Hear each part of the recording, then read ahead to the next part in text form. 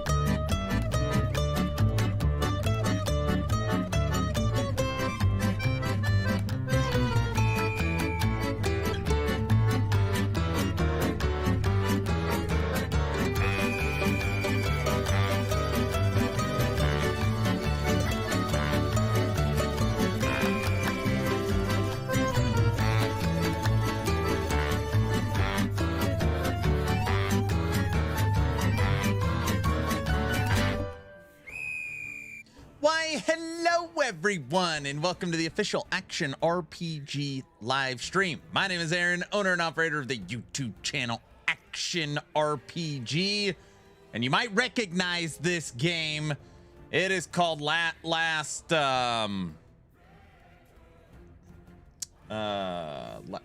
hell? What's it? Never heard. Last Epoch. It's called Last Epoch.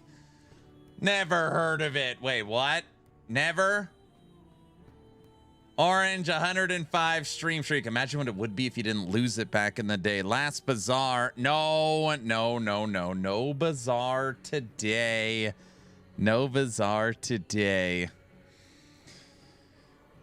I hate to say it, but I was playing Fire Crow Spriggan long before you. Yeah, too bad mine's not Fire Crow. I'm playing Spriggan Army, bro. Everybody knows that. So, you know, nice shark kid. You like it? You like it? This is another one of those sponsored streams. No, it is not. Today is the Last Epoch dev stream, though. Starts in 90 minutes. 90 minutes. And I love that people are messaging me that we were joking around making Minion Barb. And now out of nowhere, bro, Minion Barb's S tier. It's S tier. It's like, of course. Of course it is. S tier. Oh, gosh. I don't know. It just makes me laugh. Lies. I don't care. I would be shocked if my Minion Barb is anything like whatever everyone else is doing. But that's fine. That's fine. We are in T10 and D4. We are now farming T10, which feels really good. So hopefully we can make some progress. There is no Bard build that is S tier. I am determined to make Minion Barb good and not theory crafted. Like, let me show you what we created. I feel very determined. That being said, I promised everybody on Fridays we will always play Last Epoch during the Last Epoch dev stream. I'm a man of my word. It's Friday. We're going to play some Last Epoch. All right. Who do we got here today? Good afternoon, everyone. Cajun, first one here. Plunderer. Hello. Oh, Cajun's on X too. Look at that. Diesel, Plunderer, VC, Otter, Veteran. What's going on? Night Wolf, Reptile, Yeti. What up? Hey, I've really been enjoying your stream. Very chill. Do you have a Discord server I can join? Yes. It's linked everywhere. Bert, what's up? Aaron, you got a link for your build? I want to see it. Wait, what?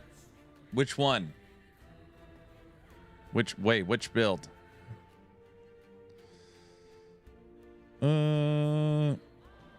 Tekken, Bunny, Shmee, Smokin' Joe, Orange, Frey. What up? Lycan. What's up? He killed our baby. Whose baby? Scorpion, Mr. Orange, Trevor, hello. Toxic, Ginger, Anger, Stumpy, Veteran. Good afternoon. Hello, everyone. Hello. CR, what's up? Yay, Last Epoch, Mr. Last Epoch? Did I say Last Epoch? I'm freaking out, man. That's just now what it's called. Anger, are you on the road today? Diesel, how's work, man? Happy Friday. Got plans tonight? Last Epoch. I was on the phone with my mom, and I missed the start of the stream. What happened to you? You used to be so dedicated. Now it's just like, all you do is work and talk to your mom. Jeez.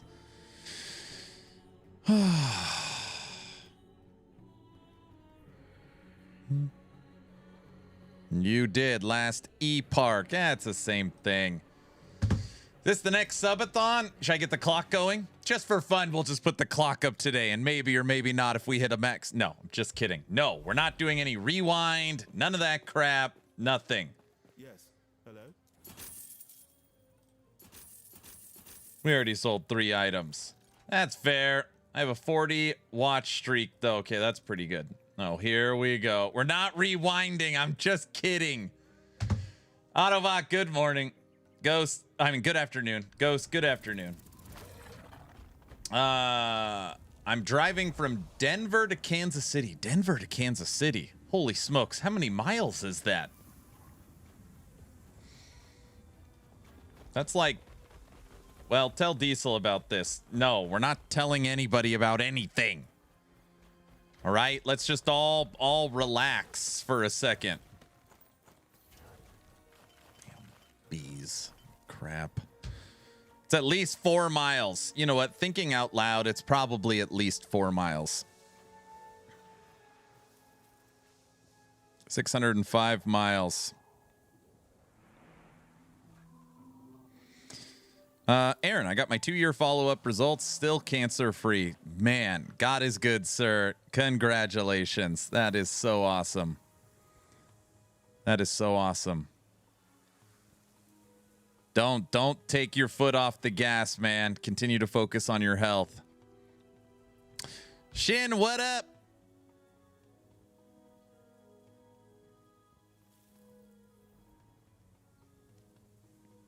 Tea time, hello. Bunny, 40 stream streak. That's pretty good. That's pretty good. We'll put it in the not too shabby category. Okay. I was very smart about this because everybody was mad at me when I killed bugs. You're all so mad. Well, what do you think about this? I kept everything in a nice little homie. So I could just do this. I don't think those are the ones I want. I think I want those. Uh-oh. What amulet was I using? We'll just share that one.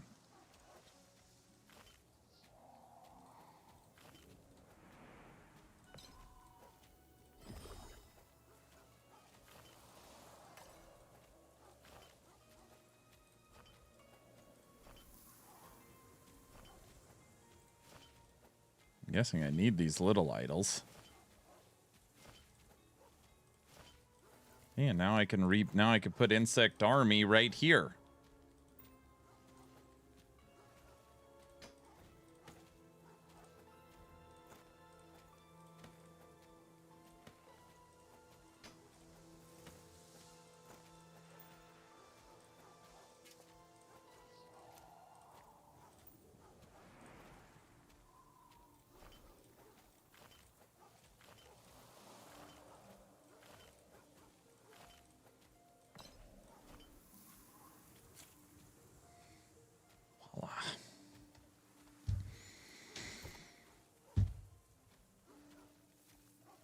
Welcome back to the world of Last Epoch. Yeah, somebody told me about this game, and I was like, all right, I guess I'll give it a go. I will give it a go. We're gonna run Paladin today.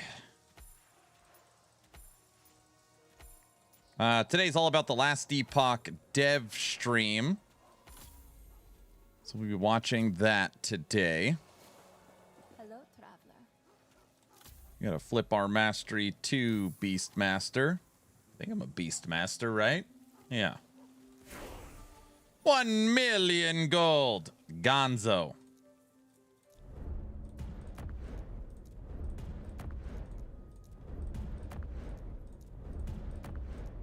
Yeah, somebody told me about this game and they're like, dude, have you checked out Last Epoch yet? And I'm like, I've never even heard of it. I was like, sure, we'll try it today. Dev stream today. They're gonna talk about all the buffs to Paladin. Shiro, they're going to be talking about so much Season 5 stuff. It's going to be insane. Dude, I've even got my little, I'm ready to like write down timestamps for the next dev chat video for tomorrow. I'm like ready to go, dude. Okay, guys, we are going to find out new stuff today, right? Right? Right? Right.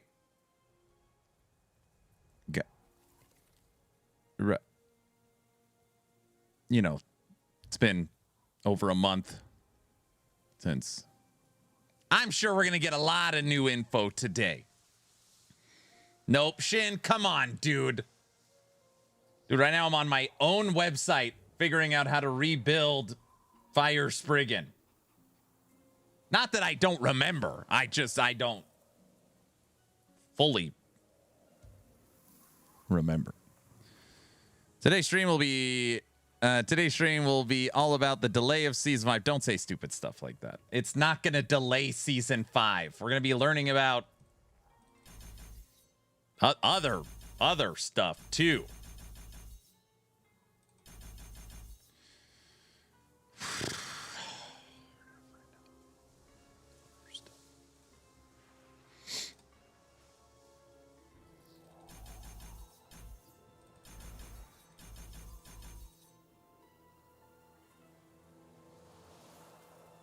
Wait, what the hell am I doing? That's Druid. Blech. Hello, traveler.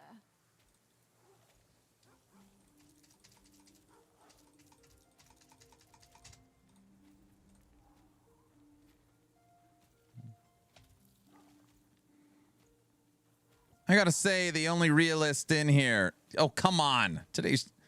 Guys, we could get some good info about Season 5 today. You don't know today could be the day. You know?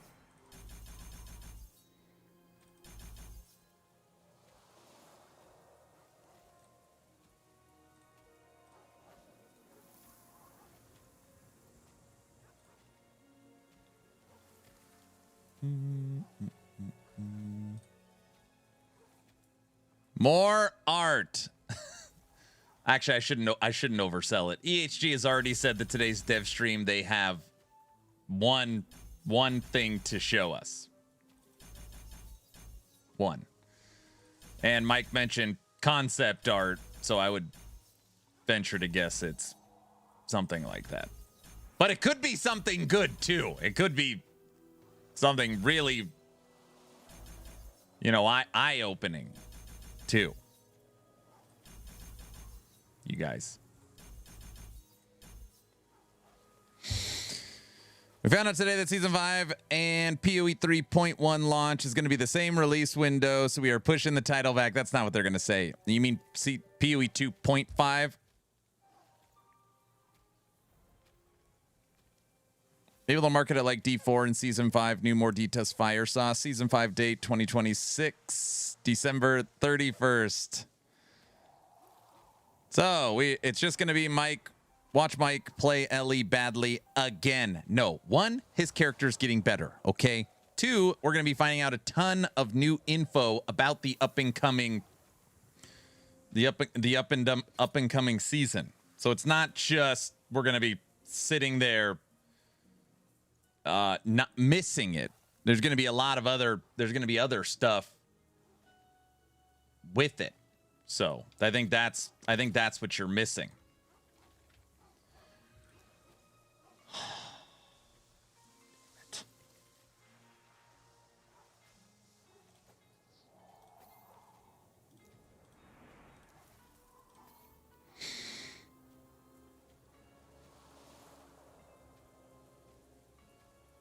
He needs to follow your build.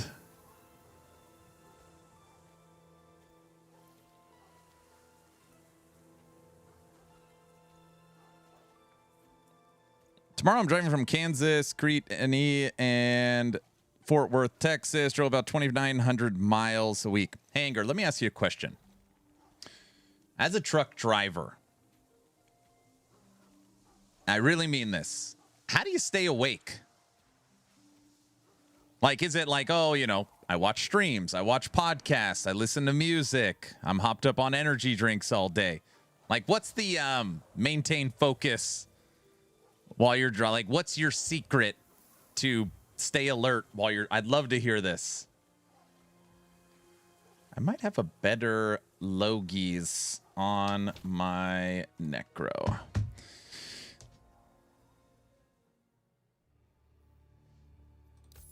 I want to check. He's like, not typing while I'm driving, Aaron. By the way, don't type and drive. And don't do anything unsafe. Monster vodka shots. That's the trick. Minion damage. Oh, no, it's a bad rolled one. No, that is not better. Listen to your stream when you're streaming. Otherwise, I'm listening to a sermon and other pastors. Interesting. Chat language. But you're not hopped up on energy drinks and stuff like that. Not needed.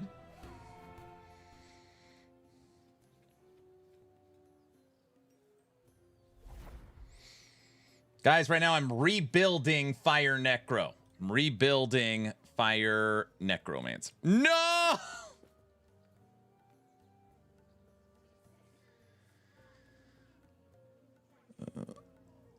Life in Jesus is my energy drink. Amen, brother.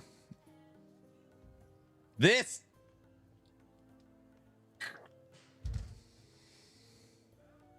Oh, no, the connection has come for you. It got me.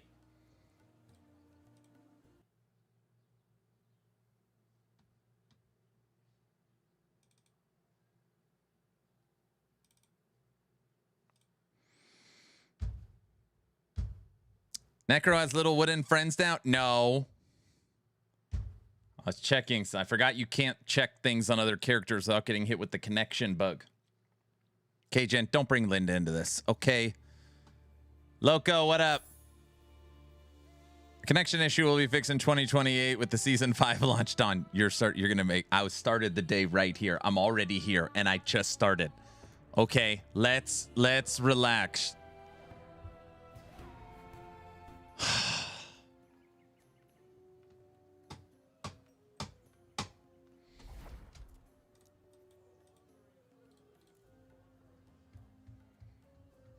Kyle, what's up?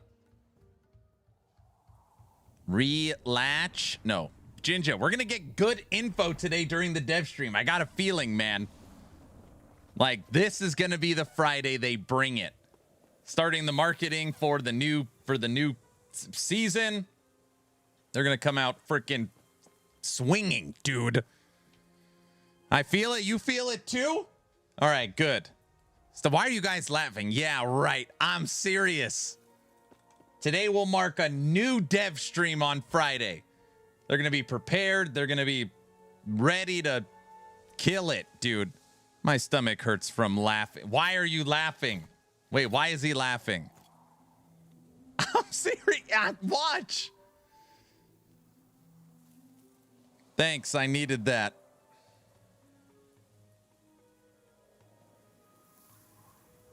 Oh, sure. Guys, you don't know. You don't know. Maybe they're gonna kill it, dude. What the hell was I doing? All right. That was a good joke. You don't know, man. Maybe they're ready this time. Attunement. There was a pair of boots I was wearing.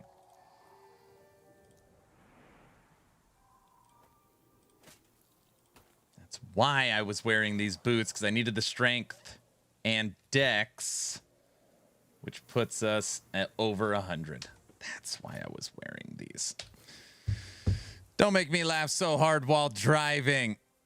How long after you get the shard when you defend tenants from the sunken or whatever, the drowned, are you at the end of the story? When am I going to finish the campaign and get to the war table? I don't remember. It was a long story. Once you're in the lava level, you're close to the end. So if you're in the lava caverns, you're almost there. So much negativity. Come on, guys. Just feel it already. We're going to get some big news today.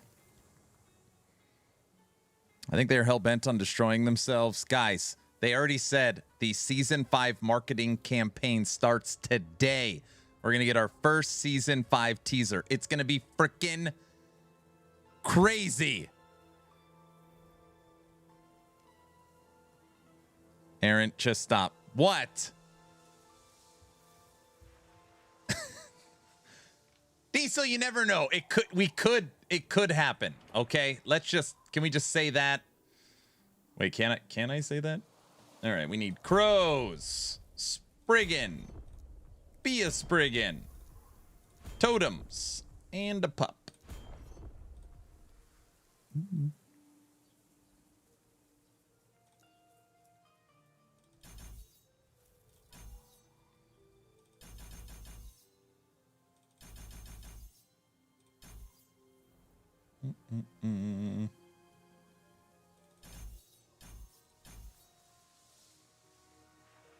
A Spriggan.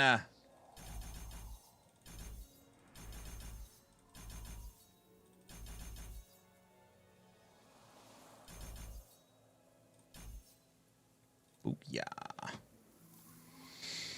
Summon Spriggan. We want an extra Spriggan. And totems.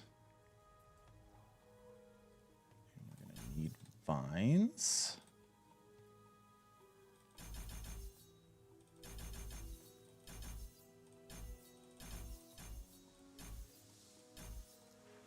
And a pup.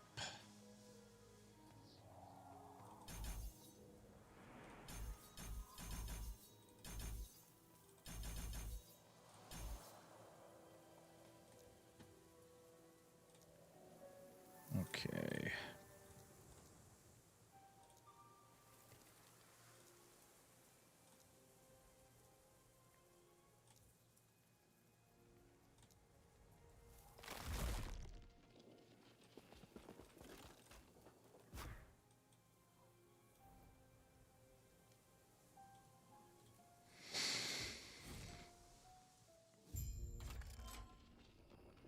You forgot to turn off the overhype button from last season, Diesel. You ever tinker with Smelter's Wrath? I did with season 3. It's weird.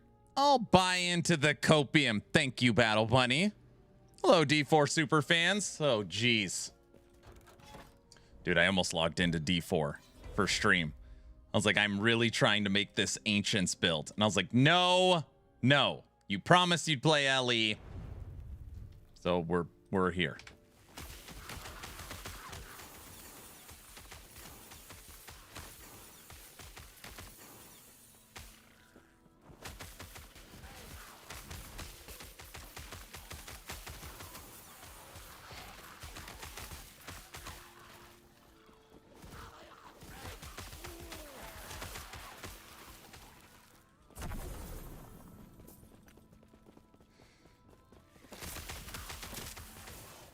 Wouldn't have bothered me. I'm having fun with the change. No. Fridays can definitely be the last Epoch day. We'll watch the dev stream, see what they're cooking up in the background, see if Mike answers some good questions. And then, yeah, just kind of go on from there. I am on the precipice of like, okay, I feel like I figured out Ancients, kind of. Every time I test, retool, work through it, we move up a Torment level or two. So we barely unlocked T10 yesterday. And then I made a build planner from scratch last night. And I was working on it for about 90 minutes this morning. And now we are farming T10. It's like, okay, we're making progress. We're making progress.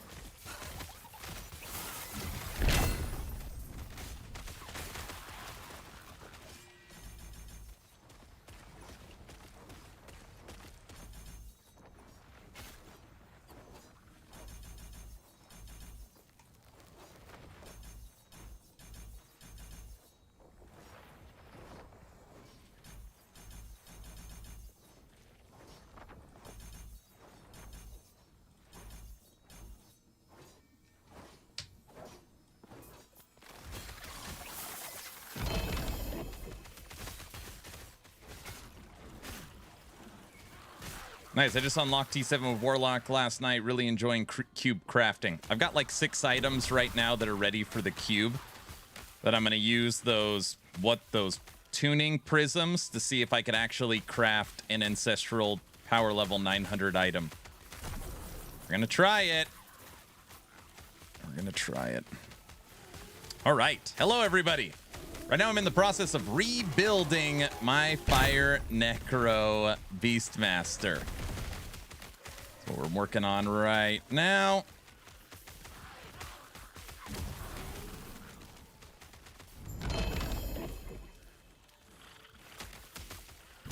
Mike takes over in an hour and 15 minutes. Afternoon, Furtado. What's up, sir? Hello. Today I'm trying out a new game. Highly recommended.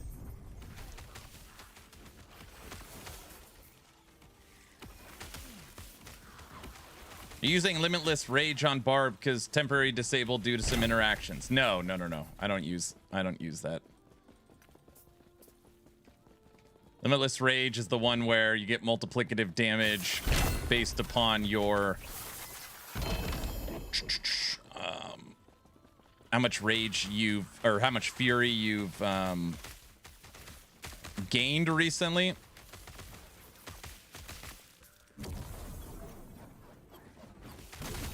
Is it like bugged broken? Is that what it is? All the barbs are using it, but it's actually a broken.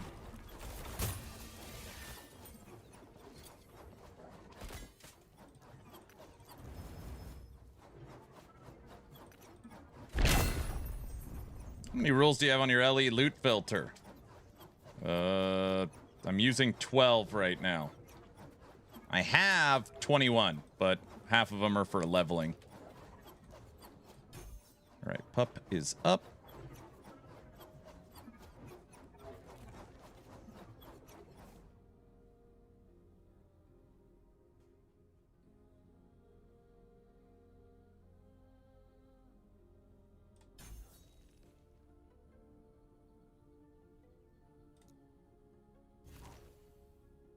He already quit D4.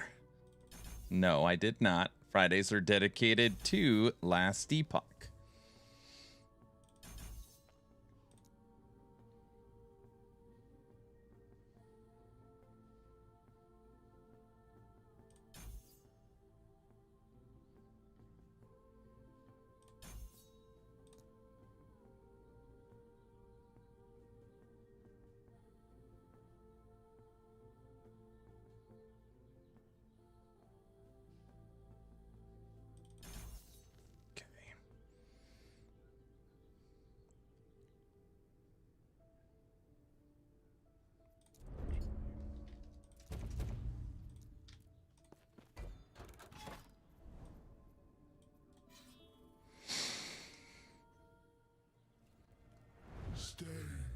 Watch, I bet he quits LE for PoE 2 in a month. Oh, we're for sure going to play 0.5. But we're not going to play some minion build. No, we're for sure going to play a minion build. I don't even know why I said that. But I did play a different minion build last time. We played Varashta. See, so that counts as different. Exactly. Yeah. I mean, would you go to a Gazzy stream and be like, bro, why do you play minions? No, you wouldn't. Wait, do people? Actually, people might do that. I don't know.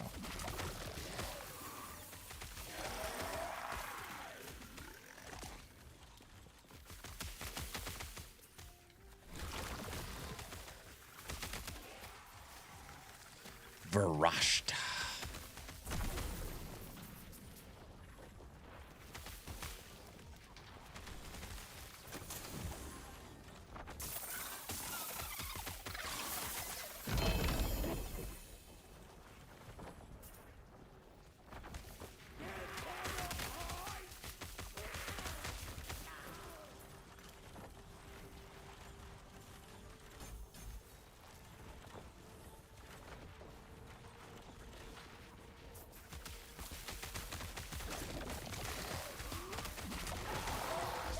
Oh my gosh, we never summoned our storm crows.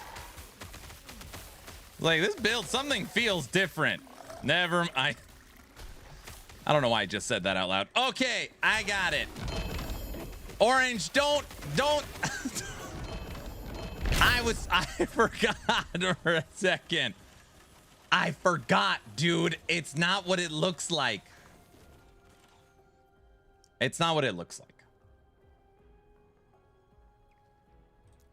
What a professional streamer. Oh, sure. Guys, Derek's here from last Epoch. Let's all relax, all right?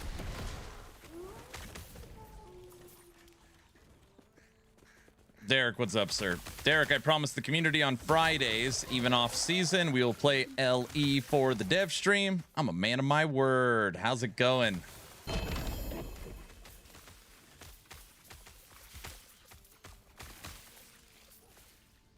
Make sure Aaron is properly overhyping the stream. I've been overhyping the dev stream today, saying that we get our first season 5 teaser confirmed by EHG. So don't make me a liar. Is there? I'm probably already lying. Just kidding. We're getting one teaser. That's what I meant to say. Nothing crazy. Bro, what if the teaser just said 2026 season 5? And that was like the whole thing. Season 5 comes out this year. It's going to be a left kneecap of a new boss. No, I'm not overhyping it again, guys. It's too late. You've already overhyped it. I'm not overhyping it. I'm just excited to see what they've been working on. Is that allowed? Is that allowed? To be excited? Don't say no. Don't say no. It's allowed to be excited. See? Derek says it's allowed.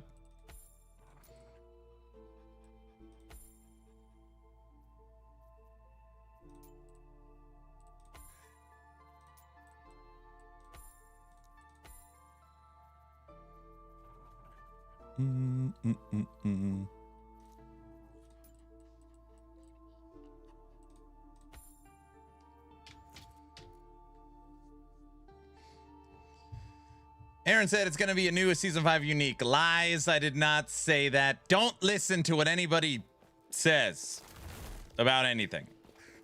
Ever. So.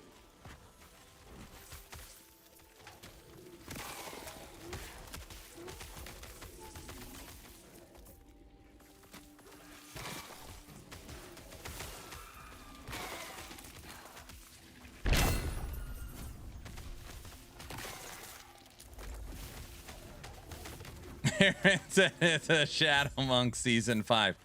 Aaron said we're getting a duelist. Is that what I said now?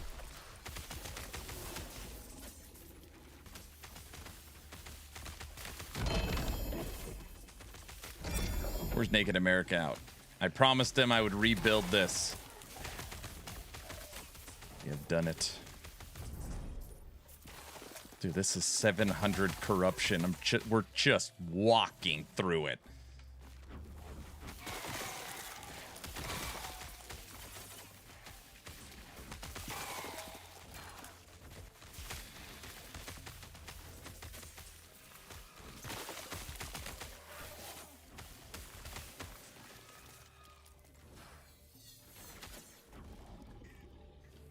We don't even have any corrupted idols right now. That's probably what we need.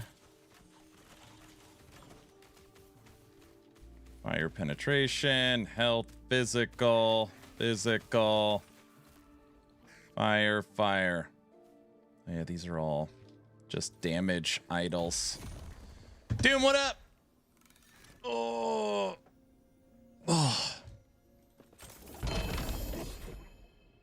Death rattle. No D4? Wait, what do you mean? We've been playing D4 every single day. It's just Friday, so it's the dev stream.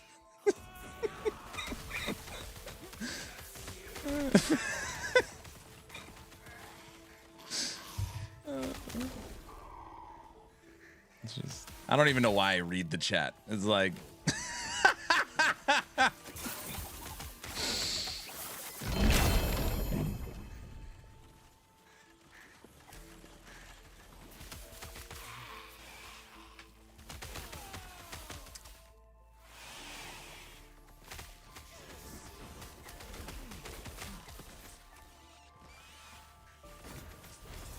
everybody, just in case you are curious, we are playing the current Diablo 4 expansion. It is Friday, so it's the last Epoch dev stream day. It doesn't even matter.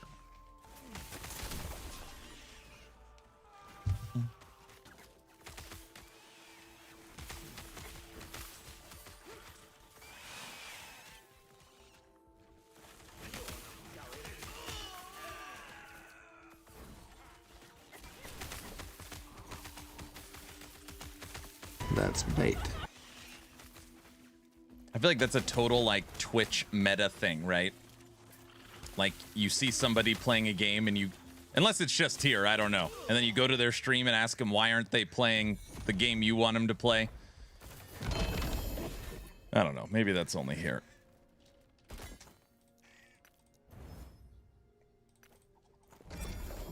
Okay, we want some idols.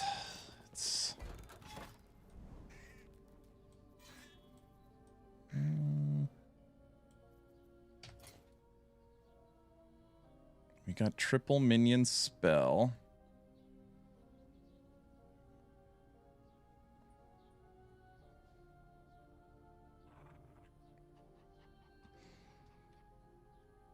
Everyone knows if you're not streaming a game, it's dead. So you're saying D4 bad, you quit D4, got it. Basically, yeah. Aaron, what's your take on MMOs? Seagrave, like what do you, my favorite MMO ever is Star Wars Galaxies. I played classic WoW when it was like vanilla when it came out. Played a little bit of New World, played trying to think. Waiting for the game Light No Fire.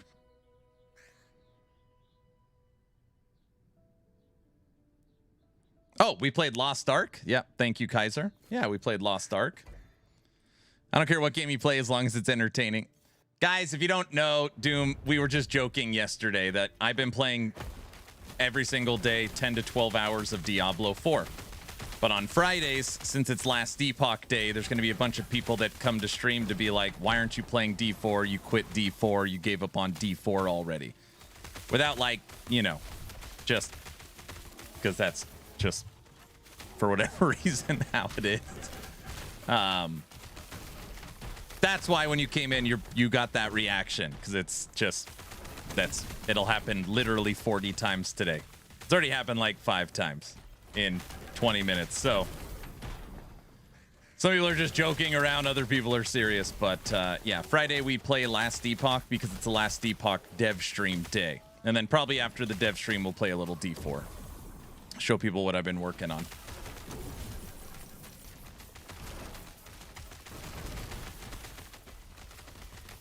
I quit D4 on my first Helltide.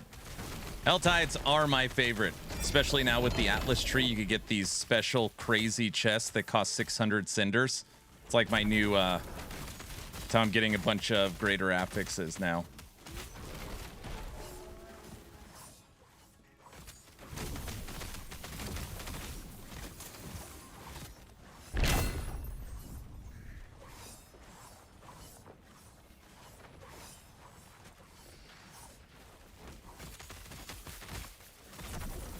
Star Wars Galaxy has a pre-combat update server of 800 active players and engaging community. Yeah, somebody, I apologize, I don't remember who sent me a video.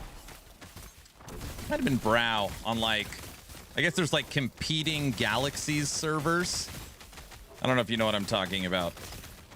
Like both Star Wars Galaxies, but two different communities.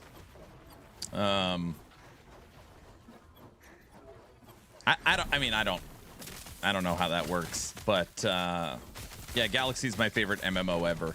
Part of it, like, I had a huge group of friends that played together. I was a creature handler and sharpshooter, and I would like go out into the world, and I remember having Rancors. Hey, that's like my first Golem build. I had a bunch of Rancors. Yeah, it was a lot of fun. It was a lot of fun.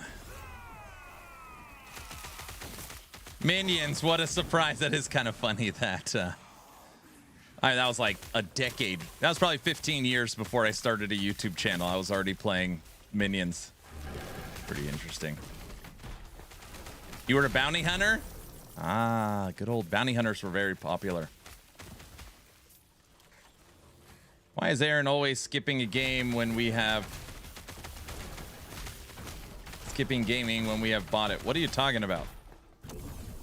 What? Skipping games? I actually played a lot of D4 this morning. I was like, dude, am I ready for a build guide? I was like, no. Maybe 1 or 2 more days. But Minion or Summon Barb will be a guide. For sure. For sure.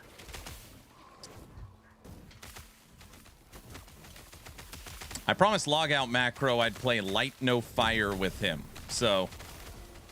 anybody that's interested, if that game ever becomes a reality, we plan on starting a little guild clan in Light No Fire, build a little action RPG village. So that will be like the next, if ever, MMO for this channel. So if anybody's down for Light No Fire, that will be the next game. Totally. I'm in. Okay, sweet.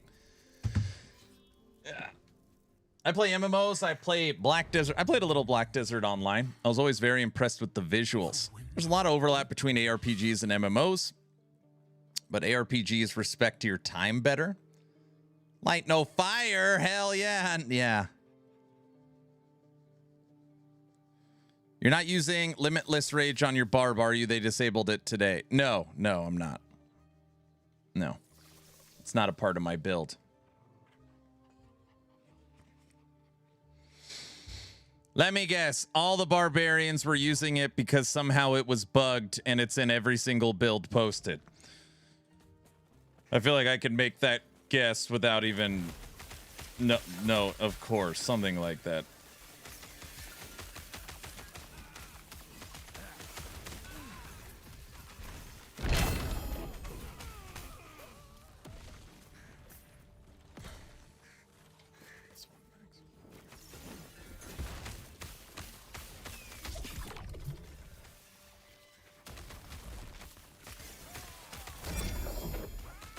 And they had to disable it because it was crushing on the leaderboards. I feel like I can already guess. Something like that.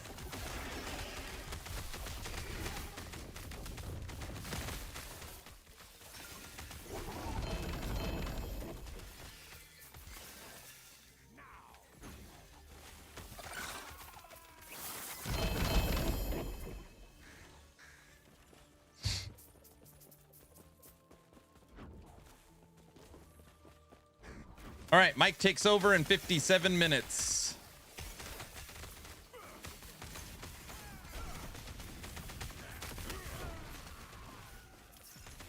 I played a little Guild Wars 1 and Guild Wars 2. When I say a little, I feel like that was like the last MMO me and my friends played, and they just didn't stick around that long. An MMO, so unlike an ARPG, I feel like an ARPG, most of the time you play it solo, right? Normally, the multiplayer features are for trade, and the online element is nice, but not because you're actually grouping together. MMOs are the opposite. Like, if I did not have a community to play with, I would never play. That's what made Lost Ark fun for a while.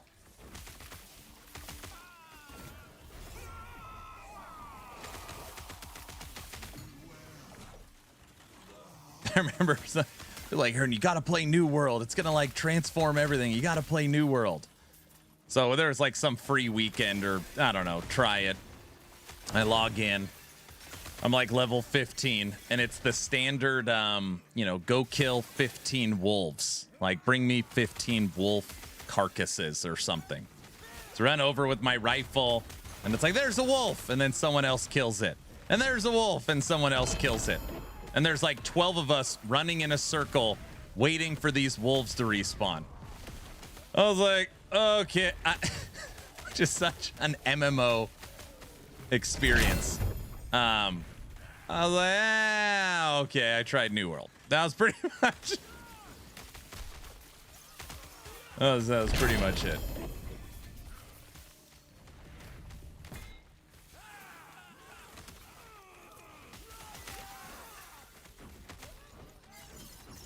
God, I hate MMOs. They're for the people who love running tedious errands.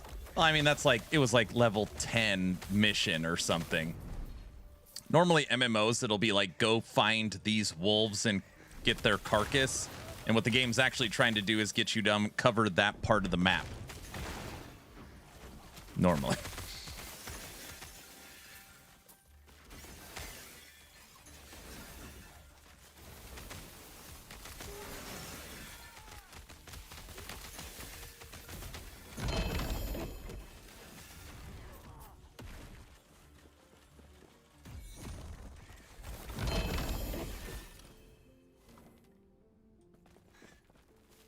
I like New World until it melted my PC.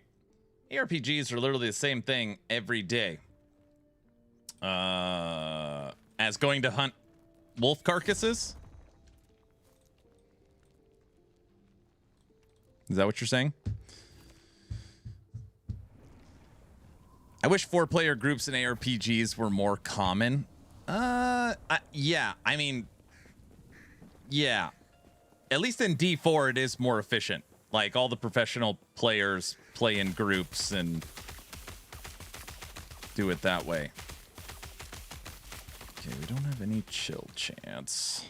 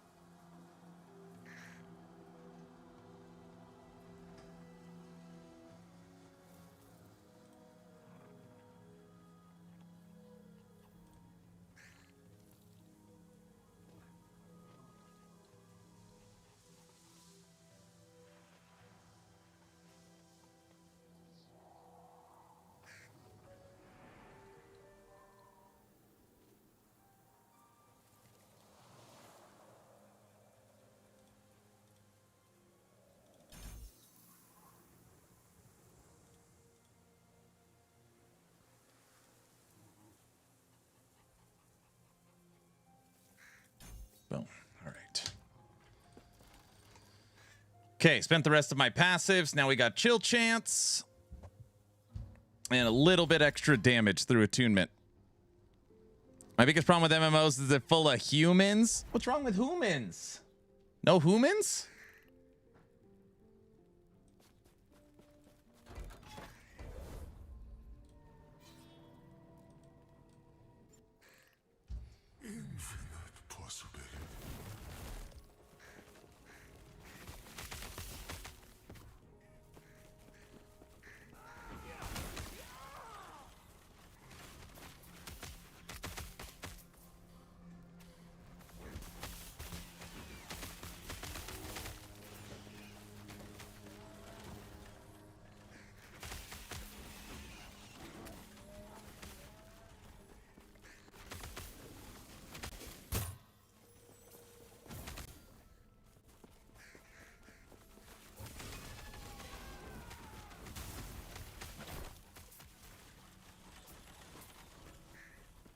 This moment will shatter.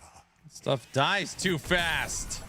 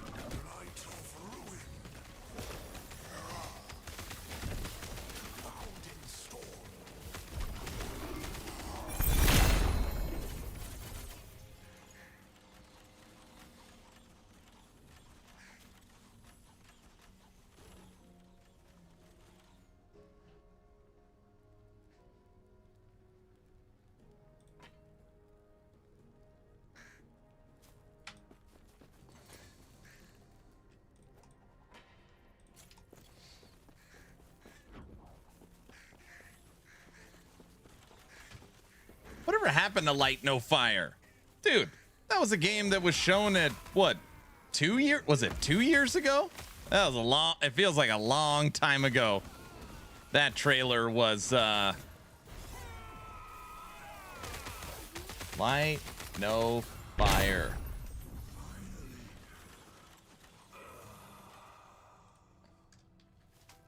News.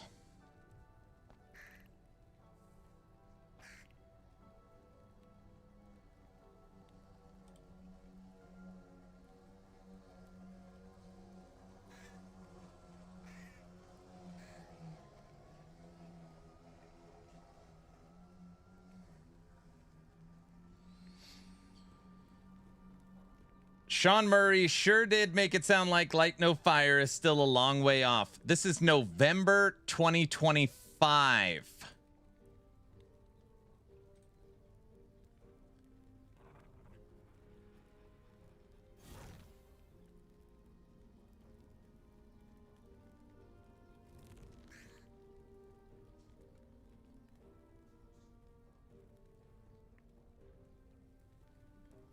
In the background, another tiny team at Hello is continuing to pace out our next labor of love, Light No Fire. And we know a lot of you are keen to hear more. For now, it suffices to say I am really pleased with the progress we are making and think it's going to be something special.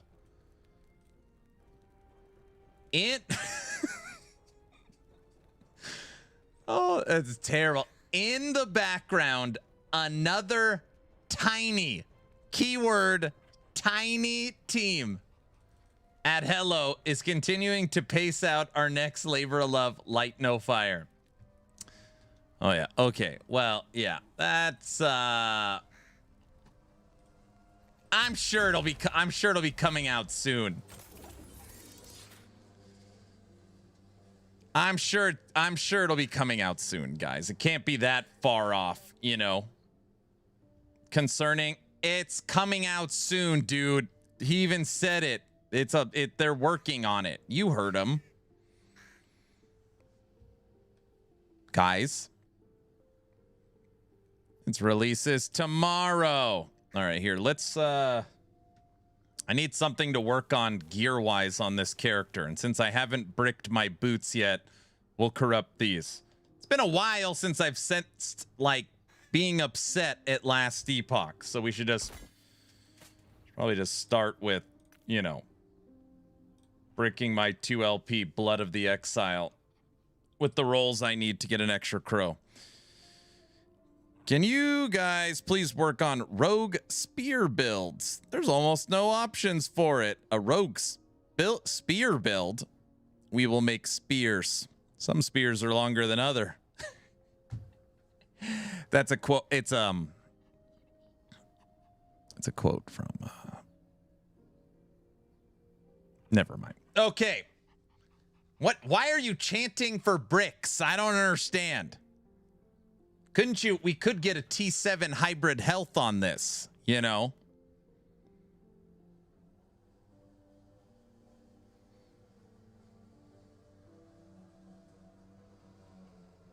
You don't know.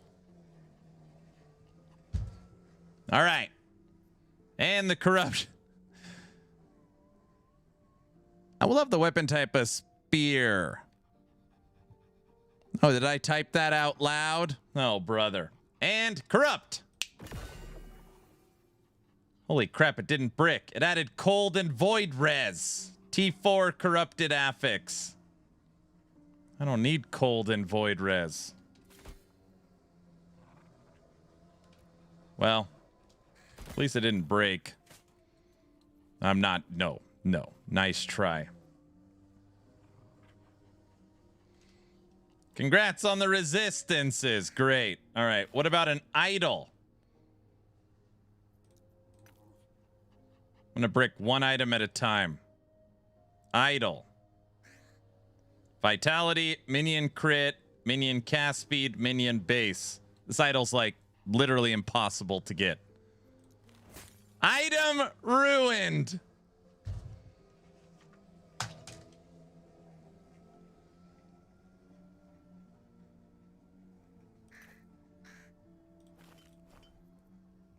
Well, I've got 2 of them. What are the chances it bricks 2 in a row? You know? Added bees. It added bees. All right. Well, at least it didn't brick 2 in a row. What has this got? Minion spell health. Whatever. I don't give a crap. Replaced with the magic item. All right. There. We ruined our idols. This is so much fun. It's insane. So, Aaron, what did you gain? Well, we gained resistances we don't need and bees we don't need. And what did you lose? 1 in a lifetime idol and whatever this idol. Why? The bee sound is so annoying. I know it's like a bricked idol too. Now I have bees running around. Oh, brother.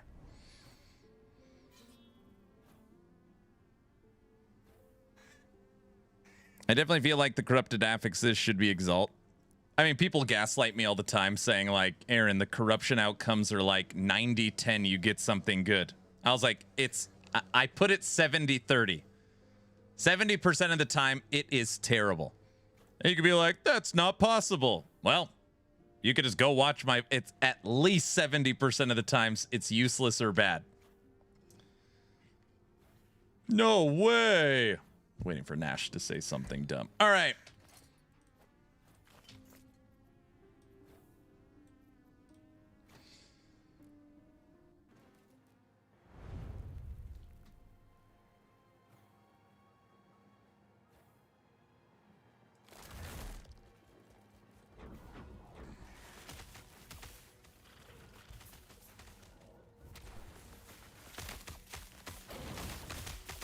Okay, that gives us something to work on at least.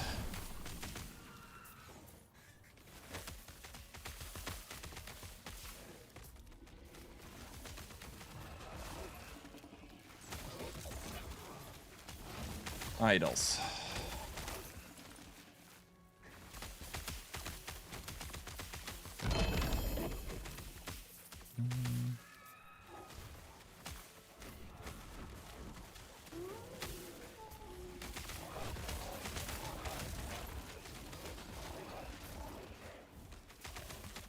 They need to do a pass on corrupted affixes.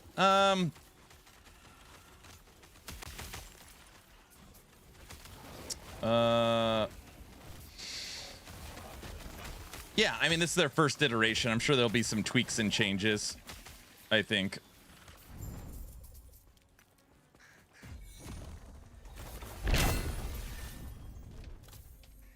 I was thinking out loud.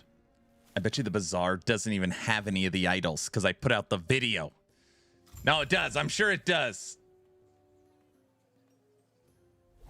I'm sure it does. Here, you guys can get a song. It's been a long time. We don't even know what the bazaar song sounds like.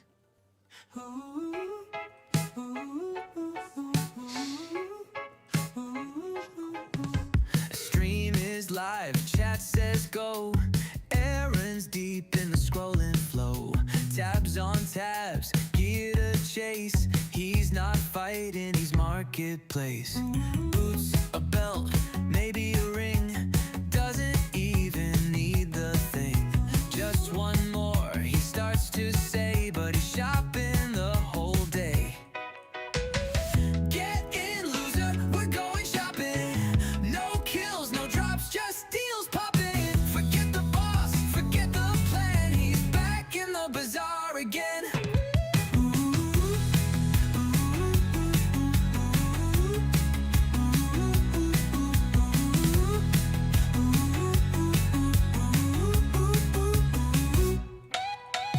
Echoes wait, but he won't run. Too busy chasing that perfect one. Chat says please, but there's no use. He's locked in hard on gear abuse. Clicking tabs and losing time. That stash tab life is feeling fine. Gameplay soon, nah my friend. It's scrolling, scroll to no end. Get in, loser, we're going shopping. No kills, no drops, just deals popping. Forget the boss, forget the plan. He's back in the bazaar again.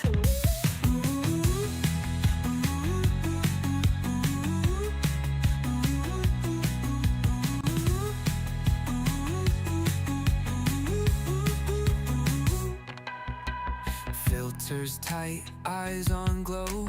Crit and life, that's how it go. Game on hold, stream on fire. Buying gear is his true desire.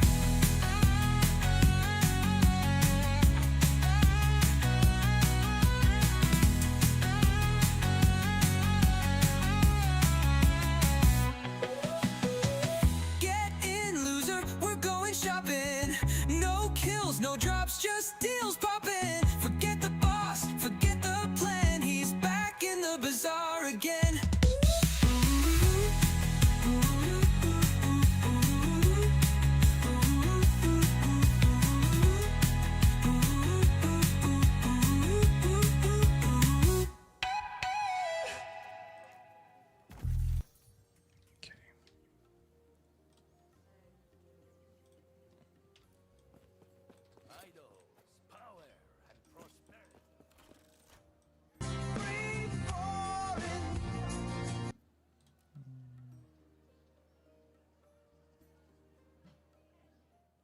If anyone has a chance to give me advice on pack spirits on TLI, I'd appreciate it. I posted in Discord channel. Not sure if there is one that is better than others.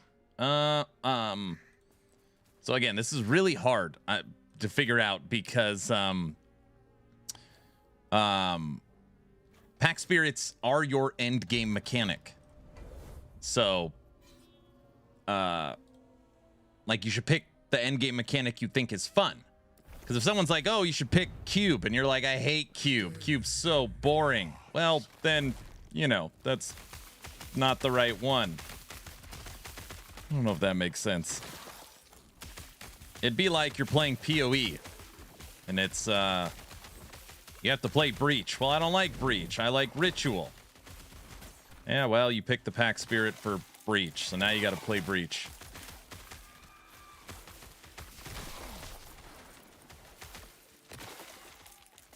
It's more of a how you play. All of them will have some various levels of reward. The current one people are saying you should get is Black Sail is the most bang for your buck. But do you like that mechanic.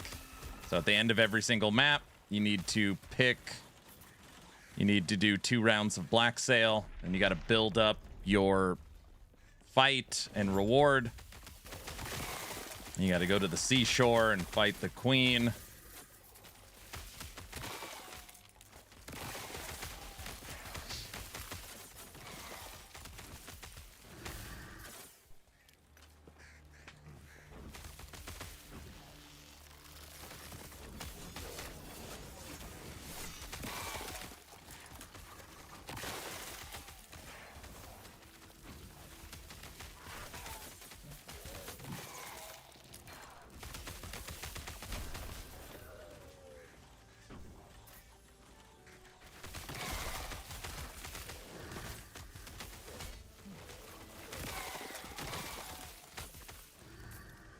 Naked. I'm going to hit the idol right now. First attempt. We're going to get minion spell, minion cast speed in this cemetery. Easy. Yep. It's one of the easiest enchants to get. I think I probably ran, I don't know, 60 of these to get those 3.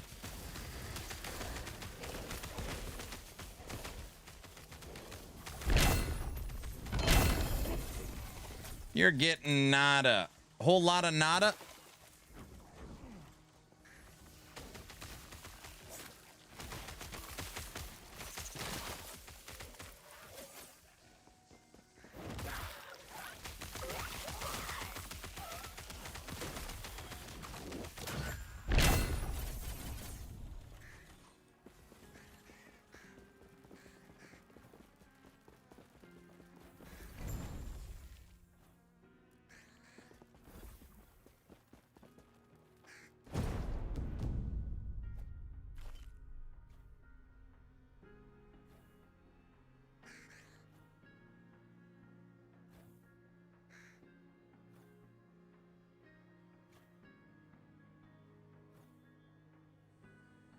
All right, ready?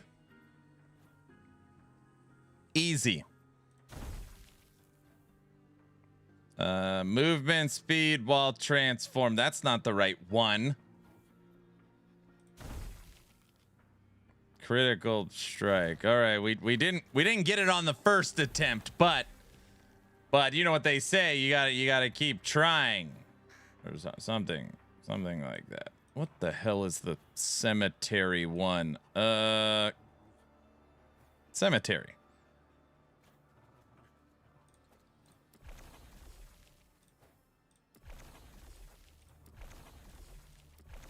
Aaron, you're gonna run this at 100 corruption, right? So you could run through them quick. No, 700 corruption.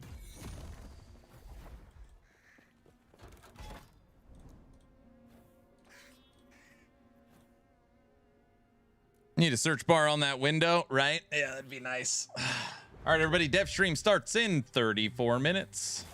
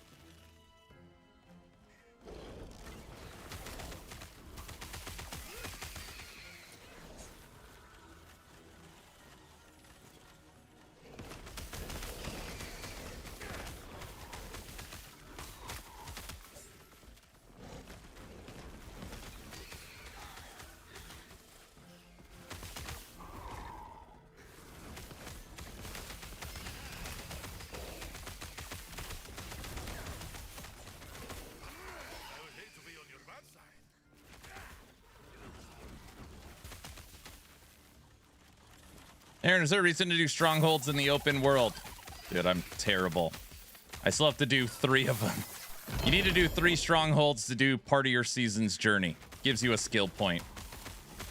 It's literally one of the first things I'm going to do when I log into D4 is finally start doing some of this crap I'm supposed to do. Meme, thanks for the tier 1 sub. Thank you, sir. Happy May 1st.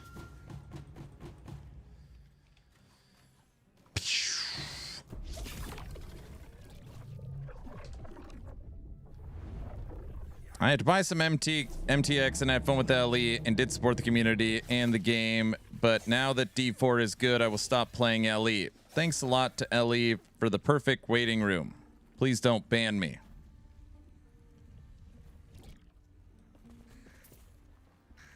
So, just to be clear, when Last Epoch drops Season 5, instead of playing that, you're now going to continue to play off-season Diablo 4. That's what you're saying?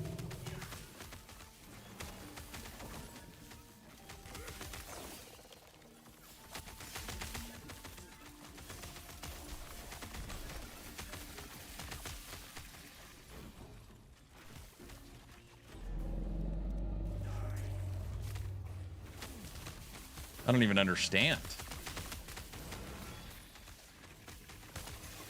Like, why would Diablo 4 being good in your eyes mean you can't play Last Epoch? I truly don't understand. Unless the idea is I only have enough time to play one, then I guess that makes sense. Like with work, family, school, I can only play one. So, unfortunately, D4 I find more fun now, so I will only be playing that.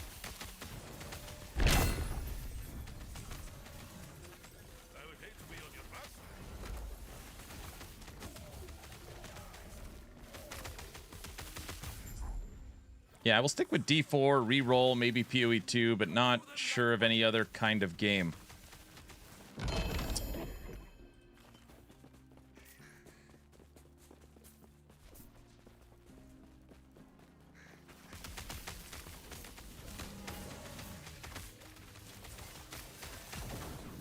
Okay.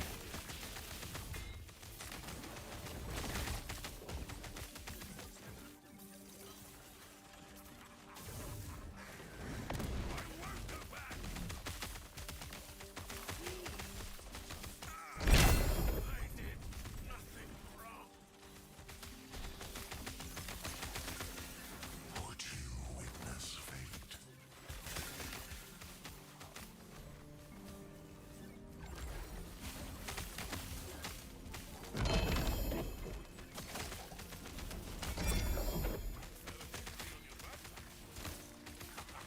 They never stood a chance. Good work. Maybe I'll give you a Good work. Excellent.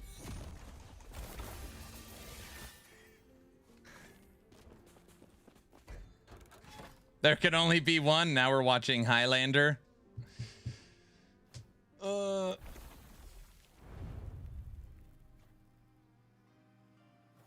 It's a bit stupid to say this to an LE main streamer, but I'm here also for the vibe and the polka, not the LE. No, it's not stupid at all. Like, you come for the entertainment and to hang out. That's fine. I'm just saying that it is of my opinion that a strong D4 is good for Last Epoch. A rising tide raises all ships. More people playing D4 means there's more people playing isometric action RPGs, more people in the genre, more people hungry for loot. And as long as these games don't drop on top of each other, you could play D4 season, then you could jump over to PoE 1, then PoE 2, then Last Epoch, then Torchlight, then Titan Quest 2, right? And there's some of them like, oh, I just hate this game or I hate that game. Like, obviously it's hard to play all of them. It's just saying that D4's now good, which means that you openly admit that D4 was bad, now knocked LE off your list, which would mean LE still good, but you're no longer going to play it. It just doesn't really make sense is what it just doesn't really make sense unless it's a time constraint. I used to play a lot of Last Epoch, but I like Diablo 4 better now, so it takes up that slot where I'd normally play Last Epoch. That makes more sense.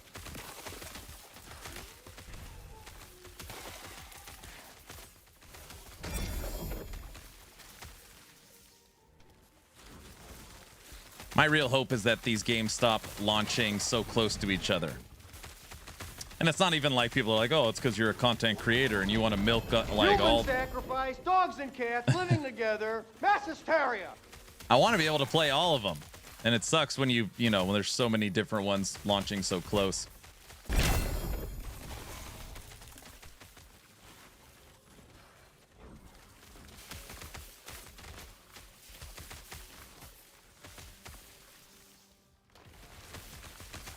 I've always wondered the statistic on how long a action RPG player plays each season. Like realistically. Last Epoch, Season 4. PoE 1 Mirage. PoE 2.4 Druid. Diablo 4 expansion. Like, I wonder what the actual estimated time is. I would guess a week. But I wonder how much time it actually is. I don't have anything. Maybe 10 days. I would say for most people, 30 to 40 hours. That's probably fair. Yeah, I think that's probably a fair number. Oh yeah, I gotta go in the cemetery.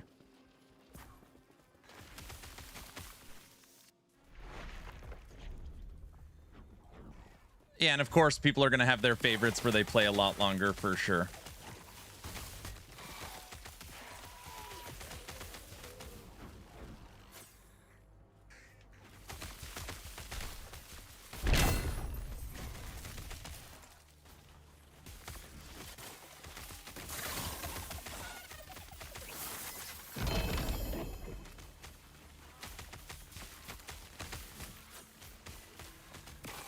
Average gaming session, 2 to 4 hours.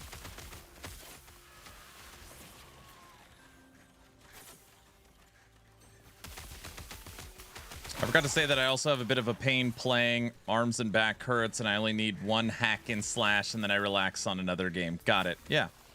So in this genre, isometric ARPG, you only play one. And right now, that one moving forward will only be D4. I gotcha. Dude, there's so much good ARPG right now.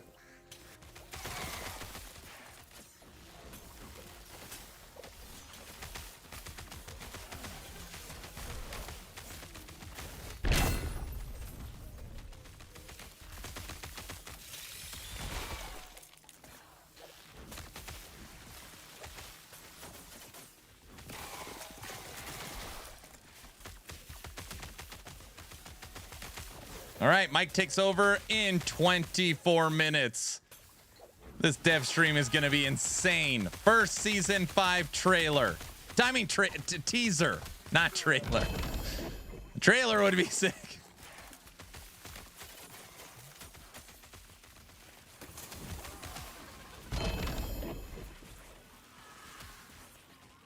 Somebody should ask Mike, what's the theme of season 5? We should start that question early. Smoking.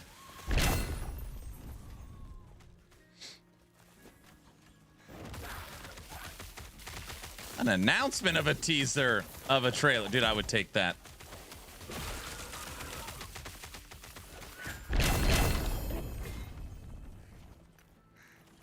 I would take that.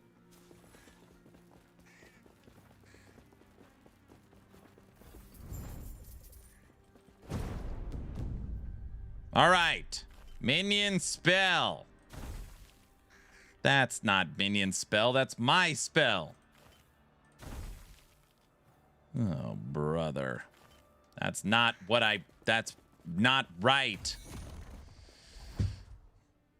Dude, if they showed a 3-second clip, which was a teaser trailer, and at the end it said the date for the teaser trailer, I would take that all day for the dev stream.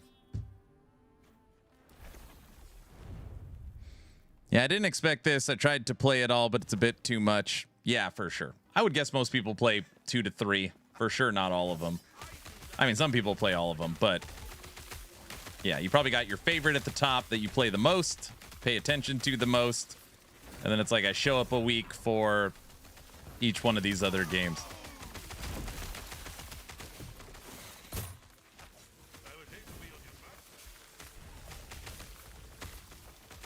super hyped for PoE 2. You don't say. Go. It's hard to believe, Nash.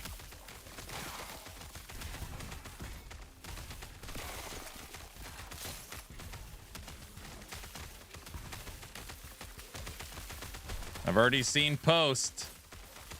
I'm over. I don't want to. There's one post from one big PoE creator that basically said he expects this to be the biggest update in the history of ARPGs.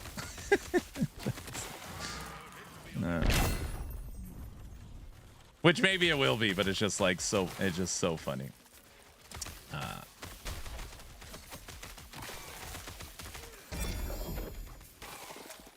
It wasn't try. Someone's like, it must be try. It wasn't try.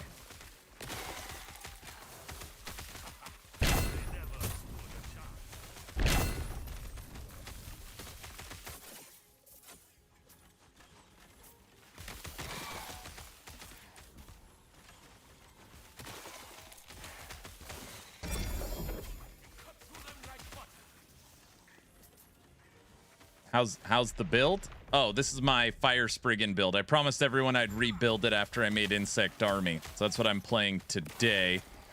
Putting it back together. I slammed a couple of the items and bricked 2 of my idols. So now I got to rerun cemeteries to try and re-enchant the idols to then brick them again. So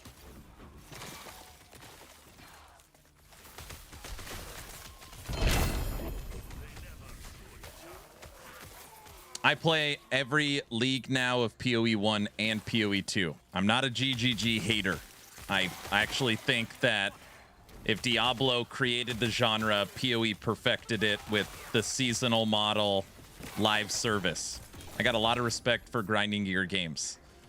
The joke is that every single PoE 1 league and every single PoE 2 update is the greatest ever of all time. That's what the joke is that that's how it's communicated. Yeah, but that is true. Wait, what is true? Every PoE update ever is the greatest update ever. You know what it is? Grinding Gear Games has such good marketing. Man, their marketing is so good. It's really good. It's so good. You're watching it for about 15, 20 minutes, and then after that, you don't even know what they're talking about, but you just in your head, you're like, I can't believe what they've done.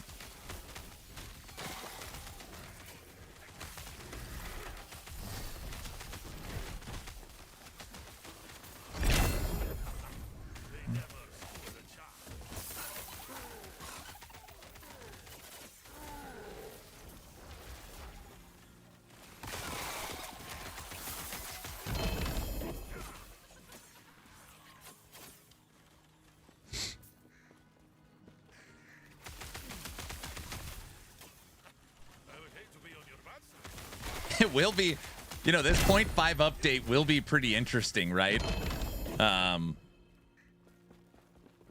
After the D4 expansion. It'll be interesting. The game's play so different. Yeah, it'll be interesting. What have I missed? Everything, dude. I bricked 2 of my idols, so I had to get new ones. So now I'm in the trying to get my enchantments back. I slammed my boots and hit double res. So I'm almost fully corrupted. I refuse to corrupt this wand just because I've made so many of them. And there is only one. And that's not true. There's 2 outcomes that are good. Max roll it or get cast speed.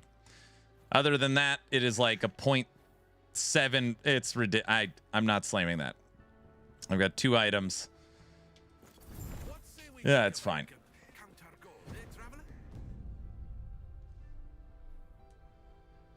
You get a bonus for all your corrupted. On what? What the hell are you talking about? I wish D4, or I wish Last Epoch would copy 2 things from Diablo 4. Talisman for sets, and the effing DPS counter for minions. Dev stream starts in 17 minutes.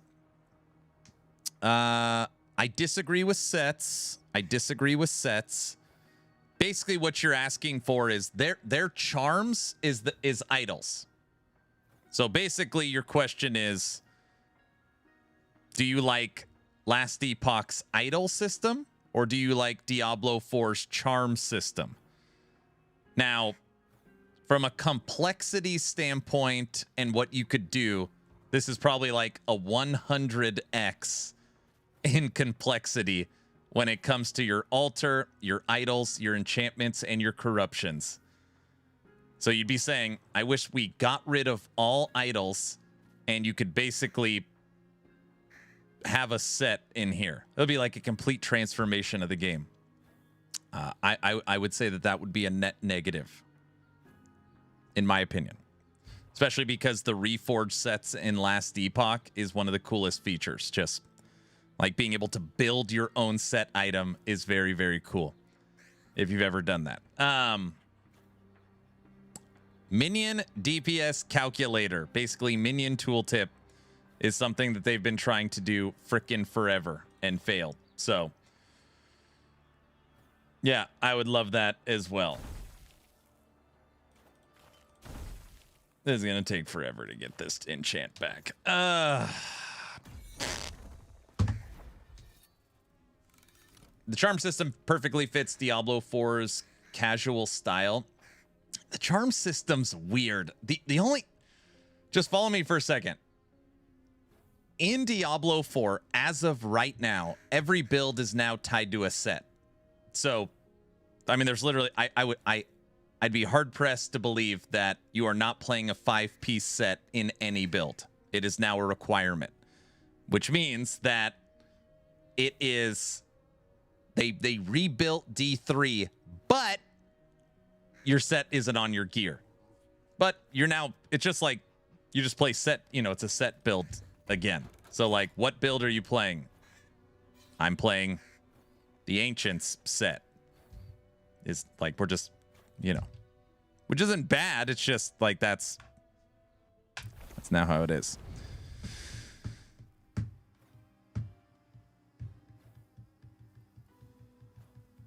Again, it's not bad. It's just I don't think that was really talked about. Like, we're basically moving back to like you try and find the right set, and that's your build.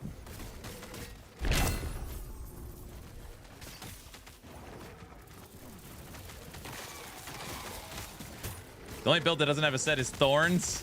Is that what it is?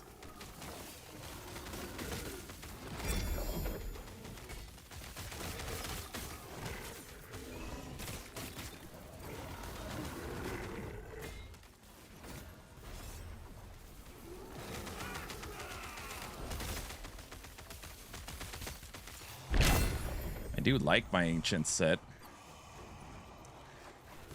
Dev stream starts in 14 minutes.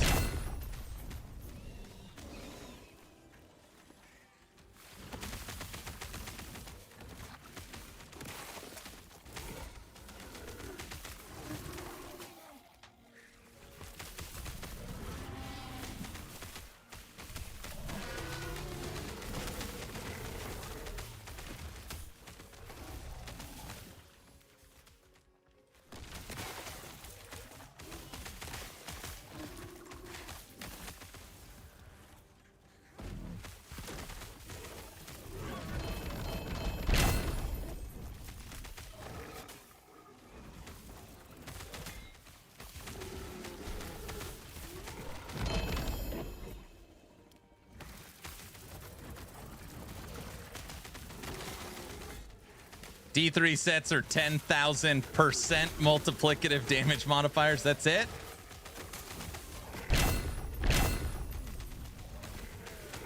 I feel like what I need to learn to do in D4 is trade, man. I feel like that's what I need to do. I look at these items like, it's going to take me 10 centuries to find this item I need.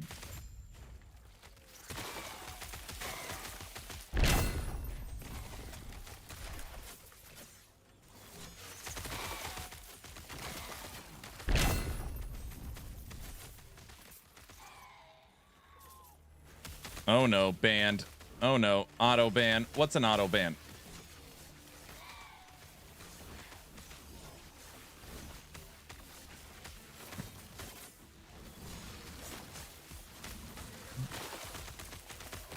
You guys should be proud of me. In 3 years, I've never traded an item in D4. Isn't that good?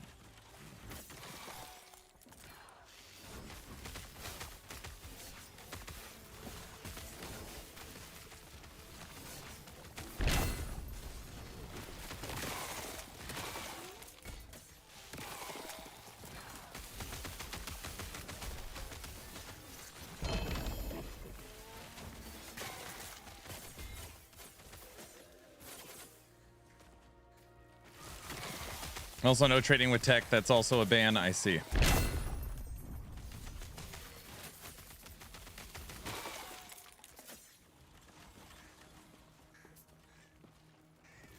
That's shocking, honestly, considering everything is locked behind boss fights, which are locked behind rare resources. Dude, a bazaar in D4 would be awesome. You know what they should start with? They should just immediately lift currency exchange. It should just... I will give Grinding Gear Games credit where credit is due. Currency exchange is awesome. Gosh. And it's player driven based upon the rates. I like the currency exchange quite a lot.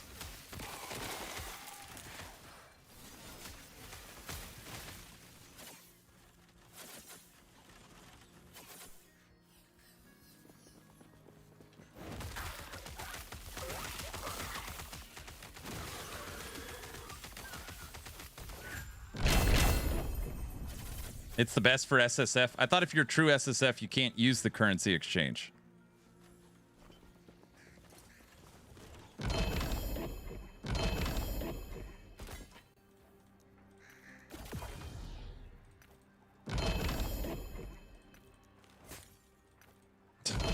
Item set to minimum. Item ruined. Nice.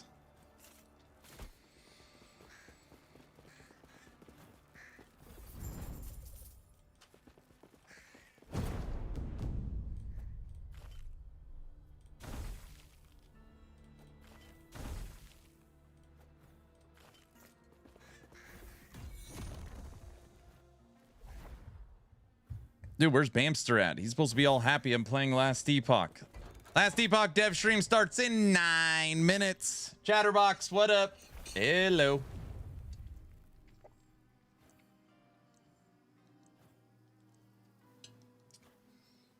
Hello.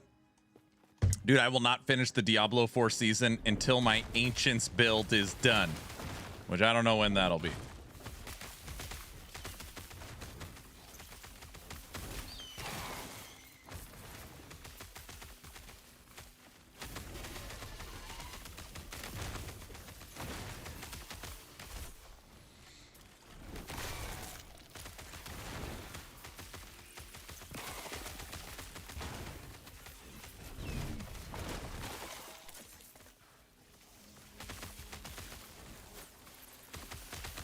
Seasons ruined games, you have to rush for everyone leaves the game.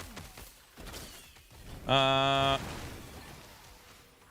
have been feeling pretty good about my progress in D4.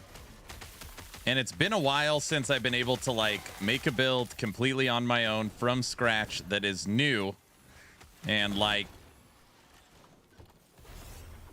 have fun. It's like you hit a wall at T4, we push to T6, figure it out. We're now at T10. I was like, we're gonna do it. We'll figure it out.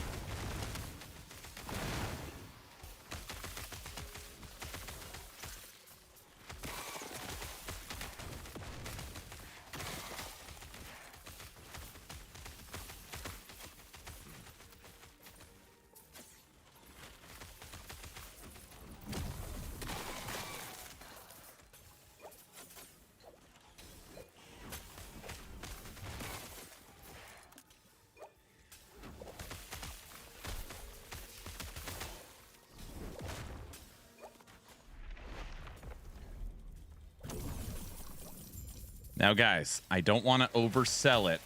I do believe This dev stream from Mike will give us the first season 5 teaser. Now, knowing EHG, it'll be like a toe of a new enemy or something. But it still counts. Oh, brother. What? It'll be something like that. Currently running Holy, Bolt, Bless, Shield, and Shield Throw. All three. Oradin, Paladin. Oradin. He's officially lost it. What? Always the feet. You know what I mean.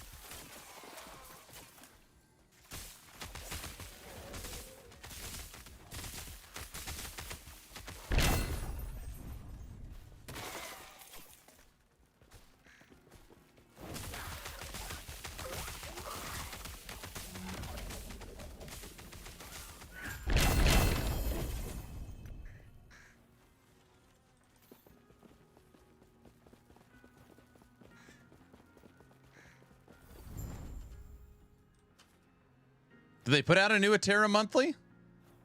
They did. I didn't even see it. I didn't even see it. I mean, I did see it. I just didn't. I didn't read it yet.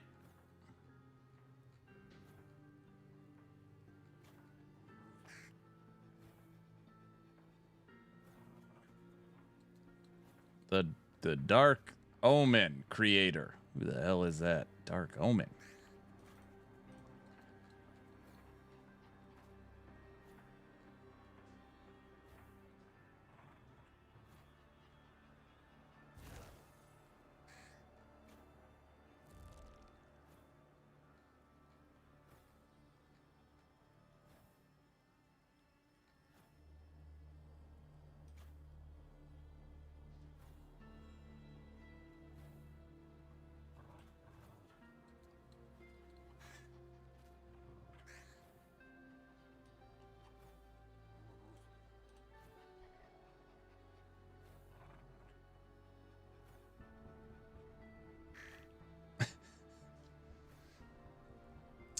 In the coming months, plural, the team will be focused on creating exciting content.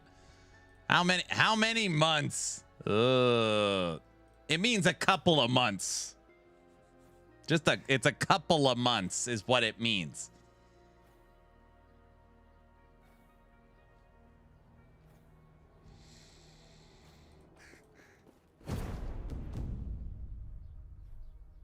Seven to 9 months. A couple, guys. Next winter, a couple of months. We've already run 7 cemeteries. We've already run 7, and we haven't gotten the enchant. This is terrible, dude. It's just.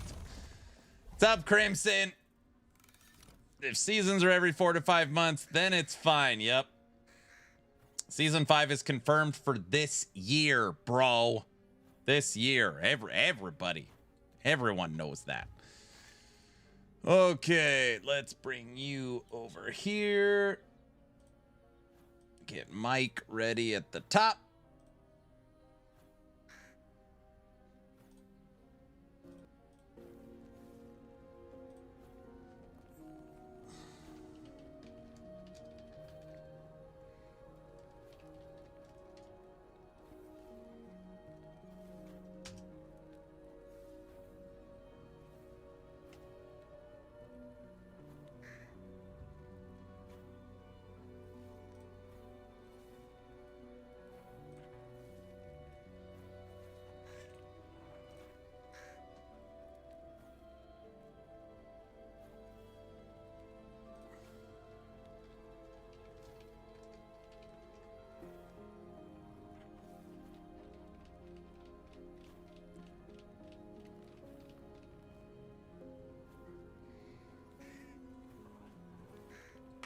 This is gonna be a good one, guys. I could feel it.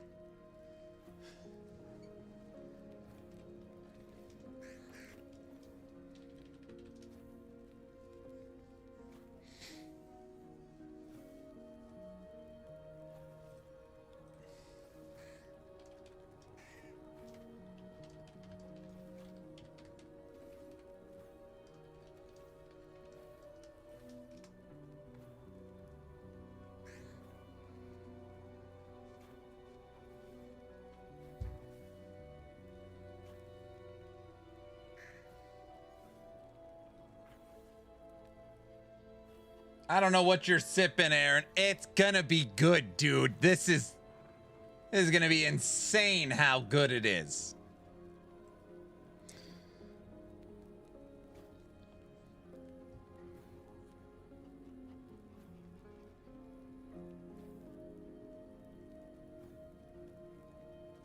I love one of the first comments. Can't wait for season 5. Need to revert the imprint nerfs.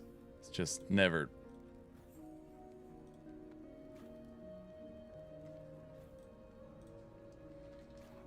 No, get rid of imprints.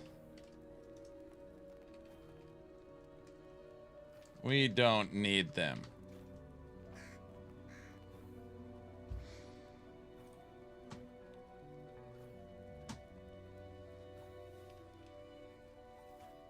This is the weirdest looking D4 I've ever seen. Wait, what?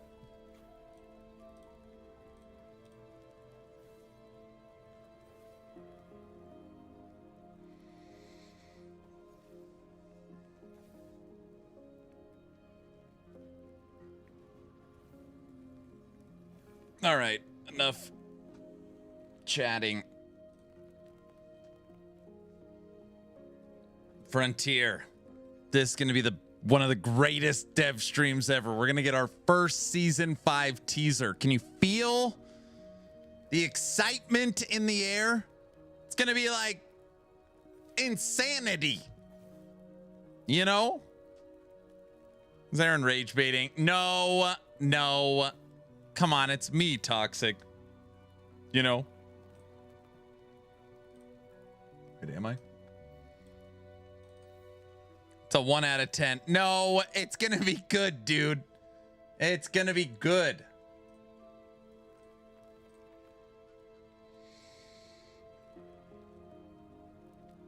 It's only April. Super pumped for this. Season 5 is gonna be great. That's right. This will be the can't answer that. I don't know. Give any details stream. Chatterbox, that's not what it's going to be like. I've already got my little notepad ready for writing down timestamps of all the good info. To another last Epoch dev stream. As I position my camera, I'm your host, Mike. Hello. Hi, Mike. Glad to be back. He's got so much prepared, it's Hang insane. out, let's relax. Relax. Welcome. We stream for charity. Charity's above my head right there.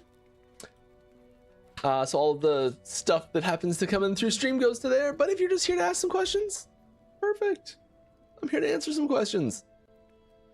If you'd like me to answer a question, please put @LastEpochGame before it in chat.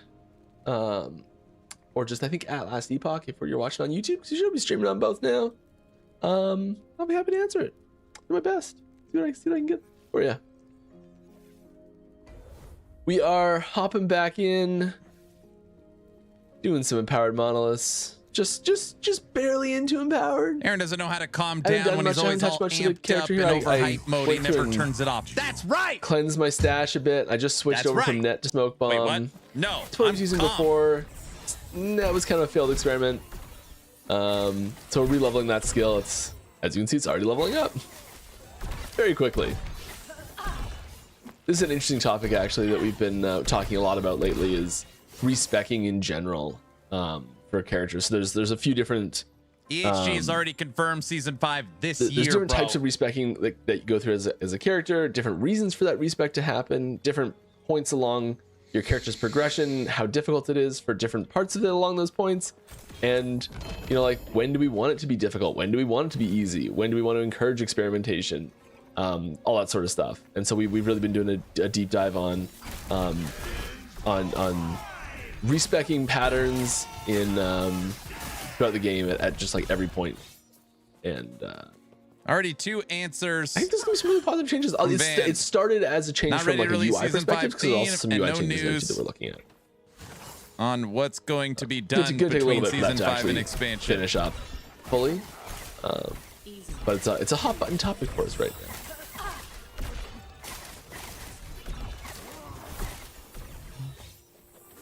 I think there's situations where you get into where the cost is. I think that we would two situations that are problematic. One where you have way too much access to the resource and the cost is trivial at a time that we want you to be less experimental, and then the cost being too high and prohibitively expensive when we want you to be experimental. So it's sort of like it's problems on both ends, and we kind of need to fix that. He needs to fix that, bro. Sure. Going back to the studs on the whole respecking. Hey, another Rune of Havoc. Got one right at the end of the stream yesterday too. That's nice.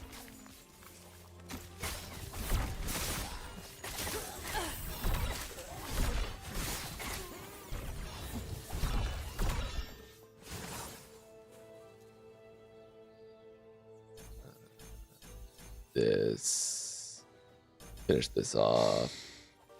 I woke up at the perfect time. Feels good. No, EHG did confirm last week and today in chat. Season 5 is confirmed 2026. So they've said it last week. Would you and say today. that season 4 was a success in terms of player numbers?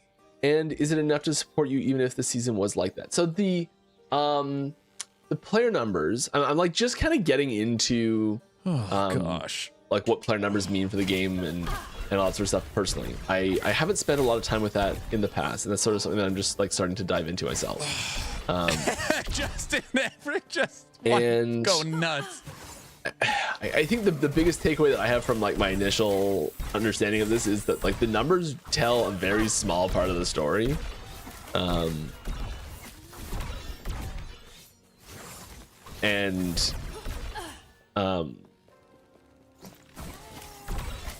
mean, so like we always want to have, you know, I think it's natural for you to want to have a bigger season than the last one, sort of thing.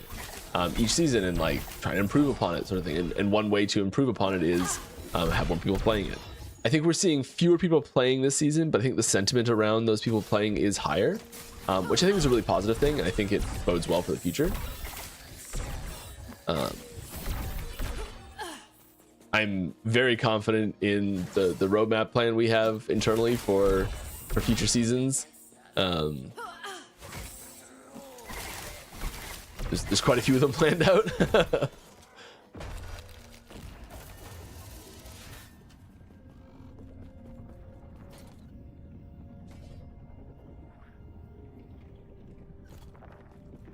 Alright. Fill this up too.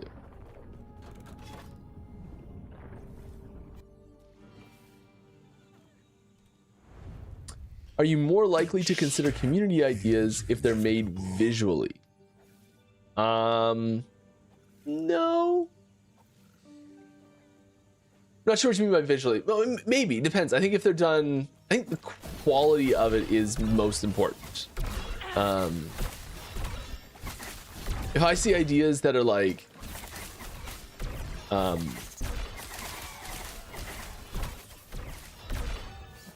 I'm just gonna go for what the ideas that like when I see ideas, I put more weight behind them personally. It's usually when they're really succinct, when they're really to the point, and they're really clear on the motivation behind it, and the feeling it's trying to evoke, or the problem it's trying to solve, and like a really either really specific or really really vague. Usually the really vagues are better on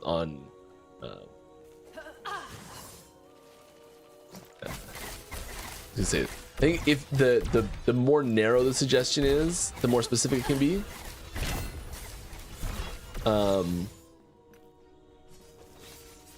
Yeah, I think succinct and to the point is best. When it's a few words and I can get the gist of it really quickly, it's usually a lot easier to consider it. I think quite often the really big, like fully fleshed out ideas with like visual like examples and like really huge things, they quite often will, like if you're trying to solve one problem and you've got like a whole like a series of items and skill changes and like all tooltips like planned out, everything, like it's incredible to see those things.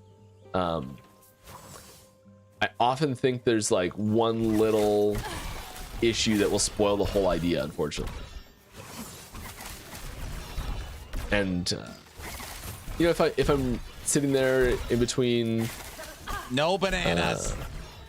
you know, like Don't, Cajun, don't bring up roadmap gate. Come on, dude. waiting for something briefly, and I open up a Reddit post and it's 2 sentences, I can read that suggestion really quickly. I'll probably consider it longer than one that I have to read 10 paragraphs for. I know Mike talking about an internal roadmap is a very poor choice of words. All right, I'm waiting to write down good info for the dev chat video. So far, I've It visually might help in something. We're gonna get a lot of good thinking about stuff. it as I'm talking about it. So it visually might help Keep waiting. if it's a really quick way to get the information across. okay. Now you're being ridiculous. So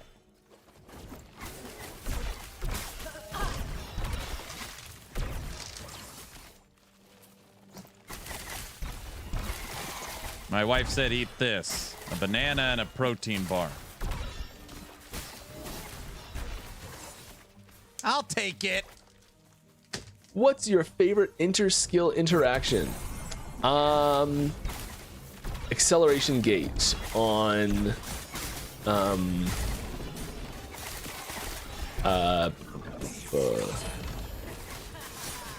Frostwall and the thing that goes through Frostwall to go faster. Flame rush. I think it's Runebolt. Pretty sure it's Runebolt. I think that was the first real inter-skill interaction that we actually implemented Runebolt. properly.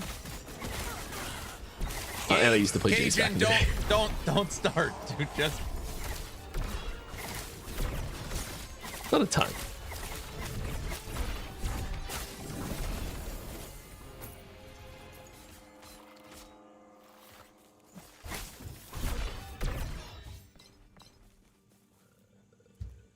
Okay. Any plans not to cap item skill stacks similar to the Eye of Rain or Warrior Fury? No, because it ruins. To try more to go higher with more unique techniques. So I think this is like when there's a cap on the number of times something can trigger. It's usually because you miss Hydra.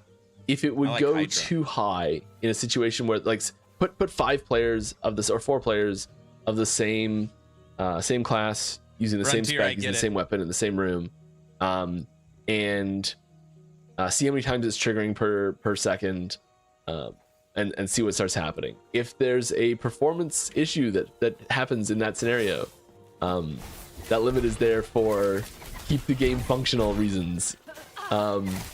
Keep the game functional, bro. If it is, there's other situations where it's just becomes so powerful that it has to be there, or else it's just a completely one note thing.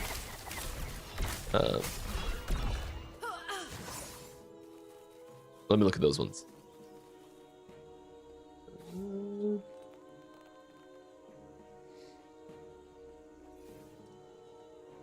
I don't know what. Warrior Fury. Warriors Fury? Yeah, Warriors Fury.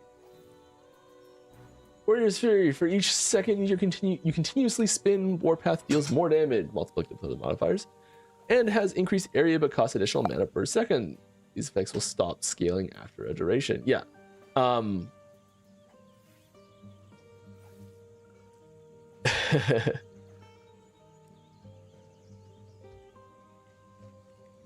think this is one of those things where if there's any way to generate more mana and more mana and more mana, it just becomes like infinite damage scaling, right? They don't want that. Nobody wants that.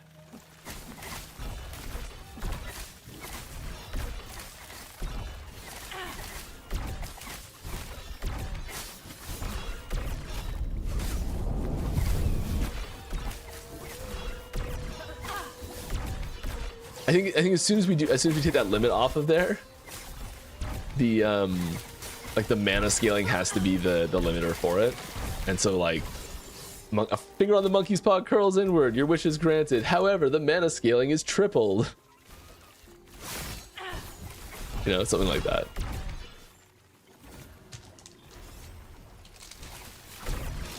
Guys, we're gonna get some good info real soon. I can feel it. All right, today's the day. You just gotta be paid. He's warming up. He's warming up. The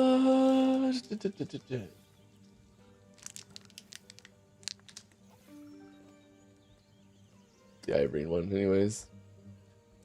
He's gonna say I can feel That's it just the all maximum number of stream. triggers No. per second. He's warming up.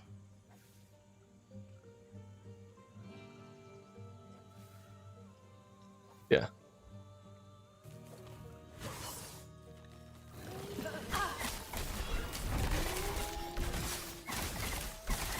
I think setting an upper limit on these things is important for balance reasons. If you're going to, if you're not going to set an upper limit on them, y'all got any more with, if we're going to leave them wide open and just like say we take the limits off all these types of nodes, then the limit has to become the number that's scaling per stack, and we have to look at that with perfect gear. So we're like, what's the most that you could possibly do with this, and then balance it based on that. So everyone who's sitting at like just like medium gear, suddenly the item becomes not really that interesting. Is that better? I don't know.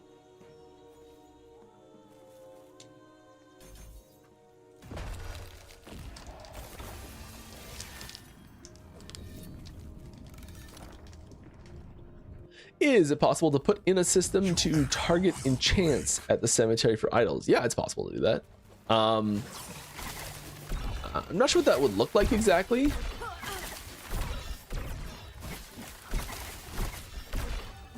But it is possible. I know nothing like that's being worked on right now or anything like that. But like, if you've got something like that that you want to see, yeah, like drop it in the suggestions channel. Maybe there's like some way you can like block out specific enchants. That might be cool.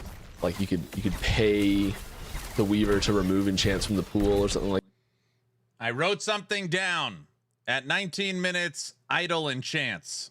No updates planned.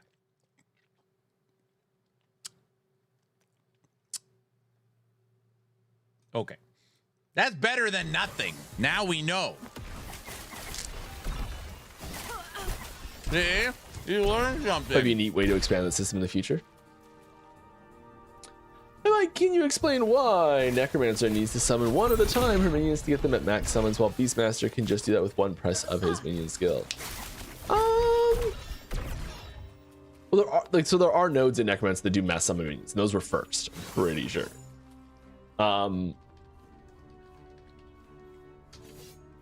Necromancer does typically have a lot more of them. I made my list of questions. Turn those notifications off. Mike, the answer is we give all the good stuff to Beastmaster. That's anything that's quality of life, strength, it goes to Beastmaster. That's why one click summons your whole army, where Necro's one at a time. Everybody knows that.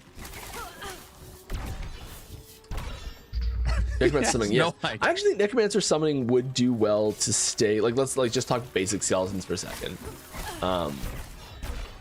I think there's a real good argument for having skeletons summonable automatically, and then having the button be activatable to do something. It is part of the reason why we haven't done that in the past is because it does get dangerously close to encroaching on Beastmaster functionality, where there's like you summon it and then it gets replaced with the ability to do something. It is a little bit different. Is it different enough? I don't know. Gotta fix this. I'm surprised we haven't done that yet. Yes, so far we've learned that idle enchants are not getting changed. If I close this, does it close? Yeah, it does. And it's too early to find out a season 5 theme. And Let's put these in. we're was just looking getting at, using started, those dude. for, There's a lot of stuff Spellblade he's recently. already talked about. I just can't remember it all. Might as well toss them in and see what we get.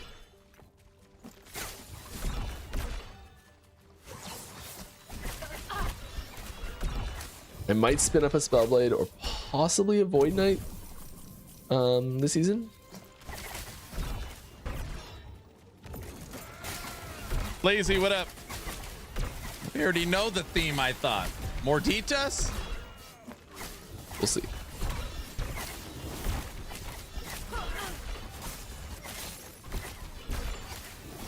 I think there's definitely room to explore alternate summoning methods for Necromancer.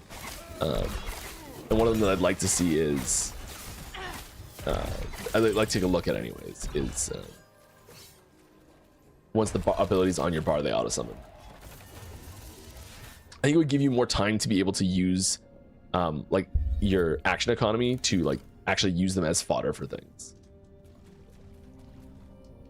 One of the things we've always wanted to have, one of the reasons why you do manually summon them is because as a Necromancer, one of the core like gameplay mechanics is like as a character, like the core fantasy is raising the dead, summoning these minions. And if you're not actively taking actions to do that at any time, it feels like you're not actually doing the thing that your character is based around, right? Like you're not taking the actions of summoning minions. You're just kind of a minion commander, right? And so that's one of the main reasons why we have abilities like Summon Wraith and Summon Volatile Zombie, is because those are things that you can spam to actively be taking part in the action that is your character's core fantasy. But I'm not sure that you need to also attach like summoning skeletons over and over to do that. All right, mana regen often feels kind of lackluster and not a viable strategy for regenerating mana. I feel the issue is there's no way to boost your base mana regen. I know you don't want mana to be solved so easily, but I feel like there could be a happy medium. Yeah, I can see that.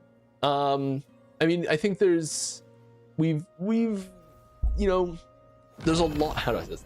There's a lot of nodes. I think a lot of I keep restarting here in my head. Sorry. A lot of the nodes that have more damage on them, we or like spawn more things, do more stuff. We do a lot of the balancing based on mana, and we kind of leave that tipping point of where's my mana sustain up to the player. How much do I invest my gear in mana regeneration? How much do I invest my skills in mana recovery? How much do I invest my skills in mana spending? We try and make that as freeform as possible, and I think there's I think doing stuff is more fun than regenerating mana for most players, and so there's a real tendency to just be like, node does stuff, yes. Node regenerate mana, I mean, fine, I guess if I have to, I'll take the minimum. And I think that's very natural to do. And sometimes there's so many options of spend mana available that it can be insurmountable to overcome with the tools we've made available. I think sometimes it kind of feels like, well, if the option's there to get our mana cost up this high, the option should be there to get our mana regeneration up that high too.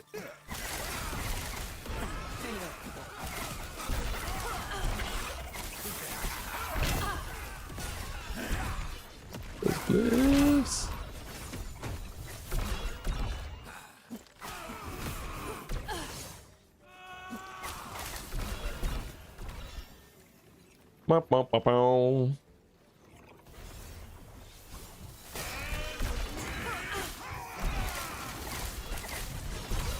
Yeah, run around with no mana. You don't need mana. Everybody knows that. When you hover over a skill that a minion uses, it will show a tooltip for it with a wrong estimated DPS. Yes. That's based off of you, the player. Yes. Where? Oh, something just dropped. That. That's weird. Need more mana? Use Mana Strike. People hate that so much. Were the cast the skill if you were to cast the skill instead of the minion? Yes. Okay, sorry. Got distracted. Got distracted by a sound that sounded like something was dropping. How does the tooltip apply your stats to the minion's skill, assuming that the skill's mutator is in the minion and not your character? Or are the minion's mutators always passed down from the player character, unlike some subskills like Warpath hit subskilled mutator starting advance?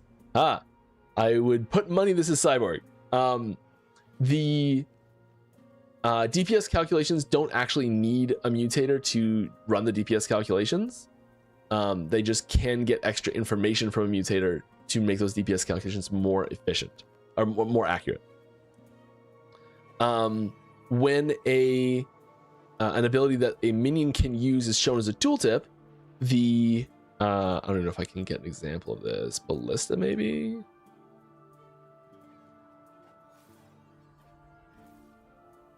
Harpoon? Where's Harpoon? You gonna show me anything? Any of these have it? None of these have it. Does Decoy, maybe? Alchemy is a weird one. It might have it.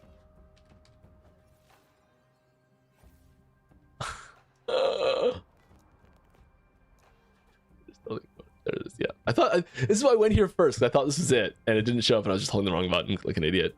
Okay, so yes, this is showing the player's stats for. Ask him what year Steam achievements are for coming. the skill. Come on, guys. There is no explosives mutator on the player. Aaron, did you read my question on Twitch? When the ballista No. gets created, the ballista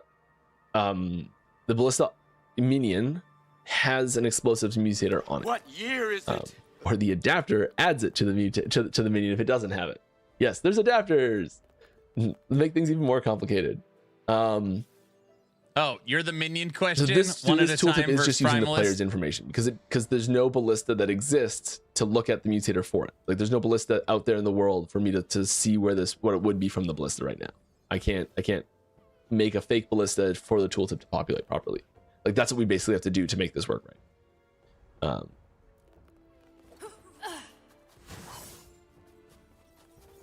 The best thing that minion ability tooltips are good for is for looking at tags, basically. And it's just the base versions of them too, unfortunately. Because changes from the skill trees aren't applied to it. It's just the base version that's sitting in the database. So it should be the same information that you'd see if And you were to yes, go I on to like a third-party your site, question. like Botsteampunk Tools. They'll have the same information.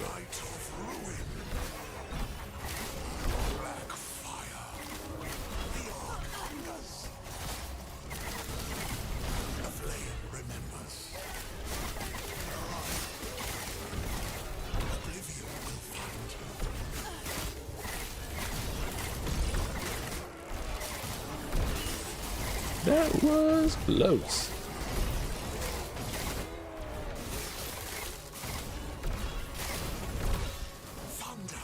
Oh man, I looked up earlier comments. I haven't even started Crimson Desert, and it just reminded me Light No Fire will be a thing soon. I don't know Checks about out. soon, Bob. Checks out. We're gonna switch this. I don't know that multi-shot. I don't know if I'll be missing it, Bob. Smoke one there too. Or do both decoys?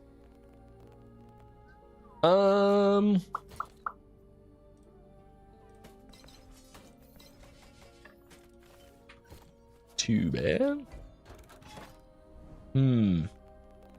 Not quite good enough. Might come back. Might do a cemetery. That's what's in here. Personally, I would love the ability to create layouts for my skills and passives. Oh, good golly. Oh, okay, yeah, sorry. I thought you meant like redesign the trees, but you mean like templates that you can assign. Yes. I find myself changing and testing different skills or skill nodes and sometimes forget what I had used initially. It's annoying. It just drop. Heard it. But then selecting my, for example, general farm layout to get the nodes which I saved in this layout highlighted would be huge. Yeah, we've been I think part of the problem with the with doing this up until now, or like historically, the problem with having something like that is the cost of doing a respec has always come in the form of time after you choose to do the respec, instead of a resource that you're paying the respec for up front. I wouldn't say I've been missing. I think there's a lot Bob. more room for UI changes like this in the situation where teasers you yet? are No, where CR you are not paying yet, but for we're gonna get the something upfront. teaser Say it's, real soon. like the passive system where you can pay gold and have a respec. I think that makes a lot more sense to have something like that. One thing I'd really like to see is unifying the rules around respecing, because the rules around passives and skills and the way they respec they're completely different from each other. I'd really like to unify those rules. Those rules being like, when you're allowed to do it, like, do you have to go back to town? Can you do it in the wild? Do you pay for it first in like gold or another resource? Do you pay for it after in time, experience? Or it's like, and like bringing a third option completely out of nowhere sort of thing. So unifying that I think would be important. And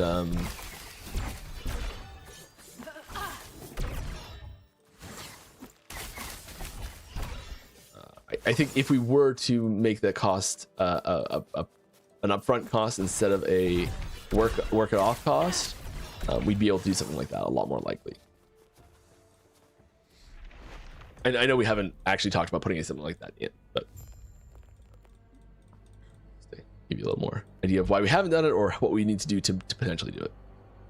All right, are there plans even in the far future for introducing a flicker strike equivalent skill where I can hold down the button and teleport erratically across the map, perhaps requiring a lot of investment to bring online? I think if we're gonna design a skill like that, I think having a lot of investment to bring it online kind of defeats the purpose of making a skill like that, because then you're just sort of, I think this is the big issue that Umbral Blades and Bladestorm had and why they got split. We need it, so dude. there's a sweet ability that required a moderate, even in like investment. Sorry, there was this decent ability that with some like moderate investment became this awesome ability, and basically everyone just played the moderate investment awesome ability version of it. The base one just kind of got left by the wayside. I think if we were to make Flicker Strike, and like I think it would have to be really just like a node on the tree, just like one off that did it. But I think the other things on the tree would have to be like awesome as well. I'd love to. I think this is the sort of thing that players would really enjoy doing. Like it's a play style that people will either love or hate, and I think if we are going to make a skill like that, there does have to be, because it is so polarizing in the motion that it goes through. I think we might have to have it be like either opt in or opt out of the like really erraticness of it, and I think probably going like full, like, I'm just gonna call it what it is, like full PoE endgame Flicker Strike might be a little too erratic. Did Mike just say go full PoE endgame Flicker Strike on the official EHG dev stream? Now we're cooking.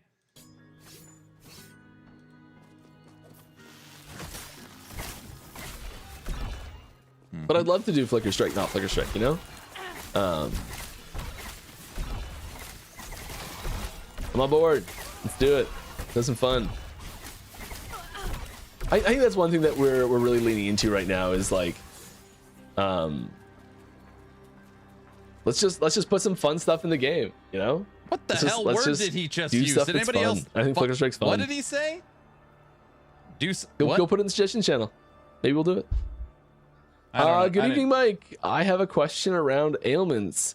How do you feel about abilities to consume ailment stacks to do alternative damage effects? Yeah, we've got a few of these, and we've just changed some tech fun. He said fun. To allow us to do this a little bit differently. Consuming, there's different types of stacks. There's different ailments apply stacks differently depending on if they are like fixed duration or damaging or not, or there's a few other things in the background on how they apply their the stacks. And so cleansing and consuming ailments in different ways was not always functional. So we did just change how some ailment cleansing and consuming works. So I'd love to see more stuff like this, because we have much more freedom in this category now. Mostly around cleansing is the big thing, where you can like partially cleanse, where you like cleanse half of them or cleanse random ones, things like that we could never do before, and we still don't quite have full freedom there, but a lot better than before. An example of this can be I'll read the rest of the question. An example of this can be found in LE in Swarm Strike, where it consumes all bleed stacks to buff up Swarm Strike. I personally love, I assume, or like when games allow one thing to be changed into another to create new interactions. Yes, I do think this is a cool idea. There's a few of these that I know have been approved from design, and I've implemented a couple of these recently. Probably won't see them for a while. Skill sigils. It's always skill sigils when he says. But yes, things approved, like this are on the list. but you won't see for a while. Glad you like them. Won't see for a while. The secret passageway on the tomb. Okay, let's do what I tell people to do every single time. We're gonna actually do it. Bug report. We're in a cemetery. He said efficiency. He's got to have the streamer client unlock that. Done. Closing it with the click and then hitting escape to close it as well. The brain just said no. I almost want to put backflip on smoke bomb because that's one of the things I was using net for, was repositioning backwards because I'm jumping forward so much. I could take the forward like skipping off too. I don't know. We'll see. Let's slap some of these in. Yeah, let's do this. Why not? Let's do great for an acolyte. Oh, you know what we are. We get to that? Yeah, 'cause we did that. We don't need those yet.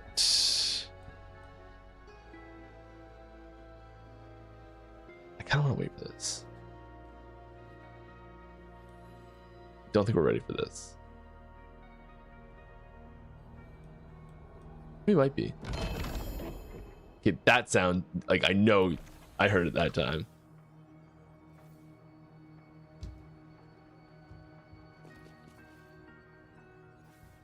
It's okay, Aaron. I asked him to tell us about everything about skill sigils and paradox classes. Interesting. Can't believe no one ever Interesting. thought of doing that. Good call. Do we have any idols to corrupt? We probably do. I just like haven't organized them, It's unfortunately. a good call.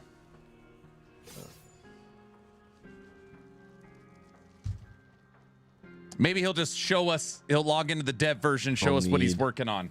It's a good idea. Thank you. Gonna dodge. We do dodge. Glancing blow. You do like that? We're not doing this type. Yeah, let's do this.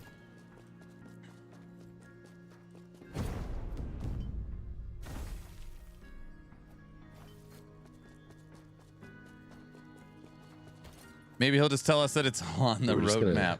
Maybe. Just gonna hang up. Maybe.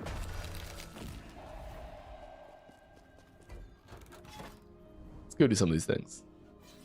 I'd still like to see the game have more activities. And there be a skip campaign option, open world zones, more dungeons. Heck, I even take a revamped monolith system where the monsters scale with your level. Oh, you mean just like a monolith adventure mode?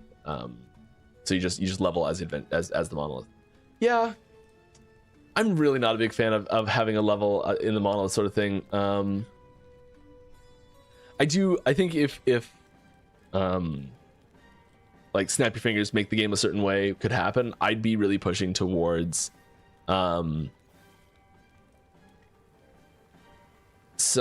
new zones in the campaign that were a little less that were I guess more options in the campaign, so you could do it less linearly. It was a great example I was looking at this recently. I can't remember where it was though. There's so many zones that are like, just go down this pathway to the end of the zone trail and then go back to town. Go down this pathway to the end of the zone trail and back to town. And I'd love to see like ways you could go around things. Maybe it's faster if you know where you're going, but it's a lot harder, things like that. So like harder side zones that can skip chunks, which is I'm basically just describing more dungeons really. But like just in really small non-dungeonified things. Then I'd like to also see more dungeons, so more like larger scale versions of that. I'd really like to see the dungeons be procedurally generated zones, so they're more interesting and less samey. I'd love to see the tier 1 versions of the dungeons not cost keys and not just not grant the bonus at the end, sort of thing, or like a really diminished version of the bonus. So like maybe like tier 1, let's like Temporal Sanctum's the easiest one to look at because it's what everyone knows the best, and just like tier 1 Temporal Sanctum doesn't let you imprint an exalted affix onto a unique. Tier 2 doesn't give you the guaranteed 1 slam anymore, but tier 2 starts giving you the guaranteed 1 slam, or something like that. And tier 1 no longer costs a key, so just kind of like shift everything up a little bit. Or add a new tier below it and make that one just not cost a key and not give the bonus. Something where it is where you can do it in the campaign without having to backtrack at all. I'd really like to see that. Where it's difficult, optional content, that if your build's awesome and you know what you're doing, you can skip through chunks of the campaign cleanly.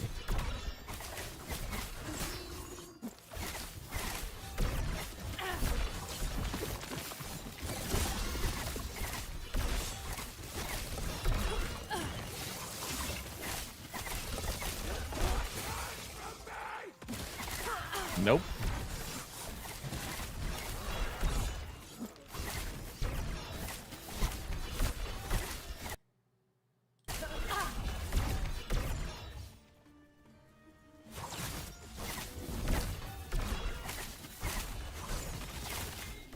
Ooh.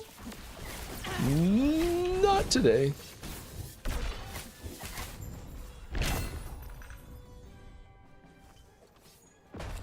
All right.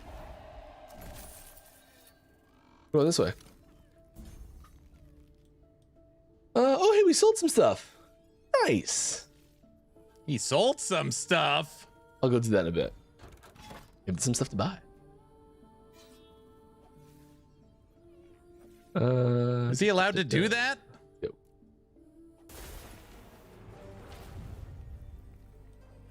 All right. Have we gotten closer to the LETCG and have a game within a game? Oh my god. I would like making a card game inside Last Epoch is the like I don't know, the final frontier for me. I want to do it so bad. If it never happens, I've got like 4 different TCG like in-game card game idea concepts that one day it'll be like 20 years from now I'll be like, I've got something for this. I was digging through a filing cabinet by the way. And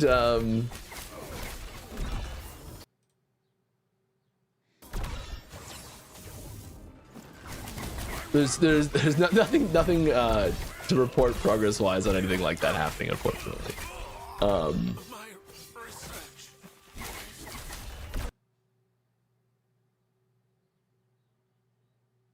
I have no idea if we'll ever actually put one inside of Last Epoch itself, but like, I'd so love to. I think it'd be great.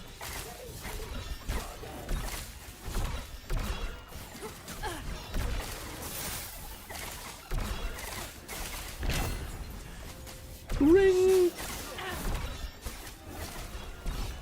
Not a good ring. Fine ring.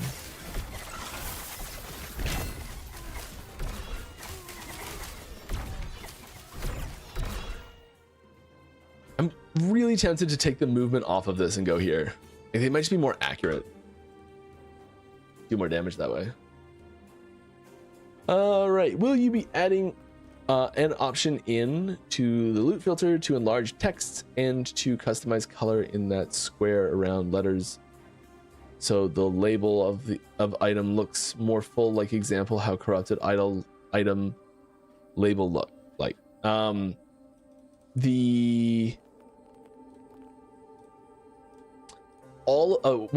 thing that is sort of a constant here that's going to stay a constant is the total height, like the total distance from the bottom to the top of each individual label is going to stay consistent.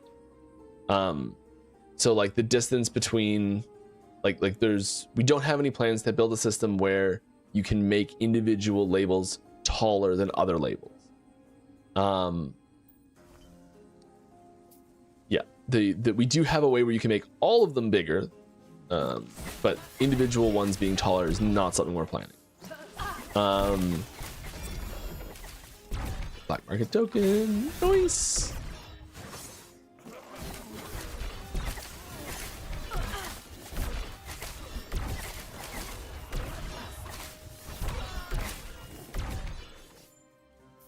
I almost said something that people would have been like, I wouldn't have been able to explain, and everyone would have been like, this is a dumb idea. I'm like, I wish I could explain it. So I'm just like, don't even know why I said that, but we are, I think the tokens in general need to look at. And the problem they're solving might not need to be solved. What is that supposed to mean? Guys, he's talking about stuff we don't know. Not allowed to do that.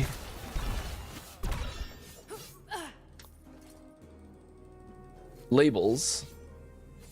I think having different aesthetic options would be good. Splitting out the border from the inside color selection might be nice. We didn't do that already, did we?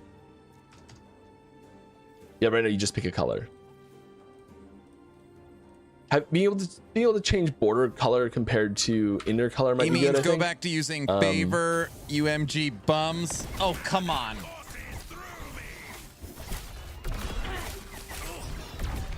But changing the size is not something we're planning. VC, it's gonna be real soon, probably. You know. Like we've had many discussions on that one, and it's always comes back to the same thing of just like no, and the entire like organizing them on screen is surprising. Like having them like fit together nicely where they actually sit properly is a surprisingly difficult to optimize thing, like CPU wise. Especially because the camera's moving. That's the tricky part. Doing it once is fine. Because the camera has to move. That's the hard part. And like, because you have to be able to zoom the camera in. They got movement speed on them anyways. It's kind of what you want.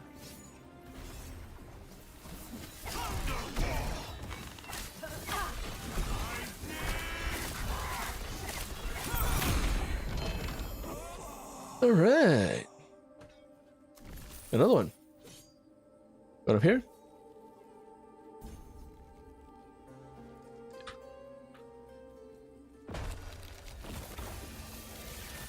Nice.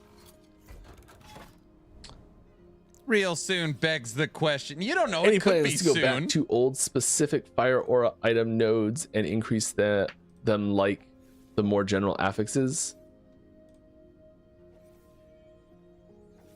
Like Ignivars or disintegrate nodes? Like any change? Like, are you asking if we're planning on taking fire aura and turning it into a skill that sits in the skills panel and has its own skill tree? No, we're not planning that. It becomes a numb-locked ability on your bar instantly, or else it either becomes a numb-locked ability on your bar or it becomes unplayed. One of those two things every single time.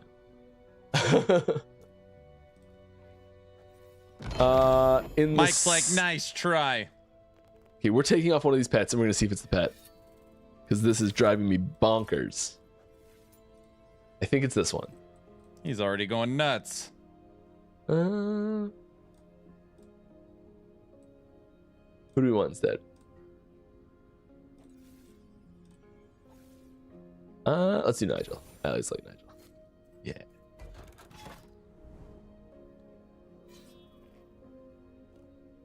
All right.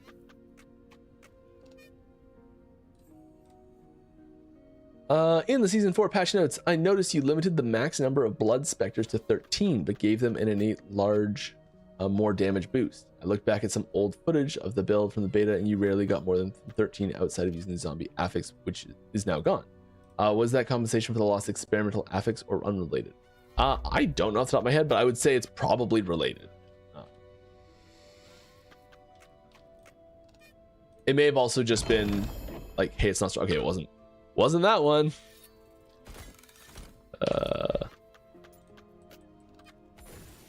quick, Chip.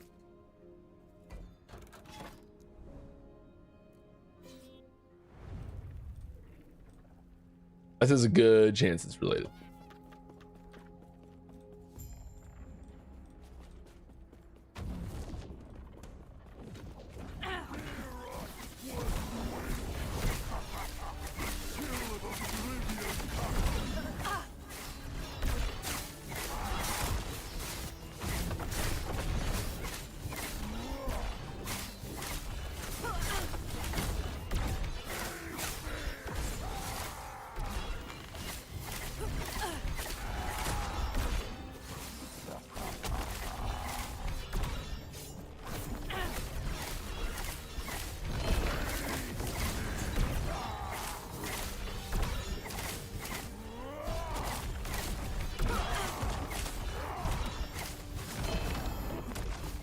I heard the sound again.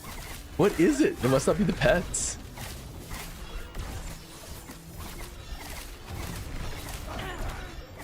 He's losing it. I'm not crazy, right? That is happening? The thing. When you ask if you're crazy, doesn't that automatically mean you're crazy? I don't remember.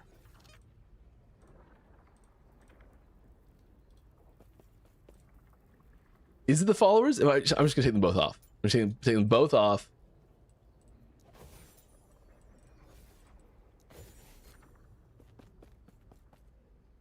Oh, it's the follower sound on Twitch. Oh my god.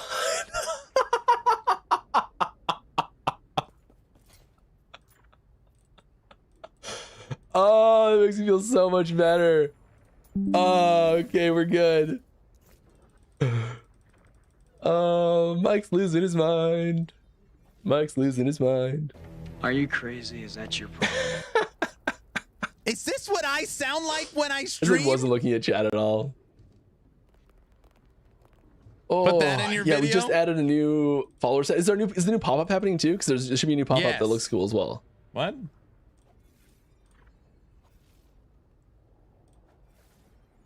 Yes, 100%. Yeah, it's happening. Worse. Sweet. What do you mean Wait. worse? All right. Good. Yeah, it's all good. We figured it out. All on my own. I totally know what's going on. He's lost it. Whew. Are you all right? No. Personally wouldn't change. Sorry, if I was answering a question and like bailed on it, I'm sorry. I lost my train of thought. I personally wouldn't change the min level for skill respecking and having to bring it back to max level. Just the visual help for switching nodes and skills. Just the visual help for switching nodes on or skills.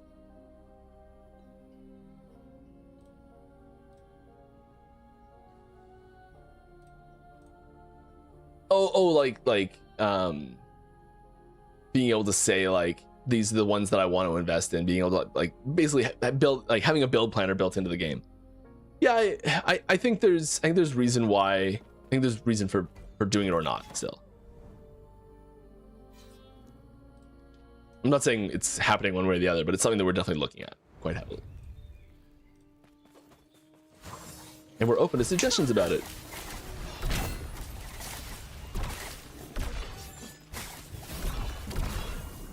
Fireball. Is he fireball? Yeah, it is fireball. Unspec fireball is like pew, pew.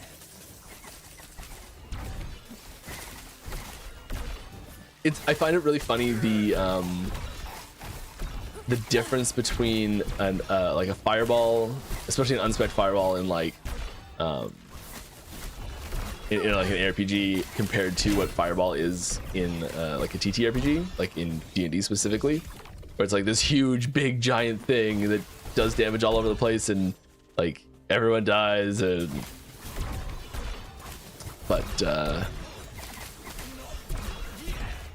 here we're like one fireball. Pew, pew.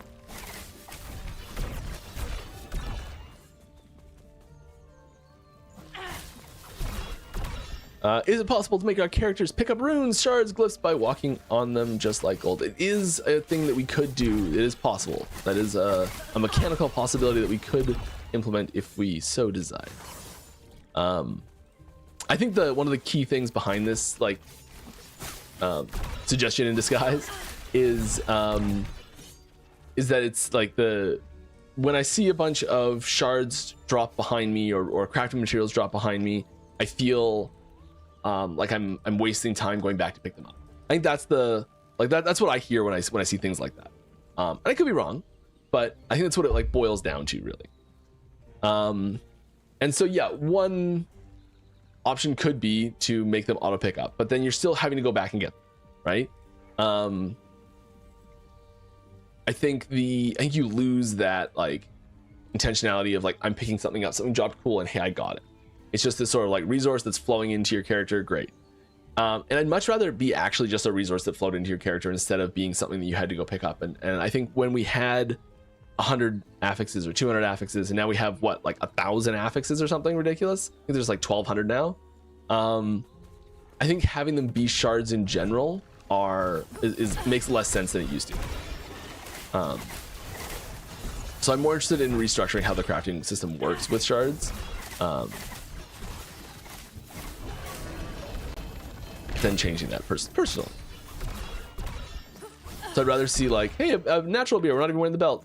I'd rather see where you're like picking up, where there's like a rune or two dropping every once in a while, and you're going and picking those up, and like you're like, sweet, I got one of those, instead of like having to go pick up shards all the time, sort of thing. Hey, Aaron and chat, can anyone quickly give me But info still have about the same No Rest for the functionality you have Wicked? now, Can you because tell me when frankly, version once you get 1.0 to is supposed to endgame, release? This year, You're think. almost never like you're kind of just picking up shards, so that you just like you pick up all the shards so that you have the ones you need when you need them. And then if you come across one that you happen to need a lot of, you're often like setting a rule in your filter to like drop to find the items so that you can specifically shadow that individual node, that individual affix, so that you can get lots of them. And it's usually on the rare ones, and the common ones especially. Like by the time you're in endgame, you don't care at all about them, and you're just sort of picking them up as an obligation. You're like, I guess I gotta pick them up. They're not taking up any space. Why not? And so I don't think that they're really fulfilling the role that they were fulfilling even 2 years ago.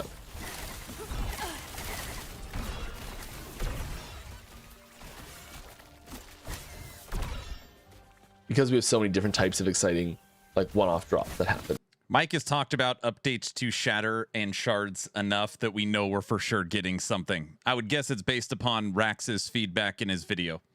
Time now that I don't think that they're as necessary to have these like little ooh piece of candy moments.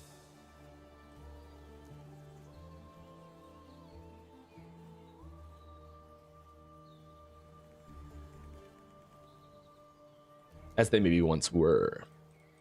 What are we gonna slap in here? I really should have these planned out better. Let's do this. This is a cool pair of boots. You can just leave it blank, and maybe I'll roll something good. Okay. Oh I yeah, will die on the hill. Pets to pick up gold. I know. That's a wall and not a pathway.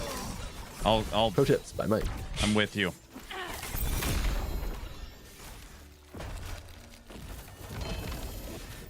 Hey. Cool.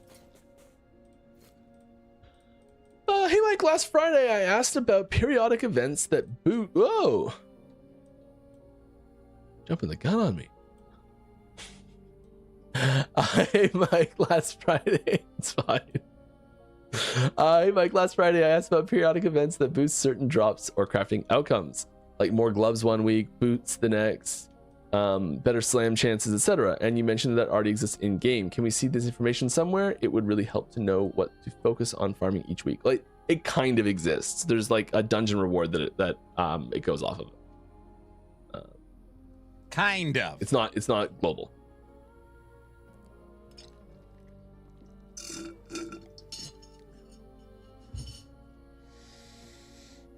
It's like the arena reward or something. All right, guys, we're halfway through the stream. This is where he starts cooking up some serious info. Fledgling version. We may even have taken it out. I'm serious this time. Come on.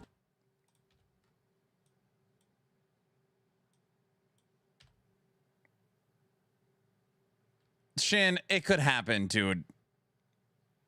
Let it go, Aaron. Did I mute him? Yes. Could we potentially get a way to exchange RBIs for Threshold of Eternity? I think there's I do think this is an issue. I think that the like a big part of this is that the like if you're gonna do a loop, you have to it's doing that like that first lead up of fighting the once you've mastered Aberoth, the like initial like cinematic fight at the start is really trivial. And once you've like once you're into fighting Uberoth, even attempting Uberoth, like reasonably, that little fight at the start is really trivial. I think like even just having a way to skip that would help a lot. But yes, I do think this is an issue. We are looking at this. I think especially as we get more bosses, we need a more clear way for players to engage with those bosses and see a boss like progression system of some sort, and like have them all in one location or something. There needs to be some better way to access them. Having them be woven echoes is awesome, but it kind of also has the downside of like locking down that tree while you, like so this happened to me last season where I knew this was gonna happen, and so like I intentionally slapped I think I put it in one of these two because I knew I wasn't going to be farming those two, whichever one I put in. I knew I wasn't going to be farming it a bunch, so I like put my Uberoth in there so I could just like tuck it away and not worry about that timeline anymore. And like that's kind of another weird issue that I'd like to resolve as well. So there's some stuff around how we access bosses that we've been talking about this recently. I think it was Tuesday we were talking about this. So yeah, this is an issue we're working on.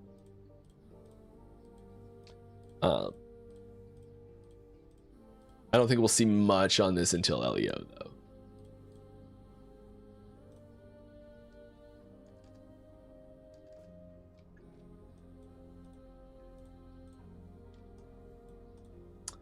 All right, I'm falling behind a little bit on questions here. Come on, Mike. Here we're gonna take a brief gameplay break. Answer a bunch of questions, and I'm gonna put, you know what today marks? Today is May 1st. And so this marks the start of very early teasers for season 5. Here we go. So here we go. This is our first official visual teaser for season 5. It is a work in progress. There's even a little watermark on it. Concept art for something that's going to be next season. Any thoughts on dungeons scaling loot like Corruption does? With COF, dungeons are a dead roll compared to Corruption on a monolith. Yeah, I think there's this is part of the problem of why dungeons sort of fall off late game for sure. Having it like literally scale with Corruption doesn't make sense, I don't think. But having ways to scale them such that you can take on harder and harder versions of them to scale the reward from them, I think it's something that they need in order to become a fully fledged piece of the end game without just falling behind. Like it's what's one. It needs something like that. Yes, I don't know if that's like getting drops from the monolith that you can like modifier pieces that go in. So like, you know how we have the should do this one. You can kind of see it. Yeah, these they're here. They're on screen. The portal charm and the scale charm. You can't see the tooltips, but having maybe other modifier items that drop from monolith. So like say you have like a high tier monolith that you're in, and you can you get some sort of. I don't have any guesses. What do you guys think? Bestiary? No way. No way. No way. Mimic, chest that eats you. Strongbox. It's a barbarian. It's a primalist loot box. This is something that I'll never fully understand. So what would be the difference in Mike telling us what it is? I really mean it. Hey guys, this is going to be a very cool mechanic for season 5 that's part of that you're going to see a lot in the monolith, and you're going to be excited when you come across it. Like why?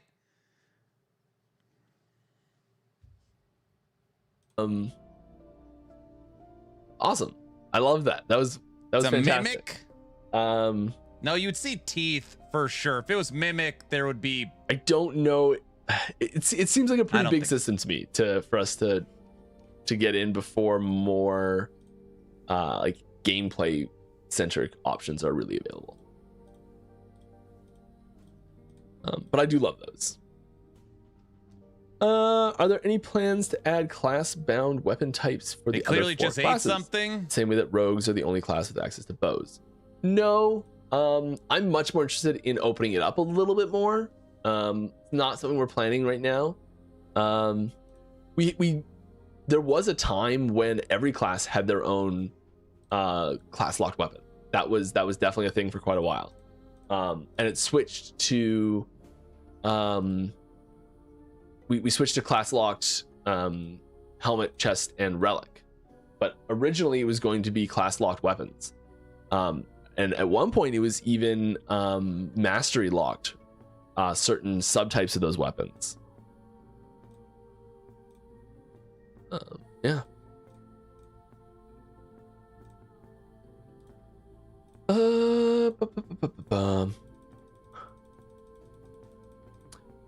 Any plans to change up the way corruption increases in monos? Yes. I would really love to see, instead of walking up to the shades every time, you collect frags from them, and then these frags increase corruption by X amount, and may even have a timeline-wide set of modifiers, and players can add and remove or swap these frags as needed. We've got something very different in mind. But I do like where your head's at, in that this system could use a shakeup. Do you guys have a rough idea on when the next season will release? Yes, I have a like I can't give you any information about when the next season is going to release. But I have I would say I could probably pick a 2-week window with pretty high accuracy at this point.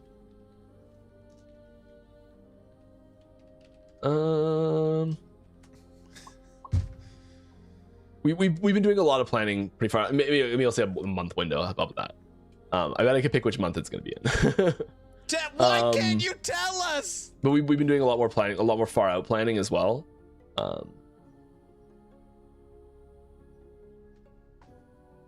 So like I'd probably tell you like a 2-month window of when I think 1.7 is coming. All right, what about combining different loot labels like runes times 10, shards times 7 instead of the individual ones? Yeah, I think that's another thing we've talked about for sure. Like a bag of runes sort of thing. And you keep hyping us. Me. I still think a more drastic approach is needed in general. Like just the fact that you have the situation where I'm not even like that far in, and like I've got 55 of these, I have 118 of these. Like, is that the biggest offender? Yes, you. Oh, brother. Excuse me. We're just like tail end of a cold here, and my voice is starting to give up on me. We're like halfway through. Not good.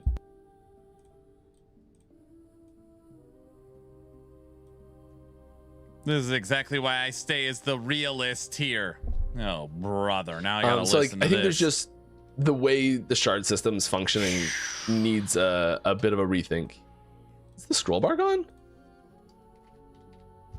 Mike's gonna leave the picture up the rest of the stream.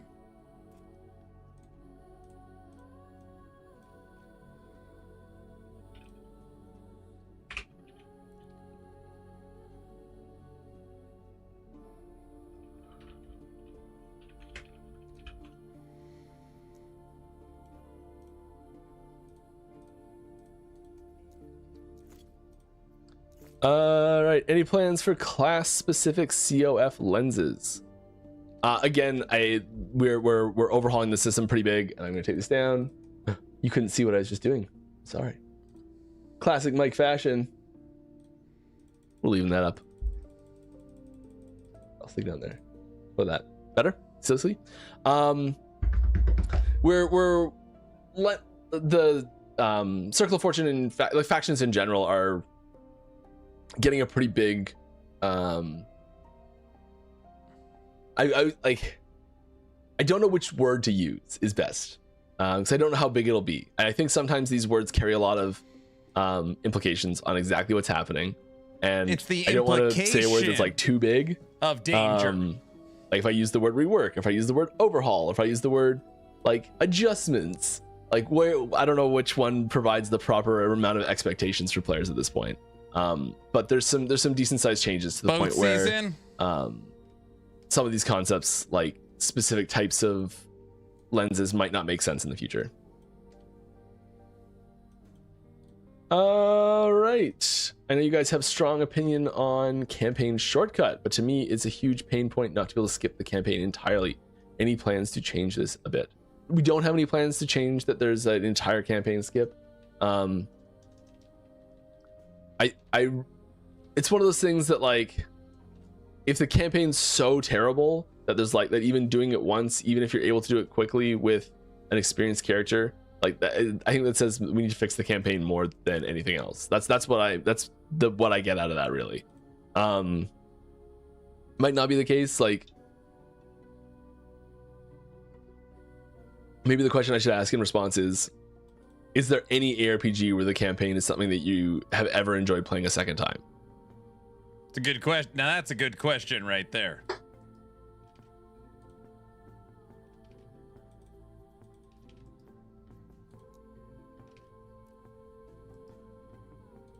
All right, are Sigils of Hope too powerful? Yes. And will it be moved behind the chain once Paladin gets his 5th skill? So it isn't mandatory on every Sentinel build. We were literally talking about this yesterday. We haven't come up to a final decision yet.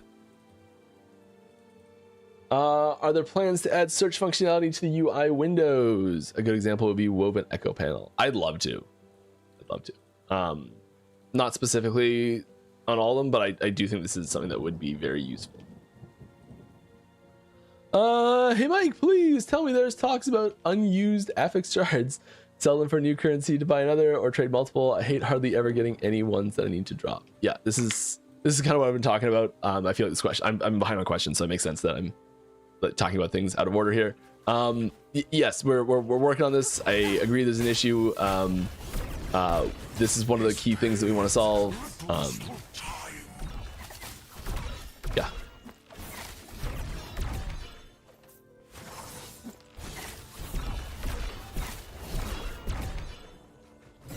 It's almost like once you have access to it, you just want access to it. You don't want to be like trying to sort out which, like it's fine using a resource for crafting, but you don't really want to be looking for having 1,200 different resources is frustrating. Having one resource that you can use on 1,200 different things is much less frustrating. Oh my gosh, do you think that's what they're gonna do? That would be interesting.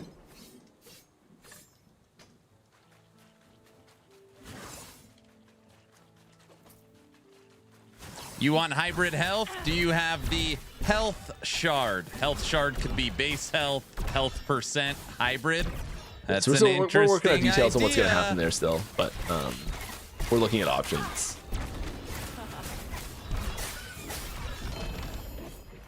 Right? It's a. Do you really need so many different of the same one? Do you want to add skill? Do you have the skill shard? You guys need to going from you guys need to clog up your inventory with shards to this is a very welcome change and proves you guys listen to the change and change things for the better. Cool.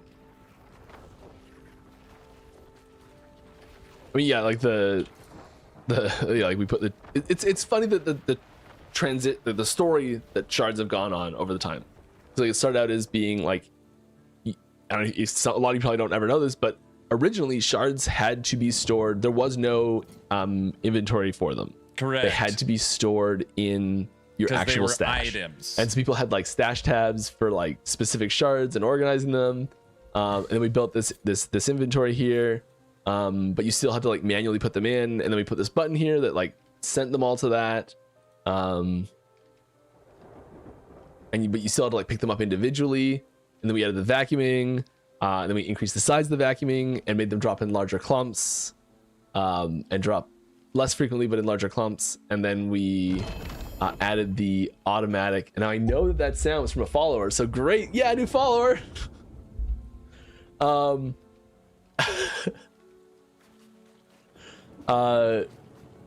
we changed them, then we added the settings where they can be automatically sent to, where's that setting?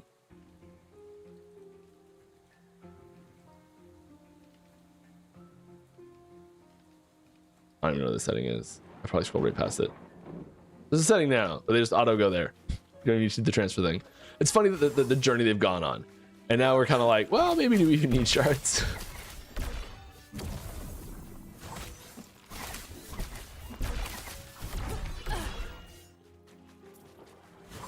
Oh, what a journey. Guilty, you see the teaser? It's a mimic chest. I'm gonna have to take that sound out of my loot filter entirely so that I never hear that sound as loot ever again. Hi Mike, how's it going? It's going great. I'm having a great day today. I think, correct me if I'm wrong, that you guys said that there is no intention of adding a barbarian class / mastery in the game, at least anytime soon. Even with some players asking for it. Yes, I think you guys could use Beastmaster to lean into the barbarian fantasy. I agree, since Beastmaster already is the mastery that you could build solo without minions or companions. Yeah.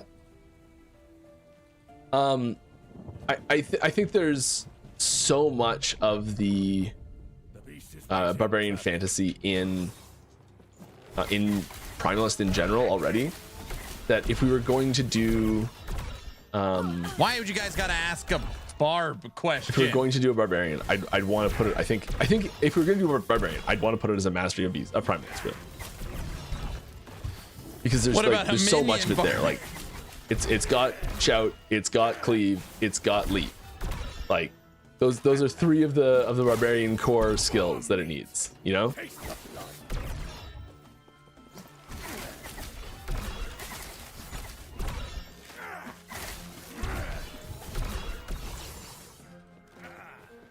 I've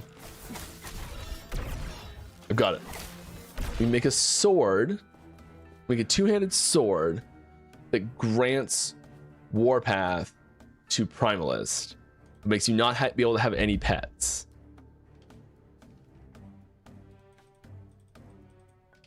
And I think that's just barbarian.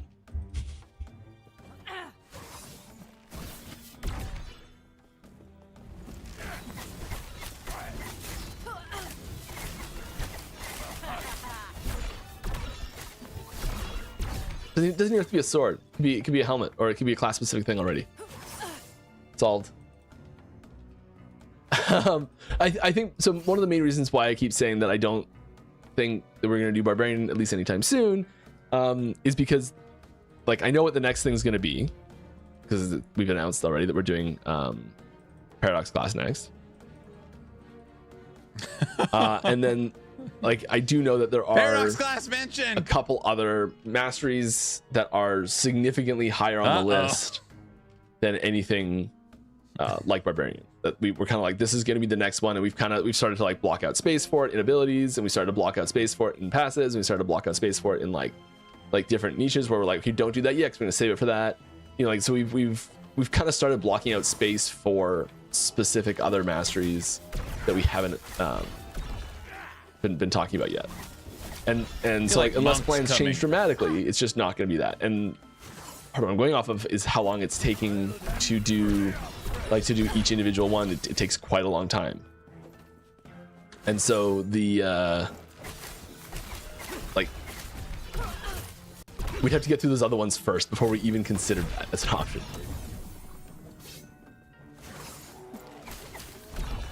No, Barb is for sure not coming. For Mike to come out months ago and say Barb is not currently a future plan means no. No. All right. New lineage. Yes. Good. Good.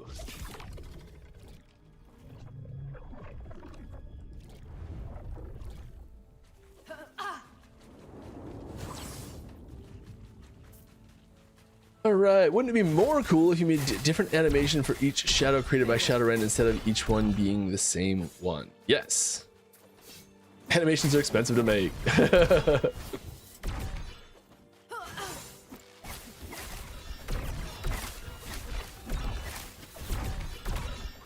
And we have a lot of other things that need new animations for them. New bosses, new abilities that are going on other classes.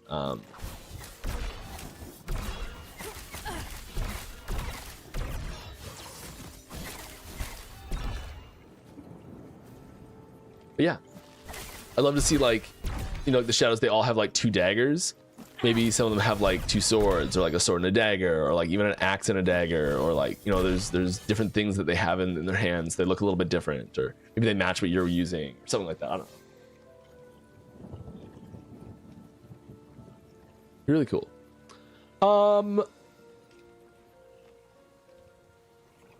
And in case you meant VFX, kind of the same answer. Any thoughts on scaling dungeon difficulty in a way similar to Corruption for the purpose of COF prophecies? I don't know if this is a follow-up on the last question, but same answer, I'm going to say. Yes, please, a skip button for the cinematic intro for normal Aberoth. Yeah, I love that. We're not having great luck with that right now, are we? It's okay.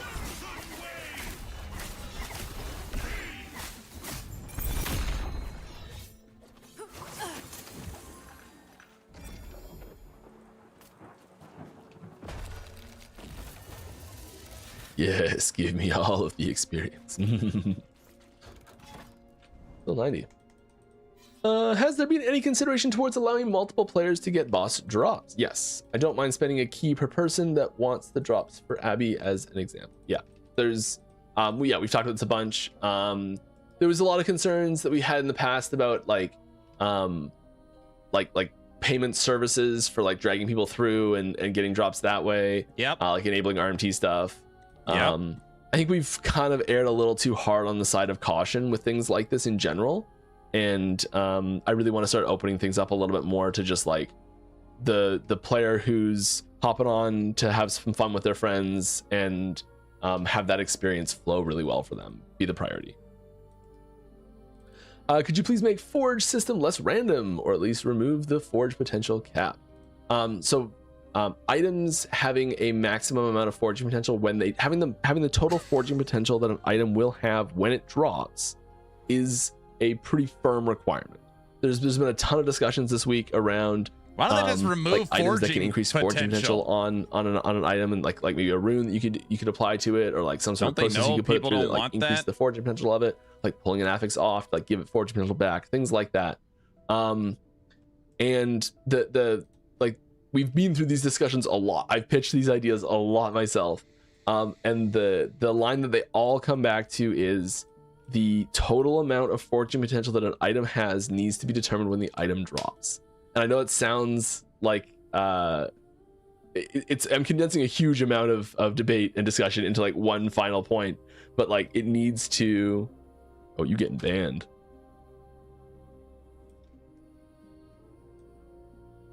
Bye bye. Mike's banning people. Is he allowed to do that? Sorry. It was general chat, like in game. There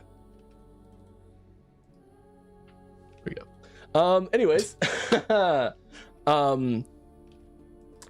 do think that the core of the question is, it brings up a good point though, and so I don't want to dismiss the question out of hand. And I think that the core of the question is revolves more around, hey, I want to do more stuff to my items and I can't because I'm running out of fortune potential. And it feels a little too random when an item drops. You're like, this item has a lot of potential, but I don't know how much potential it actually has, even though it gives me a number that literally describes its potential. And so I think that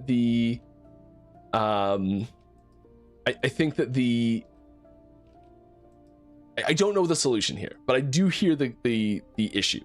I do know that the solution we're not going to be looking at is an item that will increase forging potential on an existing item already, or any system that does that, really.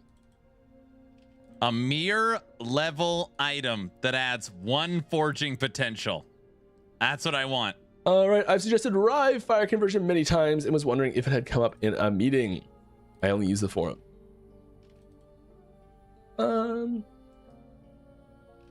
me a sec, let me look. Rive has a node that gives you fire damage per attunement.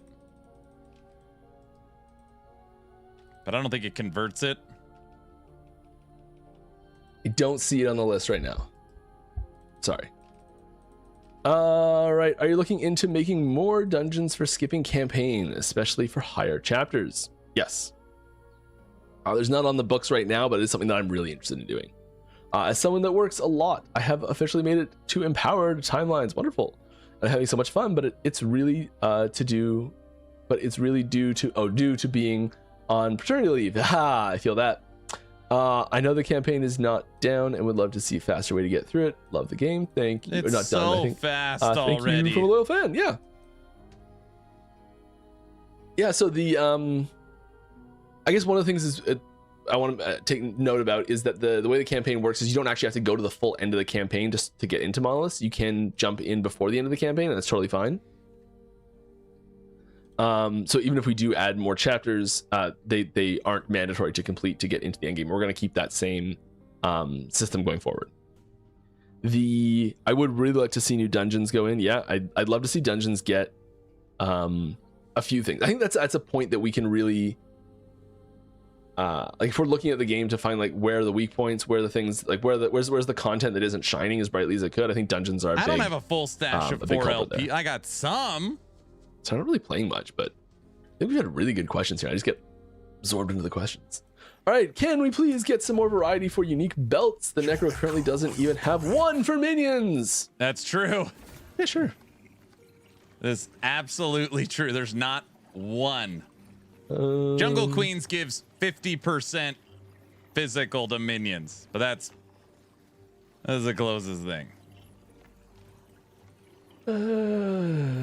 Miscellaneous notes. Here we are.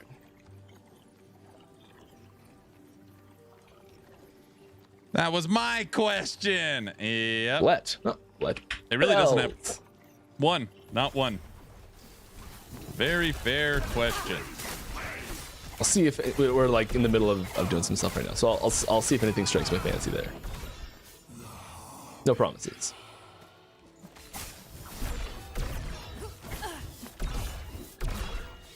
Just want to thank you guys for trying to create a valid gearing branch other than legendary items with double exalted slams in every slot. Between Glyph of Despair, Primordial Affixes, and Corrupted Affixes, it's possible to craft an item with 7 explicit affixes. I think you guys are almost there in fixing that problem. Maybe an alternative option in Primordial Affixes for that sealed slot. Yeah, I think so we are working on some new tool tipping to make that like idea of like there's like more specific slots and like having that be more clear on what's possible. But I'm glad you're enjoying it. We're working on improving that system even more. I think that's a lot of what the crafting discussion that we're having earlier about fortune potential for exalted items that we were just talking about. I think a lot of that boils down to wanting to have access to the same power potential for similar amount of effort with exalteds than legendary items. So I think that's one of the big things is that right now you can get it's a lot easier to get let's say 9 value of power, whatever that means, out of a legendary item than 9 value of power out of an exalted item. That doesn't mean you can't get 9 value power out of an exalted item, and like the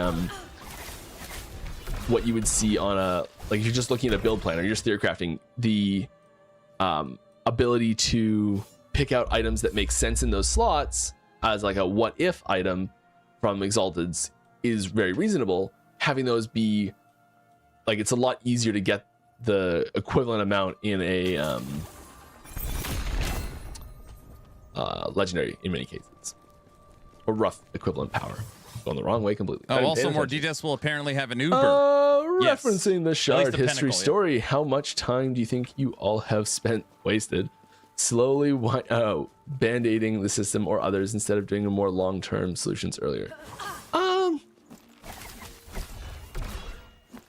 So I think I don't think it's wasted, and I'm gonna sit here just to like justify the work I've spent on it, I guess, or try to, anyways. But a lot of the time when we were doing this, I think it made the solutions we made at the time made a lot of sense for the game at the time and what was available in the game. Because like this is kind of something that I mentioned at the start of that, is that when we started out, it was a couple hundred. It was like at most 10%, maybe 20% of the total actives we have now. Back then, and I think it made a lot more sense when we started that. And then we were sort of just, I think, improving the system. And I don't think we really saw coming, and maybe it was in the end a bit of a waste because we didn't see this coming, and the sheer volume of affixes that we do have now. But it's been what, 8 years since we first created the crafting system? Maybe only 7 years since we created, like, so this iteration of the crafting system, 6 years?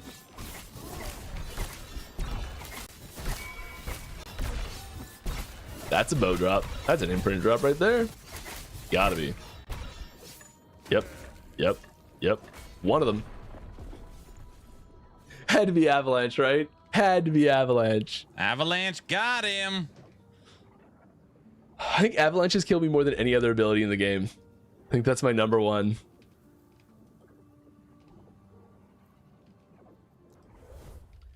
I couldn't say because it hit the time limit before about Beastmaster and Barbarian. How about put a node in Beastmaster that lets you use Rage for melee skills? I think it would solve everything. Fun fact about Rage, in Last Epoch, it is just orange mana.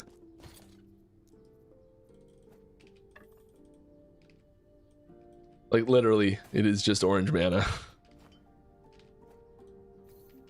Orange mana?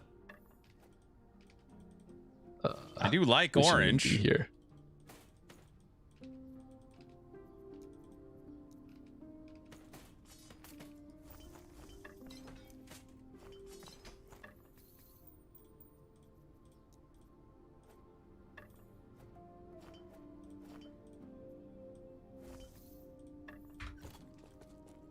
All right. What's this? What's this?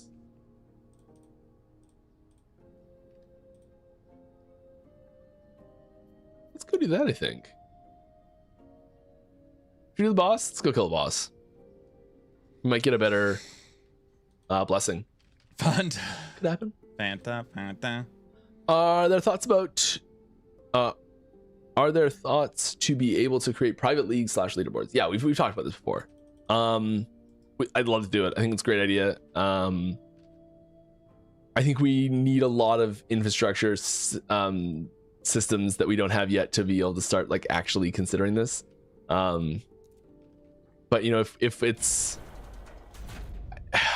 I think it's a maybe sort of thing. I think we'd love to do it. I think it's They not something we're working on right the now. Skill trees yet.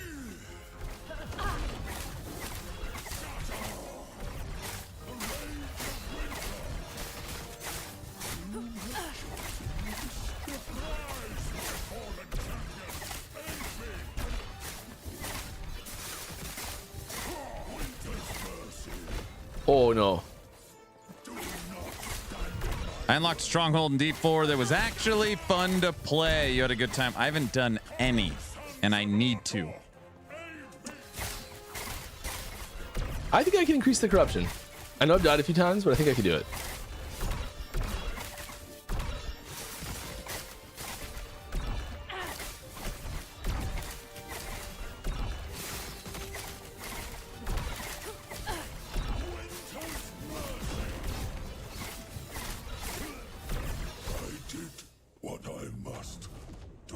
Hey Mike, can we hope for cast skills on move instead of stutter step? High attack speed. Spamming skill looks stutterish.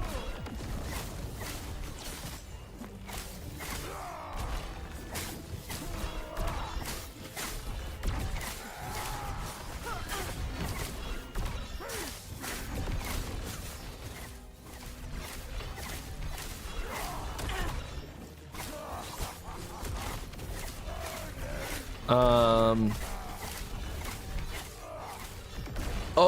this is like instant cast speed. I see what you're saying.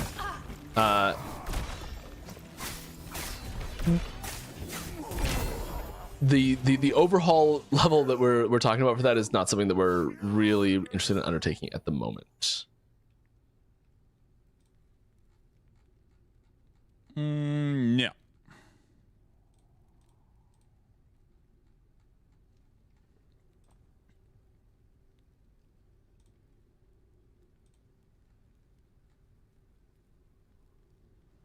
Endurance threshold is what we want here.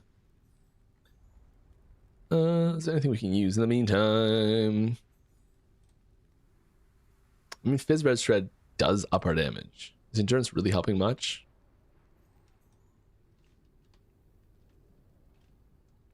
What's our Fizz Red Shred chance by default?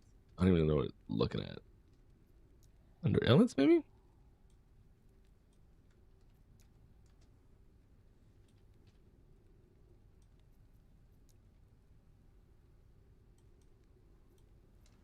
I don't know if we have it from somewhere else. Can't even look. Can't even look right now. You can always switch back.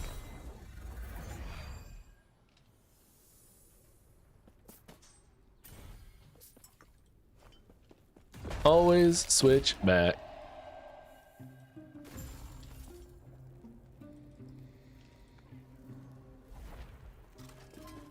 I'll be honest. You know all that you need to know for now. Just focus on the task at hand. Was that another tier of that? Do we not have that one yet? Once you've killed a third harbinger. Oh, nice. Come on, Mike. Cool. 125 for the next one. Let's up and go for it.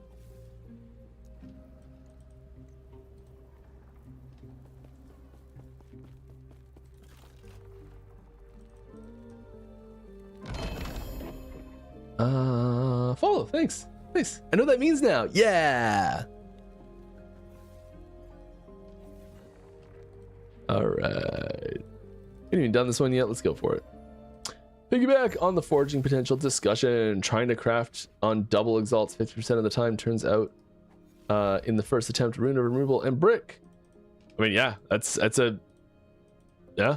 And the other 40% to brick because lack of forge potential when Havoc misses. Options for high-end crafting would be neat, even if it's something that only omens at 1,000 corruption plus as a drop. I mean, like 1,000 corruption plus is not something that we're interested in hiding an entire crafting module behind. That's like that's a huge Oh, he's about to get people huge upset. hurdle. Like, yeah. Only 0.5% of people play at 1,000. No. No. Like maybe more frequently, but like fully hiding it behind that, I don't know. I'd have a tough time justifying that one.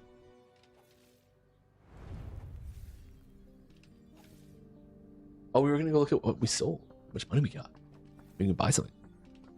What monster would you like to add to the game? Personally, I would like mimics. Yeah, we've did we ever actually release mimics? Anyone who's been here forever, did we actually release the mimics? Was that we had mimics at one point. They did exist. If somebody asked that I don't know if it question, ever it's launched. very clever based upon the teaser. Very smart. Unless Mike caught it. Mike's getting baited. Dude, what if he would have said, hey, like a that's snail a great that suggestion, wink, moves wink. very slowly, but if it ever touches you, you die, and it's immortal.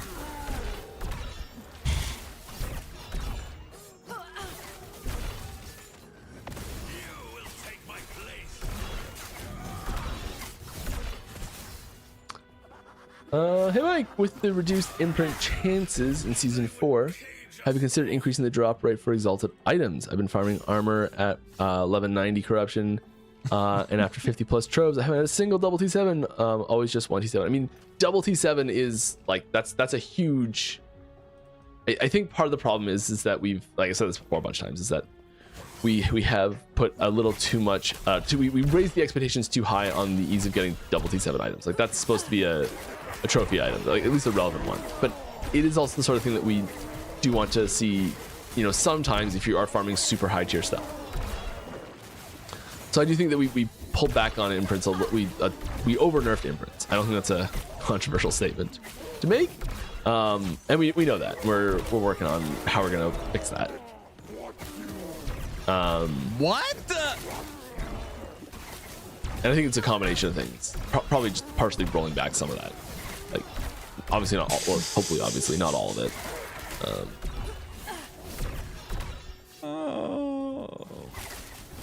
Oh my gosh, they're rolling back imprint nerf the second time. They've Hey, double stability gain. I did not know that it did that little, like, a little note there. So if we now know that we've got double stability gained, does it take into, I should look this up. Does it take into account the bonus stability for double? Or is it only double the base stability? It's like, knowing that I got double, should I kill everything now? Probably just the base.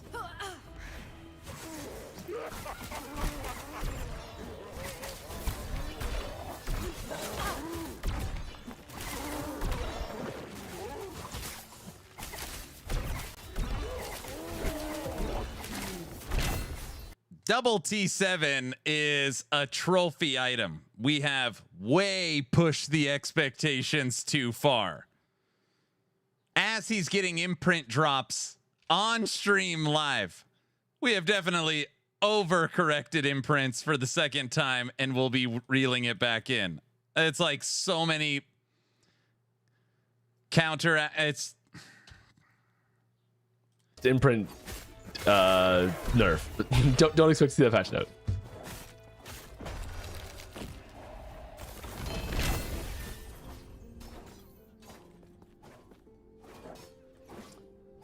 In monos, there's often a lot of enemies that put "don't stand here" circles on the ground. Yes, with enough of them at once, it becomes "don't stop moving" rather than occasionally impactful attacks to watch. Has there been any thoughts on shared cooldowns for enemies on some of these attacks, like Avalanche?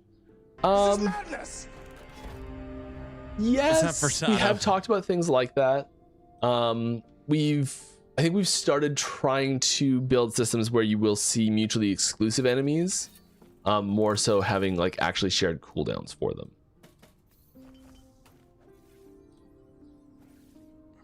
Tab's not full.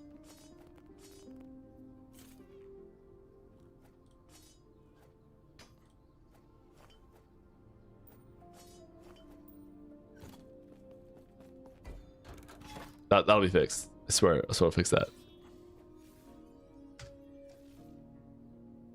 Let's just run straight out. I asked about adding more dungeons for campaign skip. I know there is access to the endgame before you're done with the campaign, but I just cannot stand the quest icons. My map needs to be clear of them all. Oh.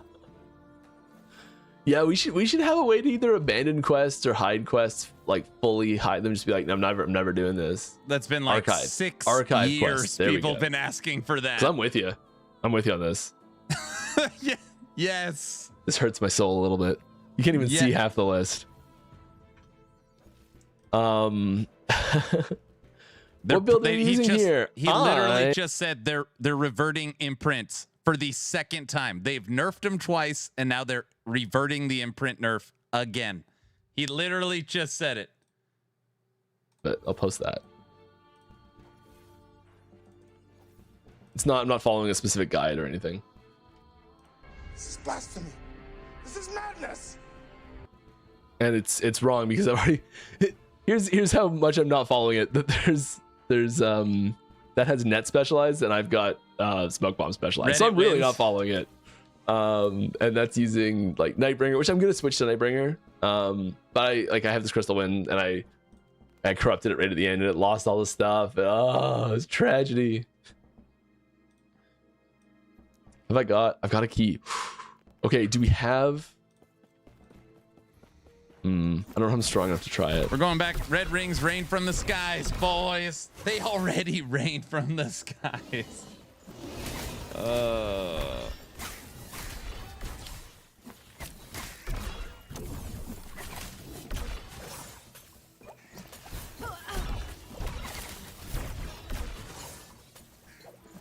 I'll get some gear progression set up for next week. We'll do some slamming and some corrupting next week. I'll make sure I've got some keys ready and some gear ready to slam and some gear ready to corrupt and everything. I didn't do much prep this week. Sorry. Yeah, we do have some bows that we can slap there now. Bow. No, just don't die, Mike. I mean, he literally said we over nerfed them, which we're gonna correct by doing some reverts of it. And somebody said that they talked about it in the Terra Monthly. I know better. I so know better. I don't know why I'm doing this.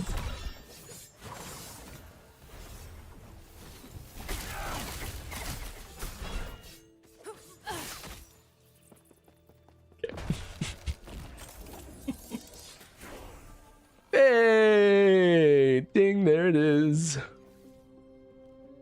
Imprint should just be removed altogether. I points say into that all the this. time. People get really That's mad. what we've become. We're red ring people now.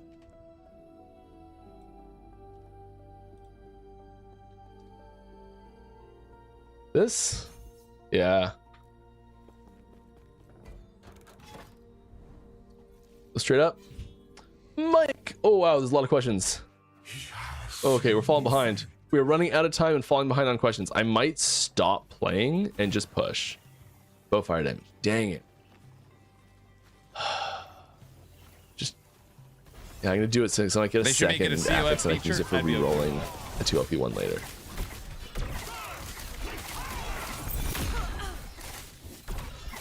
And we get a Havoc. We take those.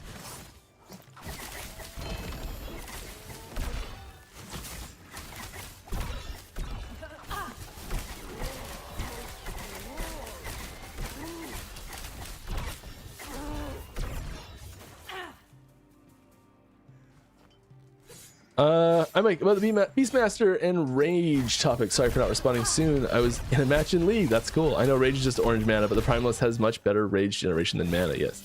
But you can only do it in Beastmaster form. Like something says generate Rage, it generates mana. And Beastmaster having Rage would let it use EQ and upheaval more freely, lean into the Barbarian Fantasy more. Maybe that's part of this item we're talking about. It swaps your mana out for Rage, in this item, this chess piece, this mythical chess piece. Or maybe it's a helmet, because like D2 Barbarians helmet was their unique item. All right, speaking of season 5, will Mortitus remember us freeing him from his icy tomb? Maybe. Any thoughts on I don't know what have we. Yeah, I don't know. Maybe. Any thoughts on making changes to the mods on individual echo modifiers? Right now, they feel relatively meaningless compared to corruption effect that it hardly even noticeable to even read them. This is so funny because the extreme used to be true, and we got a lot of flack for the way it was. But I do find this really interesting. Having 25% increased damage when corruption already gives about 500% more just feels irrelevant. It's a good point. It's a good point. I don't know where the sweet spot is, but it's somewhere in between where we were and where we are. Questions are just absurd. What about getting the hint? What's about getting a little hint when an imprint procced? Oh, like a pop-up or like a notification in chat? Yeah. Please go put that in the suggestion channel. I think it's a good idea. I just don't do that sort of stuff anymore, so that's not a me department anymore.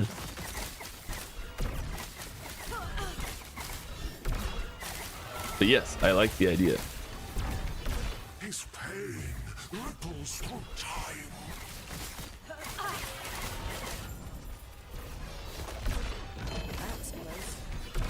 You know what? I'll write it down, actually. What am I talking about?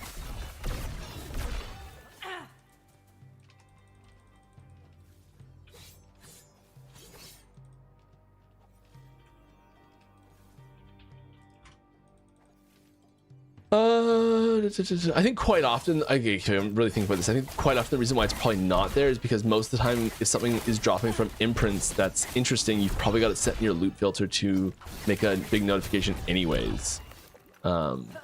But I guess it is nice to know when the trigger happened and it didn't just drop naturally, especially if you really strict loot filter, and only like really special versions of it drop. So you want to know when like a failed version of it triggers as well.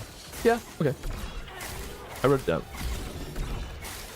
When coming up with sets, is the idea always pragmatic, such as supporting a specific subclass? No. Quite often it's just like, hey, there's this cool idea, this cool theme, and it's almost like conveying like a character that existed and wanting to like showcase what that character would have done, and then building mechanics around that and maybe giving them like personality through that. Or some amount of fan casting involved to represent popular characters from media. Oh, yeah, I wouldn't say from media. Generally, it's like characters in the universe that we're trying to bring forward. Sometimes there's nods to pop culture stuff for sure, though. I think having double exalts to be very rare is not a bad idea. The part that is frustrating is that I go through 15 before I can get them to get the 2 stats I need. Yeah. Yeah, I think that's part of it, is the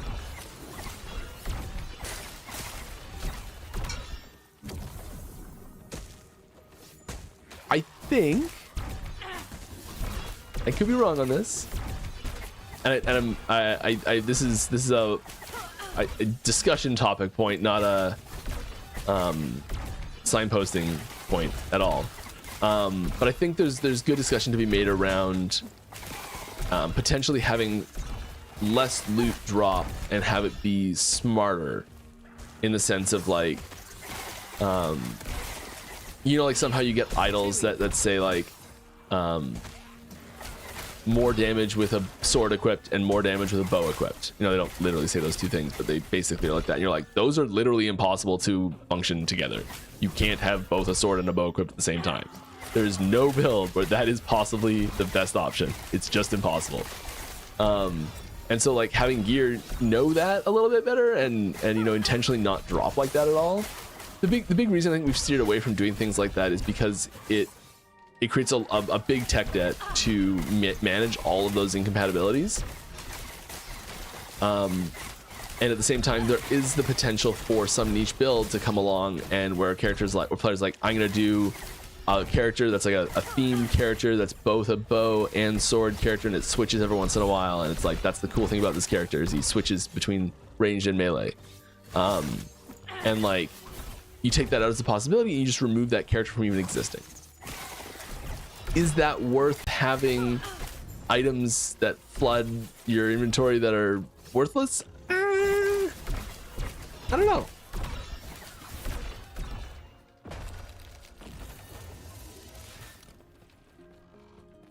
It's a pretty contrived example, but let's give it a shot. All right, we've got 9 minutes left, 6 questions on the list. We're not going to add any more questions to the list here, because I think I'm just barely going to get through these. Do you think imprints nerfs put stress on forging potential, double exalted and higher LP items feel, and do you have any thoughts on alleviating that friction, or is the goal to add a little more friction? Oh, that's a heavy question. I do think that the imprint nerfs put stress on forging potential. Yes, because it's like they're dropping less often, they're dropping with less forging potential in general. You know, yes. I think corruption also had the same effect, because you're needing more items to get to that point to get, because you're hitting that corruption roll. So you need more items to get to that point where you're ready to corrupt them.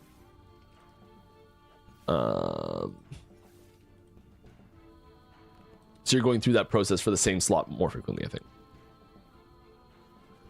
Higher LP items feel double exalted, and higher LP items feel, and do you have any thoughts on alleviating that friction, or is the goal to add a little more friction? I think that I think the general goal, because right now, in general, I think most of the time legendary items, I'm using so many qualifiers here because it's not an absolute. I think legendary items are typically the easier and more deterministic and safer and quicker route to go. My biggest issue with imprinting nerfs is that I play COF and I want like 4 think you're going through 3 fewer LP layers of daggers, RNG but I haven't in total, looting enough good and you're items. often to able you to have get the legendary, but it's impossible to find the 90% exalt. gear faster than you are with going exalted routes. I think probably most of the time builds that use a combination of legendaries and exalted items, the legendary items are quote unquote done faster than the exalted items on those builds, for the most part probably. I know, like for me, as an example right now, like I'm going to have exalted spot helmet and chest. I'm just like not even bothering trying on those yet. I'm like focusing on getting my unique set properly first. And that might be a mistake, but it just feels easier to do.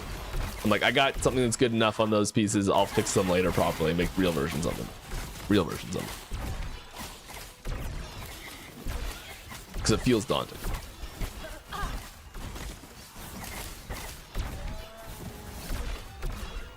So I would like to see more options for like I'd like to see those balanced out a little bit with each other. I don't know what that looks like. I don't know if that looks like easier exalted items. Again, the problem with these easier exalted items is it often also means easier legendary items. So like a way to make easier exalteds without making easier legendaries is the tricky part. And like this is part of the crux of one of those suggestions that came up recently, was that it was the item becomes unslammable. It was like a rune that gave forging potential and made the item unslammable. That was what kicked off this whole conversation, I think, last Saturday, I think.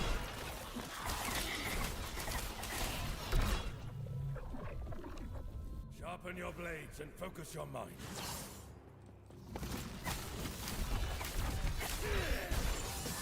And in theory, it's a good idea. There's just some issues there. You got Bob. I've been playing Merchant's Guild this league, and I'm feeling that compared to COF, it doesn't have something to chase and get loot, especially for RNG. I know we can farm gold, but the gold farms are very little. Are there any plans to add some content focused on gold farm? Not really. It's too good, bro.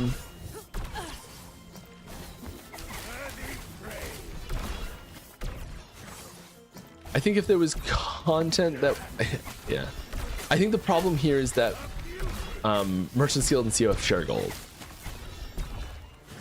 I think that's the big issue right now.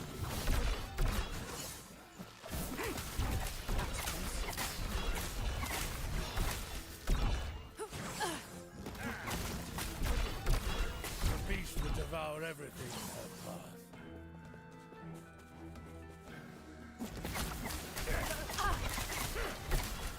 Our crit's still really good right now. Quite pleased with it. Aaron, any mention of season 5 release dates? You can start planning Subathon 6. Don't bring up Subathon 6. Don't do that. All right, we're not almost always critting. There's no plan. You might be always critting. No Subathons ever again. Subathon mentioned. No. Give me those ancient bones. I want them. All right. Any chance we get passives and idle slots through monos for alts? Yeah, there's already ways we've adjusted this recently. I just actually don't know exactly one. the state they're in at the Oh, moment. I know what you're doing. You're baiting me to get upset. I'm not gonna get upset. I mean, I'm already upset. I'm not upset. But I think that in like a perfect world, the way that you go through like monos and you go through the campaign dungeons and monos, and you get to the end, kind of regardless on how you do that process, having all of those quests complete, as long as you've like gone through that process in some way, like the dungeon skips give some of them now, right?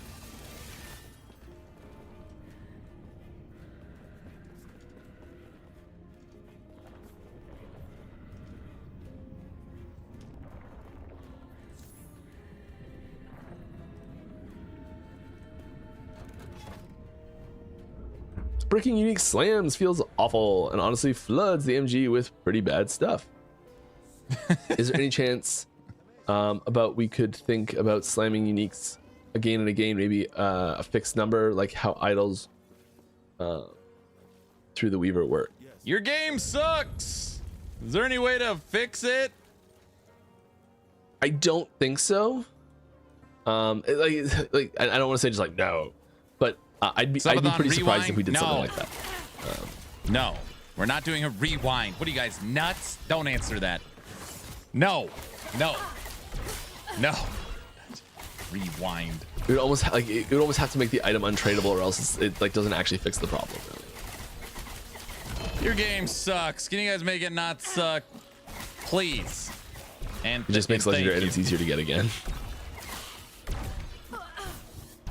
I think that actually goes the wrong way in the like the overall balancing issues we have right now with items in relative power between exalteds and legendaries.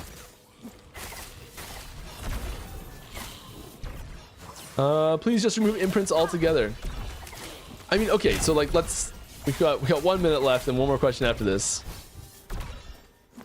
You remove imprints altogether. Yes. The job that imprints are doing is to allow players to target farm gear a little bit more clearly.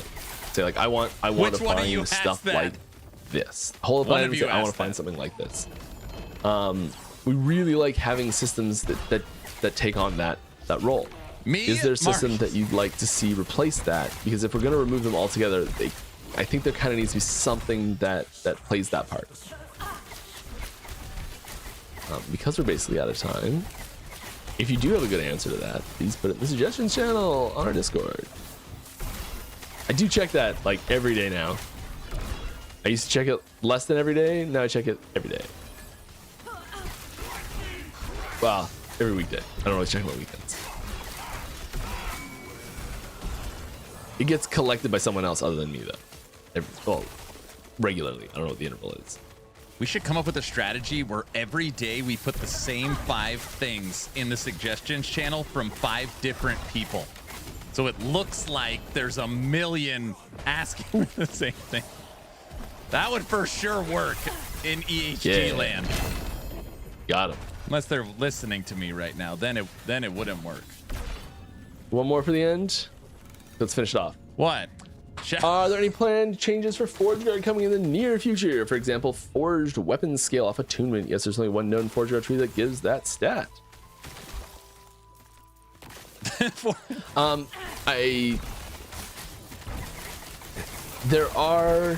has been a lot of discussion around Forge Guard in general lately. I don't think there's enough bandwidth in 1.5 to fit it as a major don't get me started on Forge Guard. I want to say, but it is a topic that we are paying close attention to right now. What do we want Forge Guard to scale with? Forged weapons, attunement. There's no attunement on the trees. Right now, especially like the power of Forge Guard is leaning heavily on things that are outside of its thematic. What do you want it to scale with? Range. Necrotic. Is there any necrotic? I think no. There's not. It kind of promises some thematic stuff that doesn't deliver power-wise, and I think there's a lot of letdown moments in Forge Guard. I think we have an opportunity for like bigger changes that can actually have some pretty significant improvements in how it plays, how it feels, and just how much fun it is in general. But I don't think we've there's not enough time to do that in 1.5.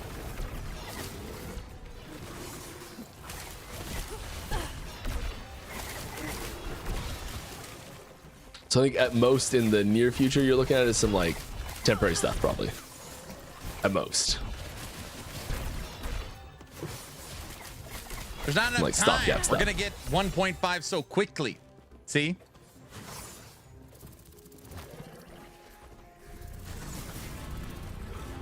Oh, near the end.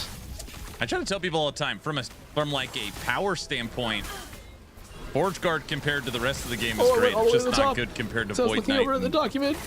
Paladin.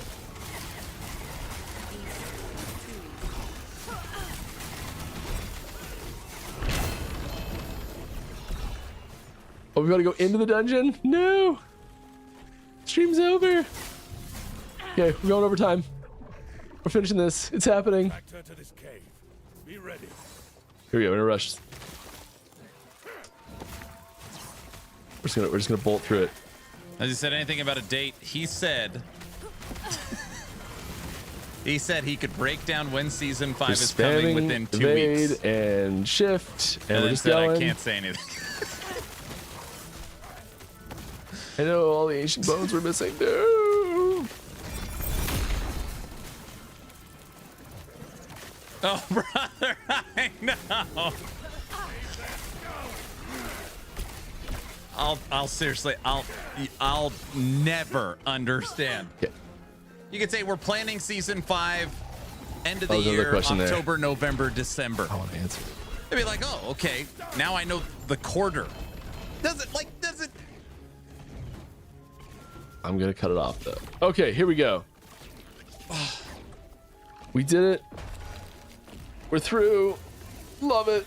Oh, the experience. Okay, next time we're gonna start upping corruption. We're gonna have some stuff to slam, because I love slamming stuff at the end of streams. Thanks, Mike. All right.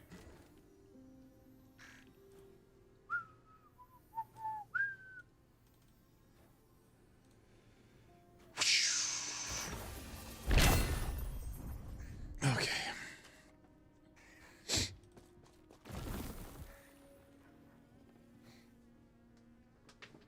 I'm guessing he doesn't want to be held to a date. Of course. Of course.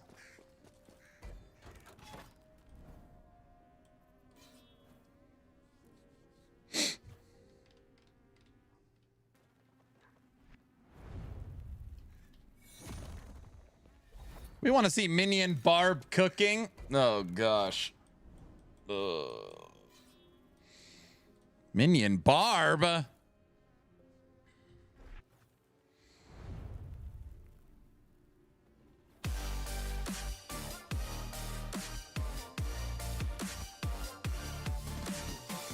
Why, hello, Mr. Mike. Agent, what's up? Hello, everyone. Thank you for the raid.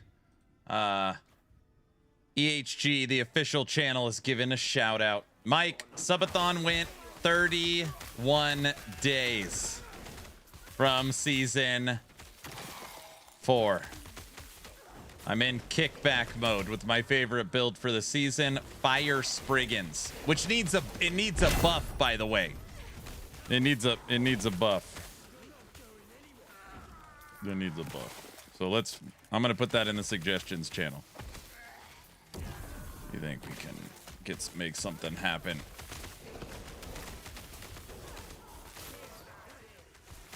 You got to be playing LE this time, or you won't get the raid.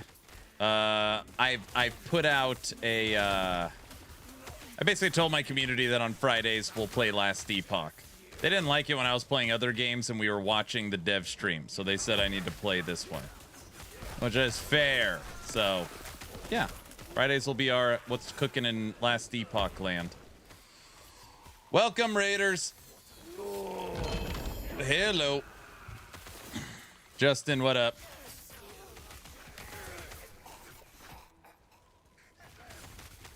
That seems reasonable. I agree. Granted, I've played so much it's insane how much I've already played.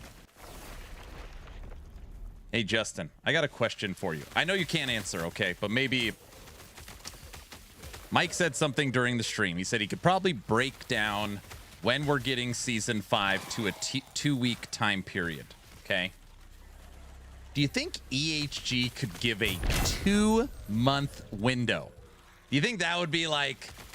I know they don't want to be held to a date, but hey, we're shooting for October, November. Hey, we're shooting for November, December.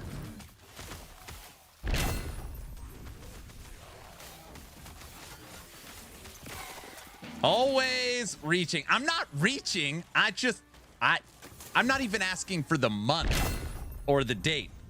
I'm saying a 60-day window, right? Okay, am I reaching? Wait, is that a reach? You're still reaching. Oh, brother. Imagine if they missed that date.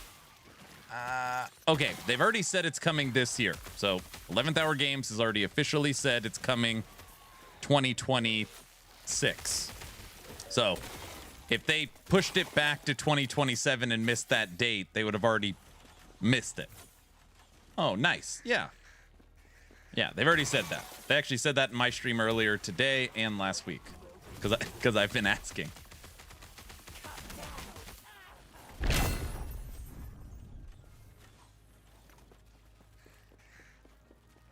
Yeah, we know the year. I just tuned in. What are we reaching for? I'm asking if we could get the a 2-month window for season 5. 2-month window. Because I would guess it's either September, October, maybe October, November. That's my guess. I already heard some people said, like, I bet it's coming in August. I don't think August. I'd be shocked if it was August. But, yeah, Mike made a passing comment that he could break it down to 2 weeks. And I was like, okay, so they're pretty confident about their internal timing.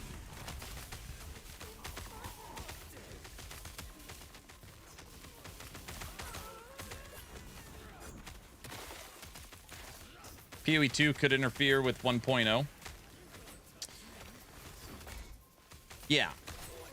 And I know you guys are like, Aaron's always trying to get more info. I mean, it's not that. I'm not asking for a date. I'm not even asking for the month. But like a 2-month time period doesn't seem, I mean, I don't know. Maybe it is crazy. I don't know. What about what season? Spring, summer, fall? Keep pushing. So here's another thing. When I'm streaming and people ask me, perfect example, why don't you tell me the year? I know the year, so I can inform you. So, like, the more I know, even if it's, like, roundabout, the more I could help educate. It actually sounds worse when I'm like, I have no idea. I have no idea. I thought you said they were going to bring it today. They did bring it. We got to see the new Mimic chest. I don't know if it's a Mimic chest. I don't know. Give the people an inch and they take a mile. Aaron, no. You guys don't understand. You think I want to know from some selfish way. I want to be able to tell people when they make the joke, we're not getting it this year. I can be like, of course we're getting it this year. Not only did they tell us the year, they told us it's going to be around October, November. And then your response would be like, oh, I didn't know that. Awesome. That's how it would go. Now I'm already yelling. I'm not.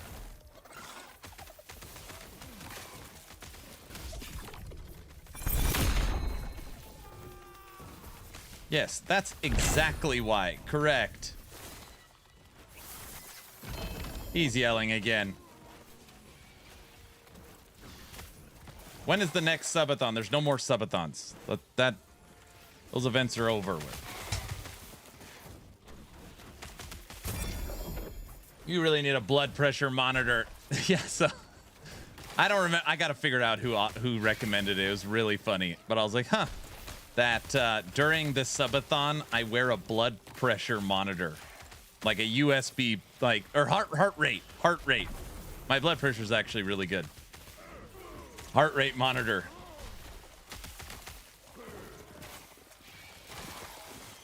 I was like, I think I could legally do that, right? Or is that...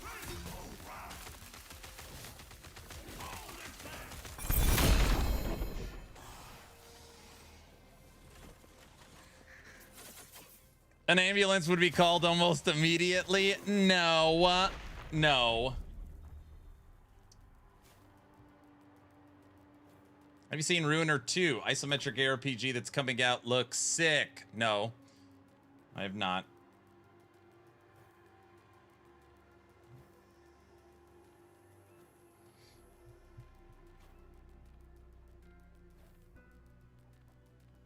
Just FYI, a human can survive at about 220. Oh, great. Listen, Bunny, I'm cool, calm, and collected. So every year I got to go for, like, insurance purposes, get my blood drawn, and they got to check everything, and then you get a lower rate, and blah, blah, blah, which is great. So, Yeah, when everything got checked out, they're like, "Wow, you must be like very good at dealing with stress and anxiety." And I'm like, "What are you talking about?" And they clocked my resting heart rate at 63. And they're like, a 63 resting heart rate for a 40-year-old is almost unheard of. And I was like, test it again. And they tested it again. And they're like, yeah, 64. I was like, whoa. And my wife's like, that sounds right. That's exactly right.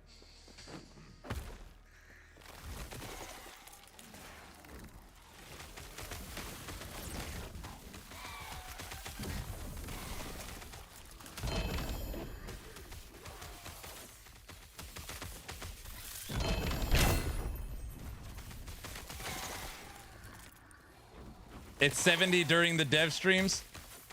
It's not that rare. Mine's 45. Your resting heart rate is not 45.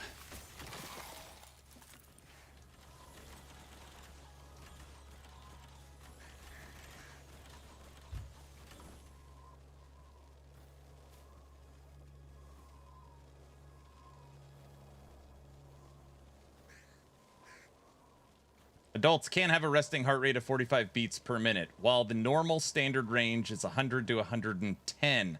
Normally, if you have a resting heart rate of under 60, it means you're sleeping. They checked you while you're sleeping, dude.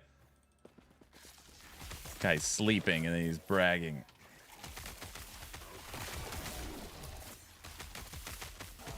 Mine was 55 at 45. I got it.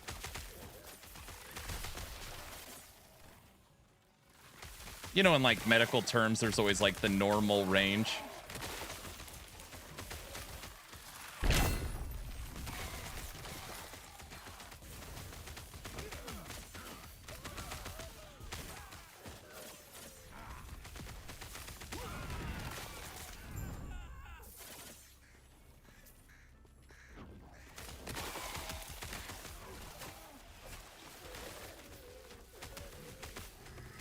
Uh, 70's good, Kyle.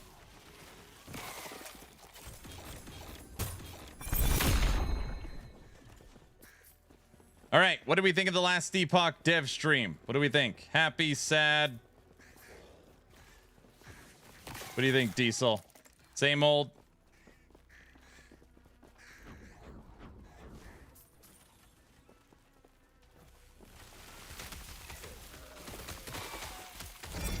Sad? Yeah, the reverse of imprints makes me a little sad. I feel like get rid of imprints and put in a whole new system's better than back to you get all your gear from the Keeper's Tree.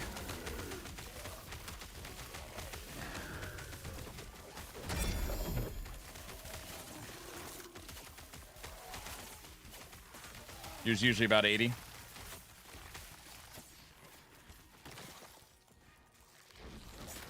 What do you guys think about crafting dropping games that are underperforming? Are you worried about Ellie? Oh, no.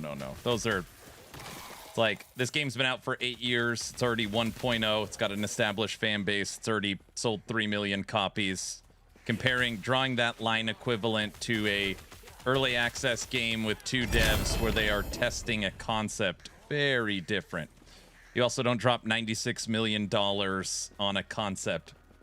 Very different. Very different.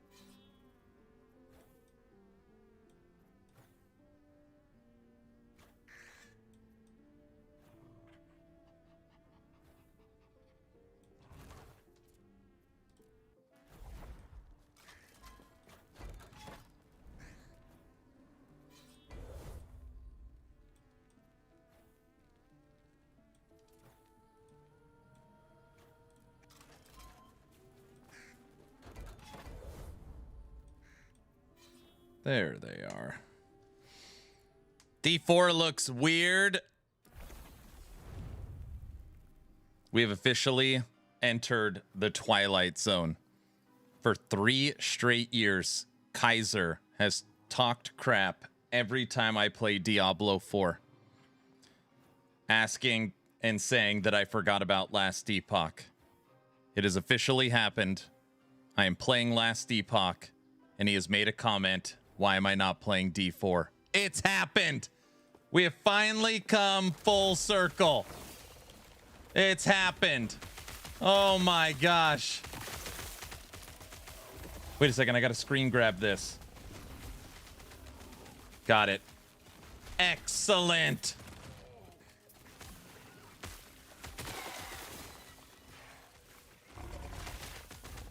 Just wait till he starts saying D or LE bad.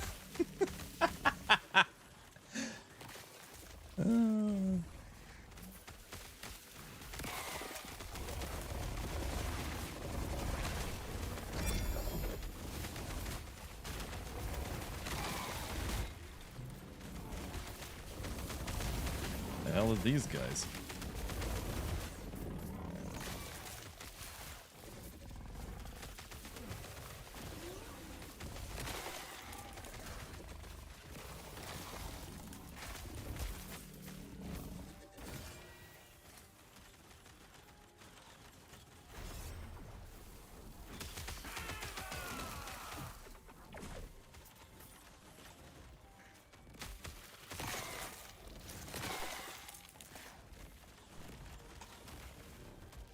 Ellie's combat is better early. Well, yeah, nobody likes generator spender for sure.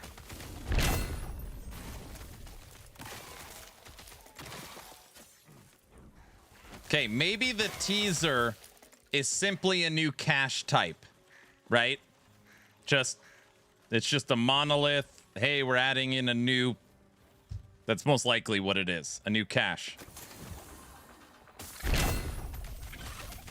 Oh my gosh, I'm dying. Why is it that now that I'm thinking about it, the teaser from the dev stream looked like a Primalist cache? I just finished Lords of Hatred campaign. Damn, that was good. You liked it?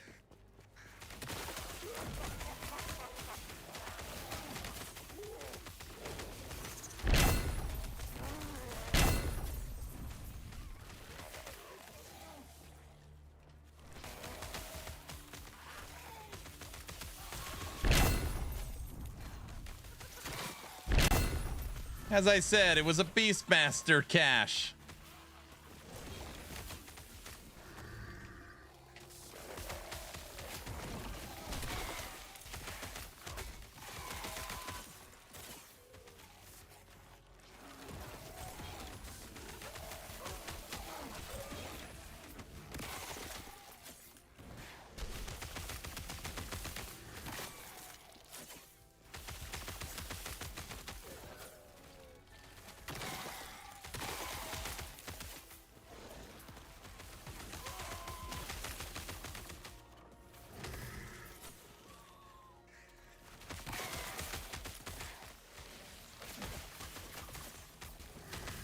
Before Aaron gets any great ideas, Ellie and TLI are still better than D4. You will not screenshot that. Too late. See, now he's backtracking. See what I got him. Cajun, I got him. Look at him. Look at him. He doesn't know what to do now. I've already got him. He doesn't know what to do.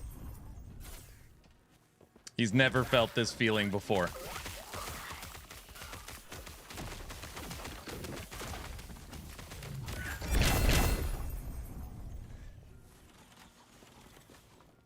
Naked, I got him.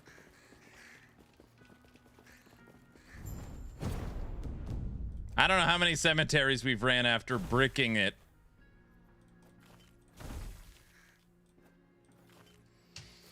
Good morning, sir. Checkmate. That's right. Well, it feels like Aaron's taking me out of context. Is this worth a blurb? Nope. I was playing Last Epoch. You said this looks like a weird D4. That's it. That's all. Nope. Too late. I get it, dude.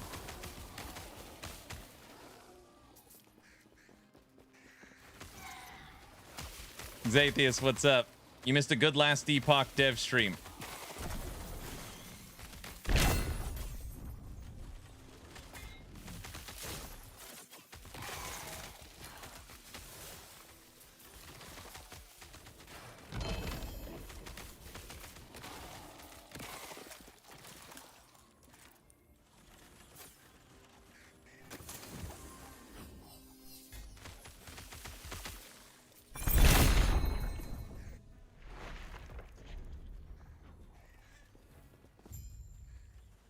Pretty close to the middle of the year. Grim Dawn expansion soon. They said spring, summer 2026. Yeah. I mean, we're for sure in Grim Dawn territory. I would venture to guess. I mean, I have no idea, but nobody's gonna want. No ARPG studio is gonna launch something into 0.5. So PoE 2 will get a complete free run to do everything. So no one will mess with that. And then after I could see Grim Dawn, Hellclock expansion, Grim Dawn expansion, next chapter for Titan Quest 2. There's talks of the Slormancer expansion. Hellclock's a lot of fun. I liked Hellclock a lot. We had the creator on the podcast too.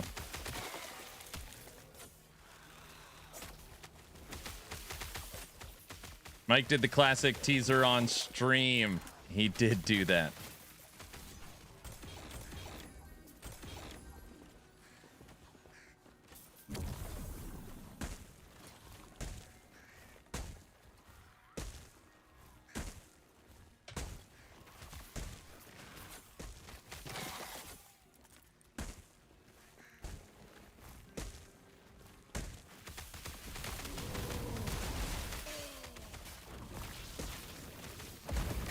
Don't forget about Striving for Light Season 2.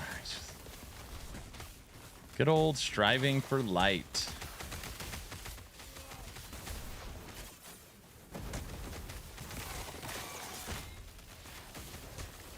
Ow.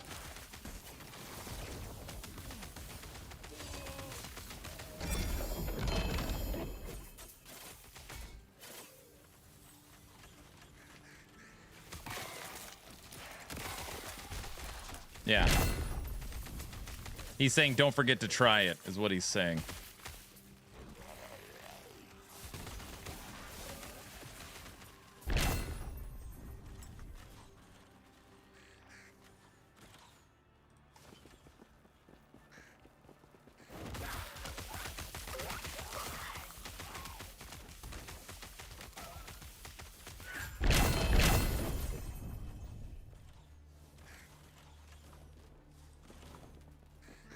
All right. I don't know. Cemetery 10. Trying to get one singular enchant. Nope. And nope. So much fun. It's insane. What was that? Another 1, 2, 3, 4, 5. That's another 6. We'll do this last one. Oh. Freaking Naked's fault. It's always Naked's fault.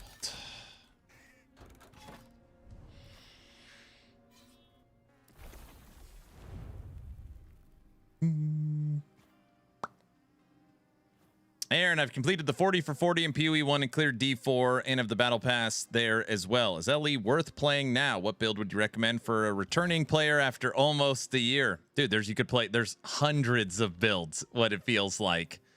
Do you have a class you like? Is there something that you like? Ranged, minion, melee, spell? Philip! No, man. PoE 2 is better. Wait, what are we talking about?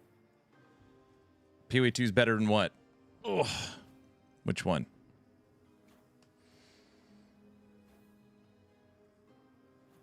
I enjoy zoom builds. Melee or ranged, it doesn't matter. You can just play Warpath Void Knight. Echo Warpath Void Knight. Pretty zoom.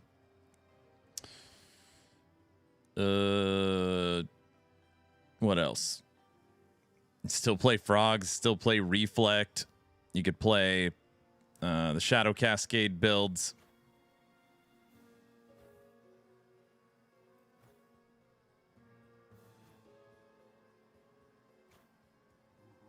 It's a speedy blade master. I feel like most builds are pretty speedy now.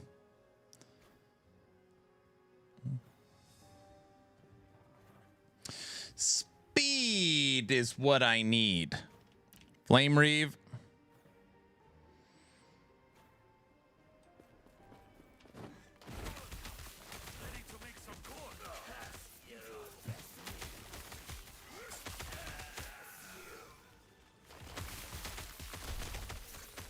So many builds in it. Just look at actionrpg.com. Actionrpg.com. Best, bro.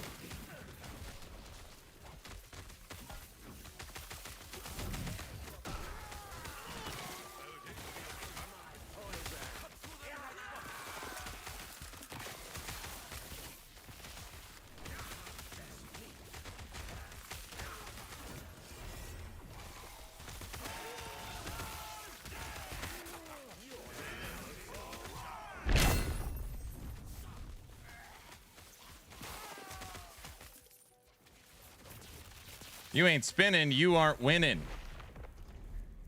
Well, duh.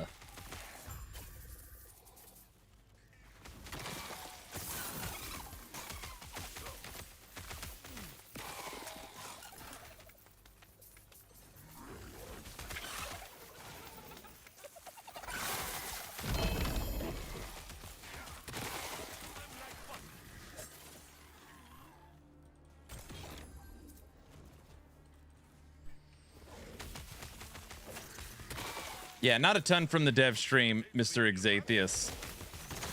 Not a ton.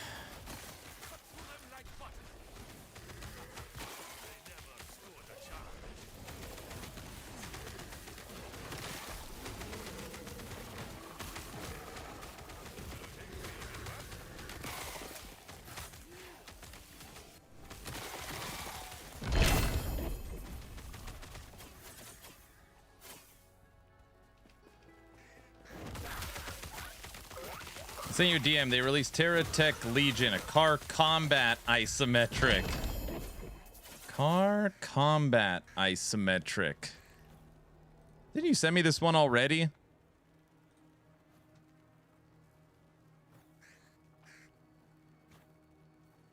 Oh, yeah. It's Vampire Survivors, like. Yeah.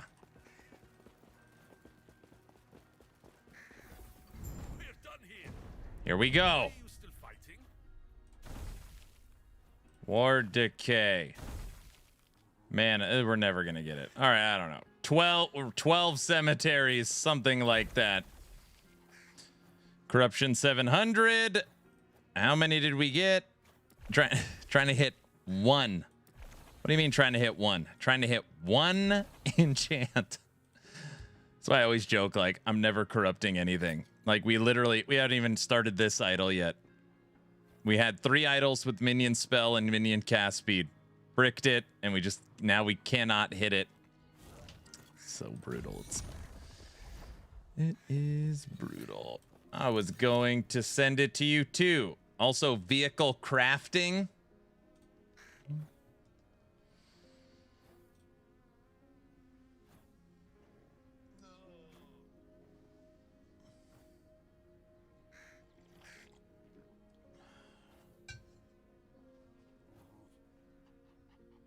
It's like cross out. Actually, it reminds me of Micro Machines.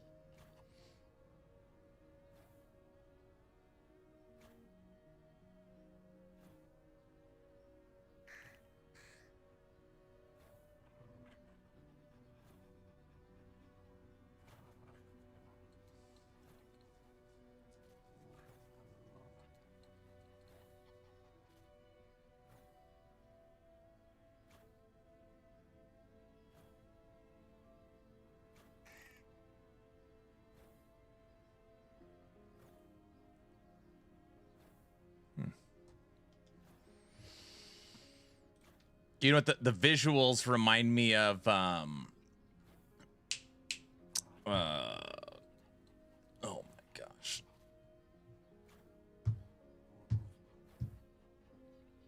I'm too old. I can't remember anything. Ugh, what the hell's it called? The visuals remind me of the one where you're the little mech and it's an RTS and isometric. You build a base and you're fighting bugs. I don't know why I can't remember the name of it.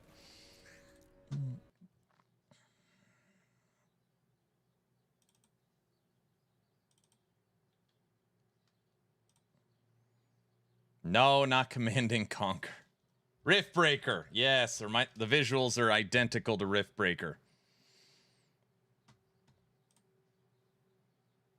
Yes, yes. Yeah, that one.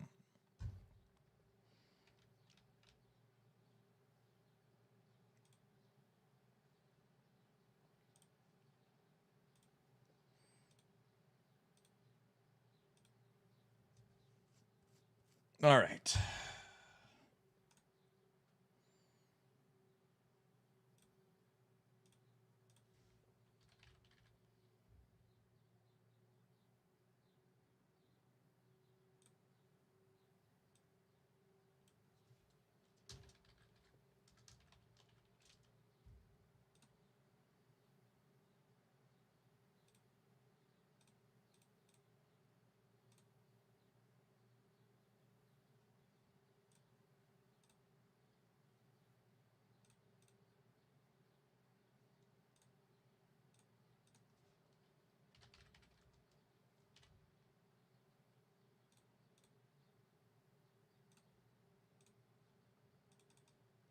Wait, this isn't Ellie. He's still thinking about it. Oh, Kaiser's still thinking about it, guys.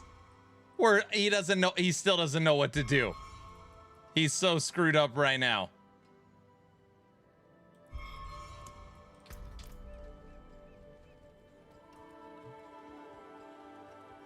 What torment are we on? We're on torment 10.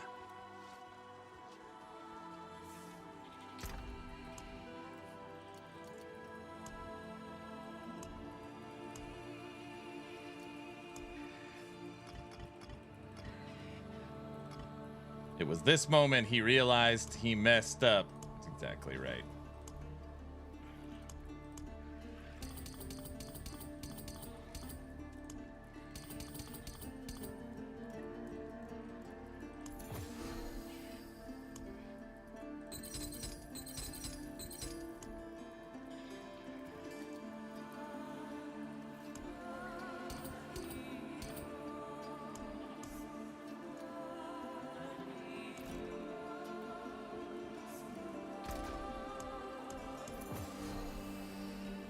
All right, you could re-roll 3 of these to try and get a different one.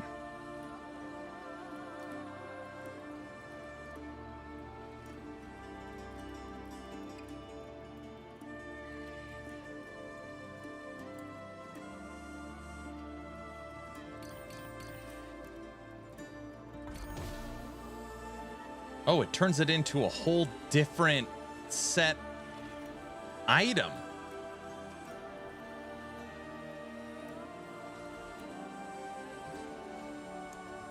Oh, you have to put it like, oh, I see. You could just re-roll 1.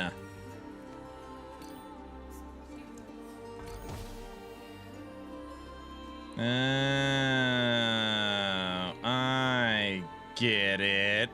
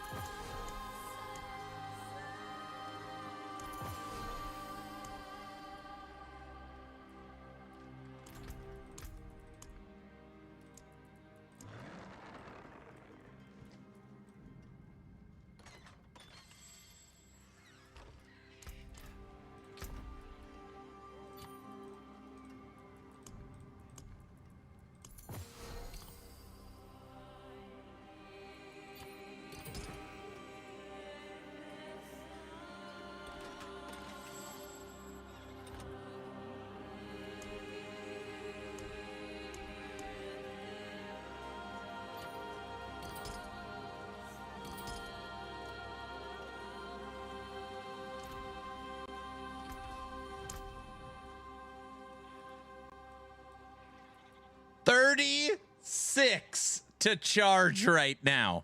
36.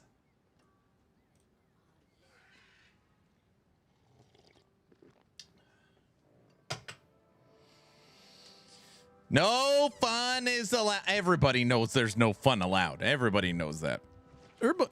Uber Mephisto is very tough. Oh, I'm sure. Bonebreaker and of Limitless Rage has been disabled. Yeah, I didn't use that. I guess people were using it and exploiting it or something. I don't think I was. Wait.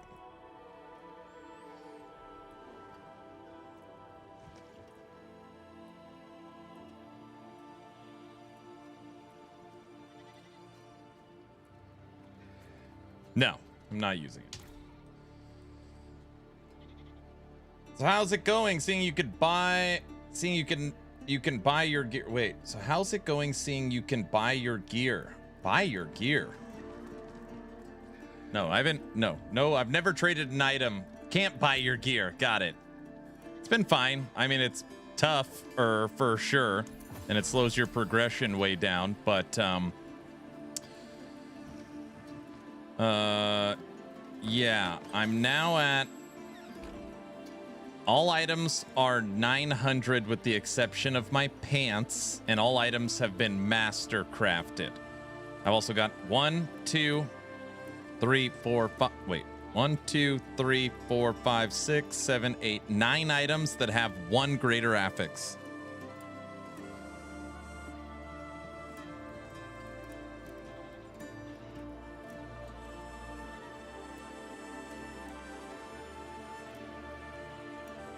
Yeah, no items with 2 greater affixes.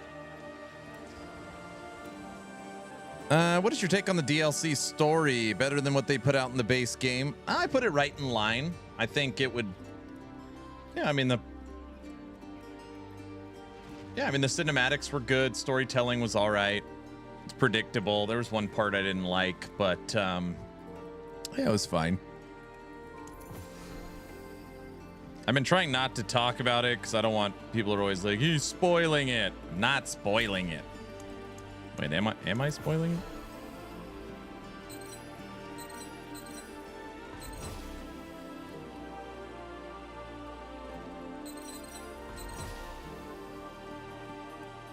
it? +1 to charm slot. Slaughter.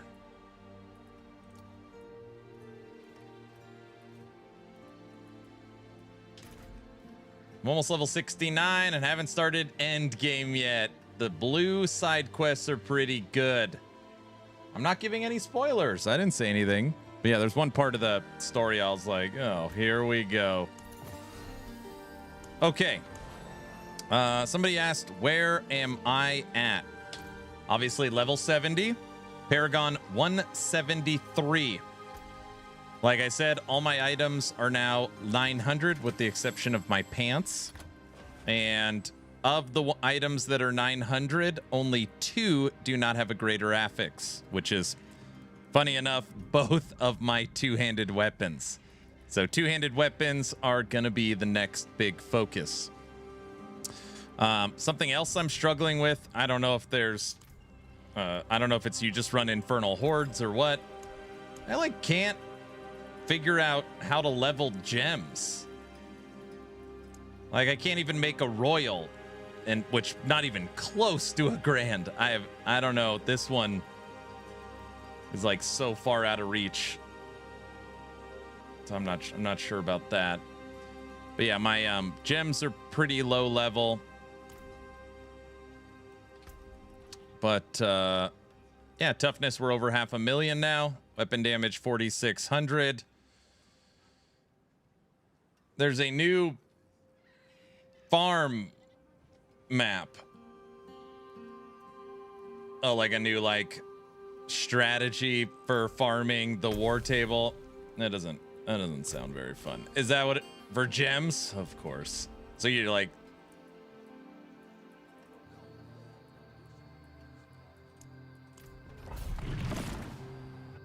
Nightmare Dungeon keys can reroll with specific gem pieces, and the caches in those give a lot more.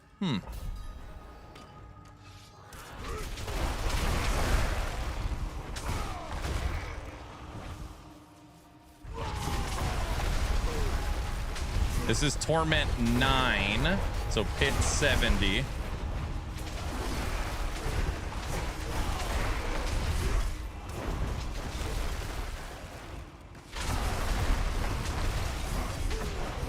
As you could tell, I have made lots of progress.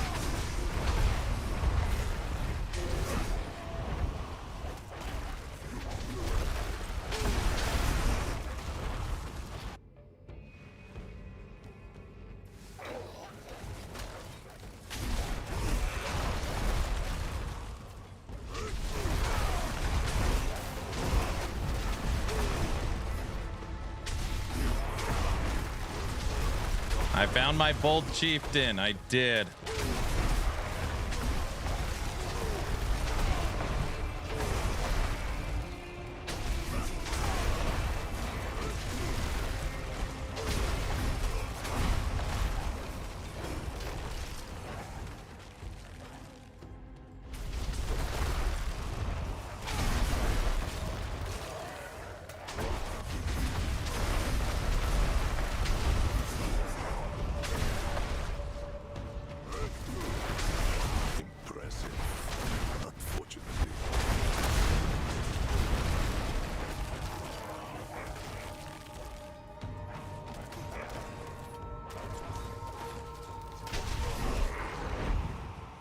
Like, am I running in circles? What am I doing?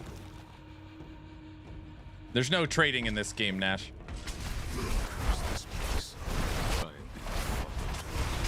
I got it yesterday on stream from the Gambler.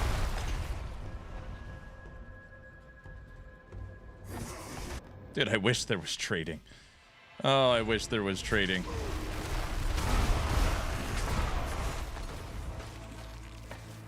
the hell's that?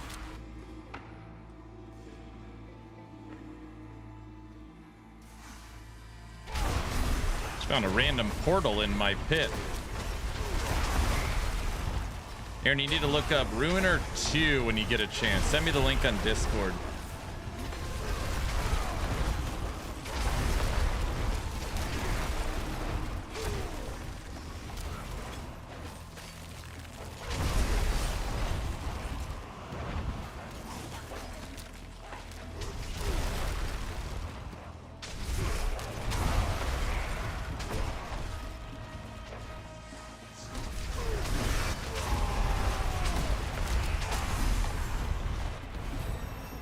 Like, this is a weird pit. There's like nobody to fight.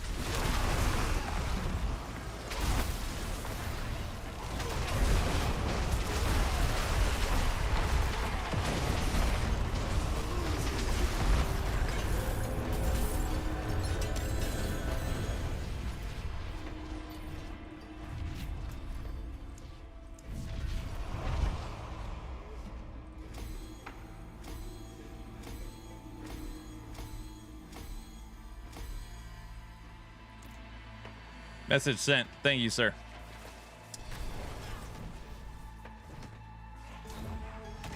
Gosh. Think about it like D3. You had to run greater rifts over and over and over to farm gear and to increase your Paragon a couple hundred to move up. Sightless Eye, that purple thing you keep ignoring.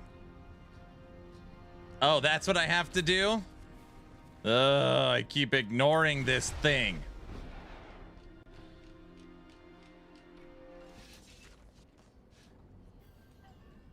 You're right. I have no idea what it is. Fine. Not that I've been ignoring it. It's just I don't want to do it. It's because I've been ignoring it. I found a decent bleed weapon if you were going for bleed at all, sir. You're playing Barbarian?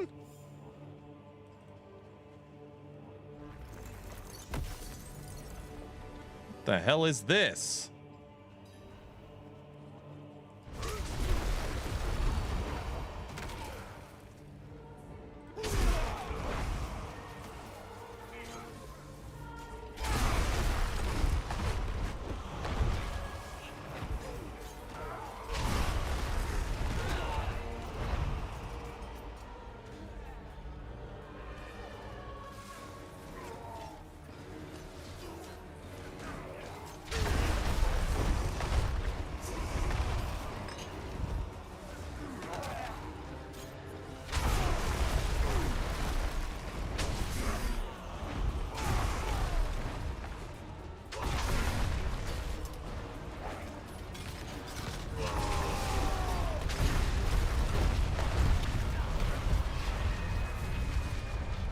Yes, there's treasure goblin vaults.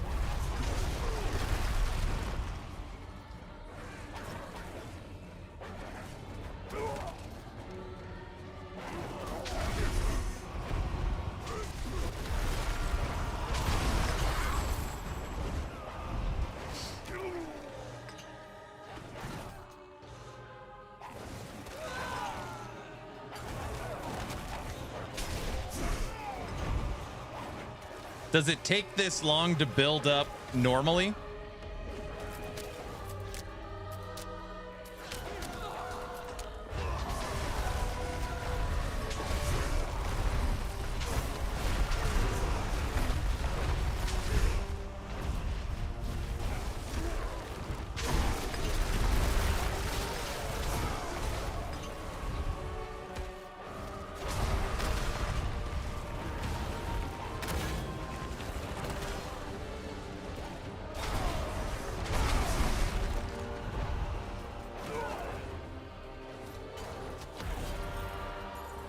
A goblin.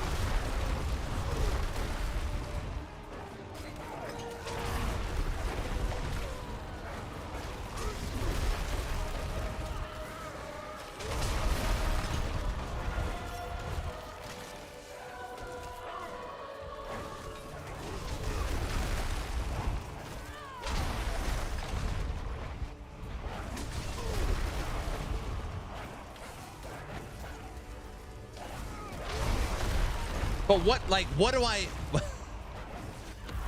So at the end, do you get like a big reward or something?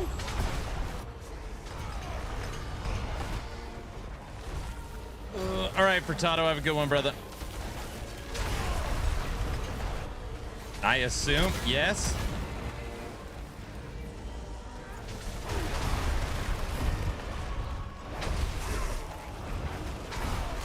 All right, well, we'll see.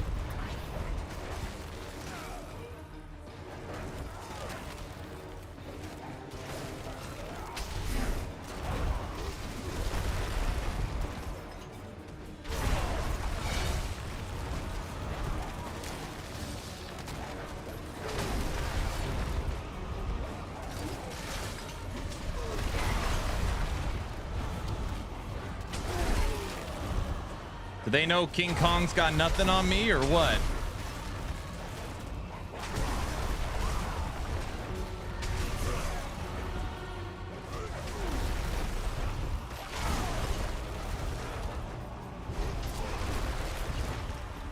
Impressive. Unfortunately.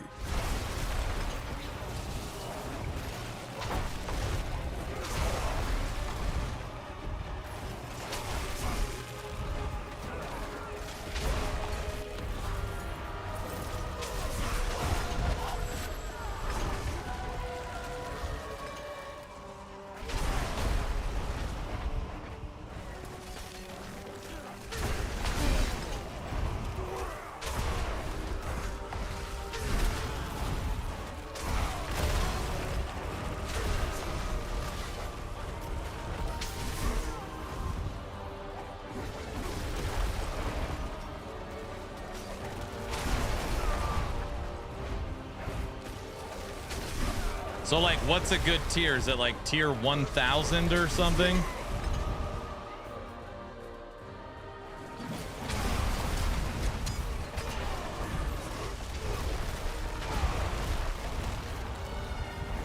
Dude, I think about being a necromancer and just standing in the middle and then going to like have dinner. There's gotta be people doing that. This is like the walk away because it requires no clicks. You just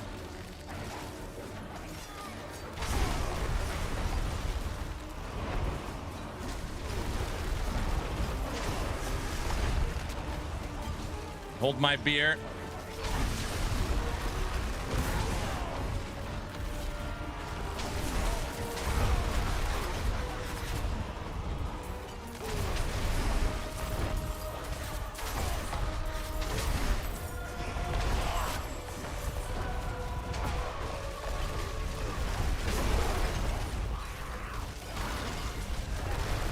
All right, tier 52.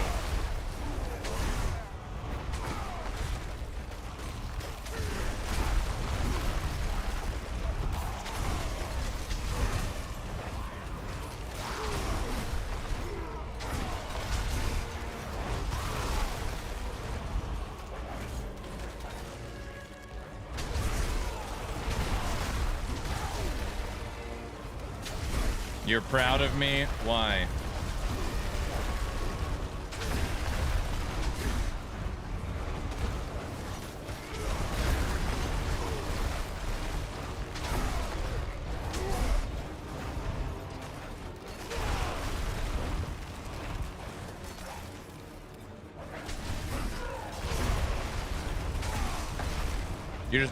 You're proud of me for playing Diablo 4? Is that what it is? That's all it requires.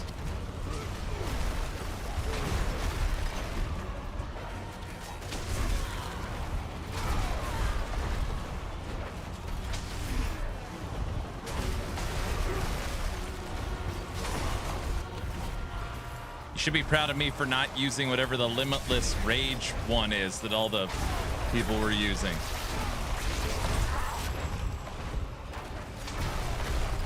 Tier 61.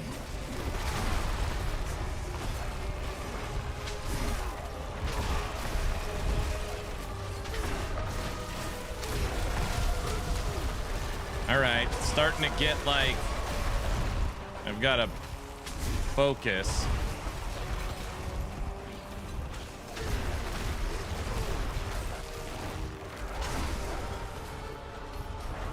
Okay, Skoji, you're saying the reward at the end of this is huge because it is a long, it's a lot.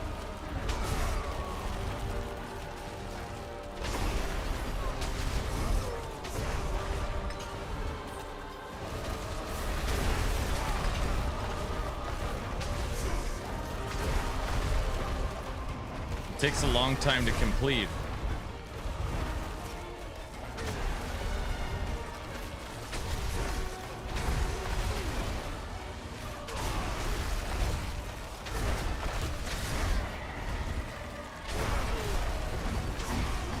Oh, we're approaching Torment 10. It's worth it, trust me. Oh, brother. Oh, I gotta listen to this.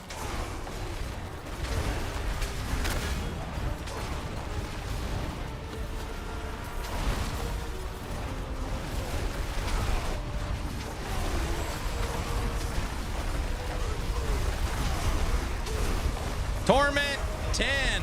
We're in Torment 10. All right. Now I got to use my whole arsenal.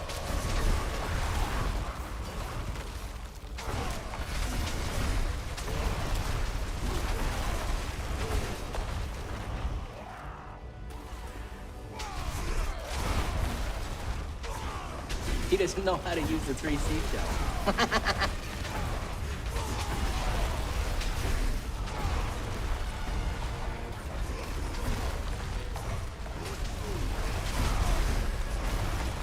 Tomb Lord.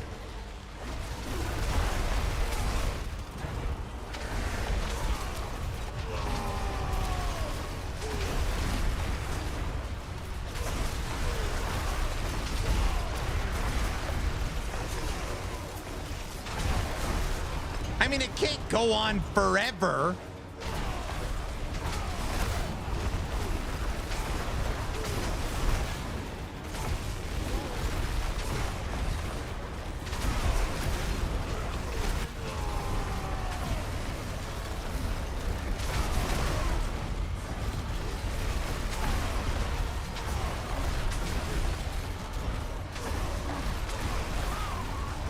You will get overwhelmed and die soon. That's it!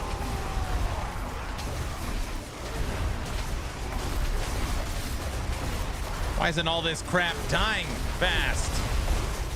Oh, crap.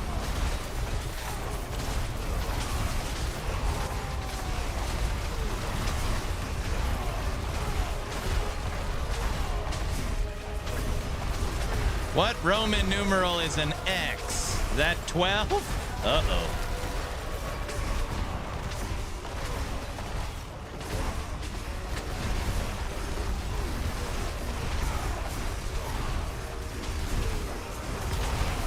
X is...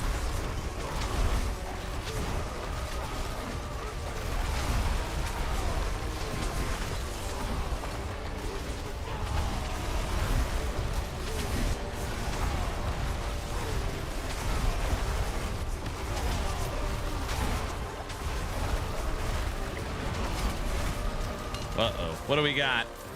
Lethal!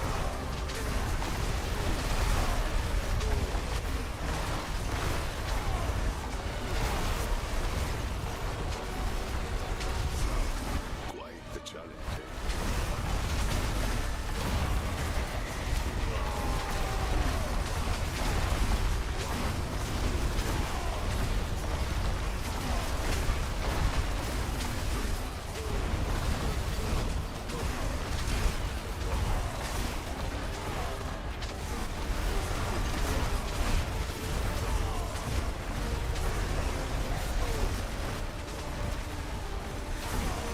Get him! We almost got him!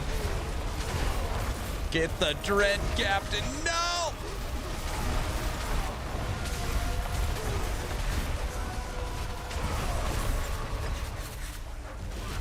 Artillery!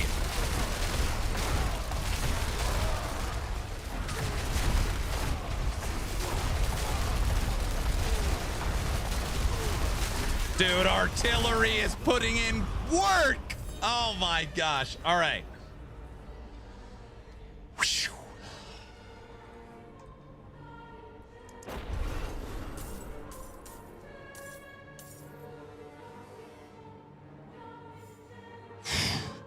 Okay.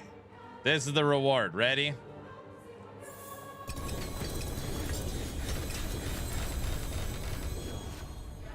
Where is everything?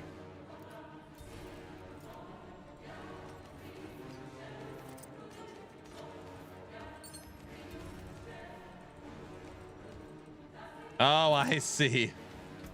A lot of goblin packs right there.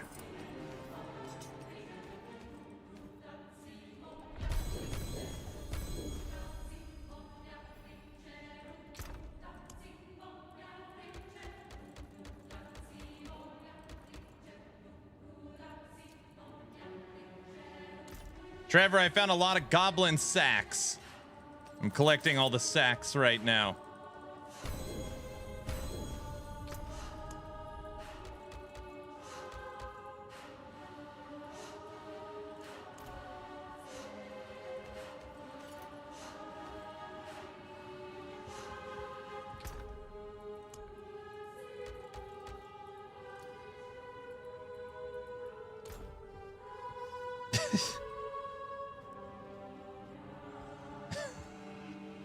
What?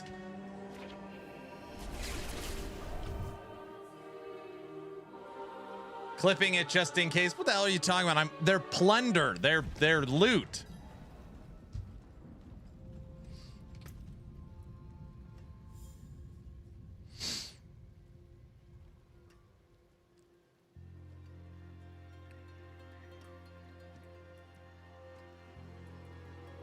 Weapon damage, max health.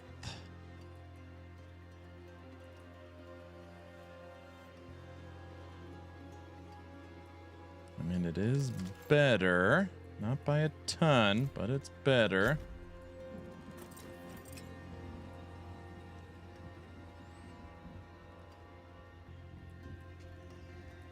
That's 1% better.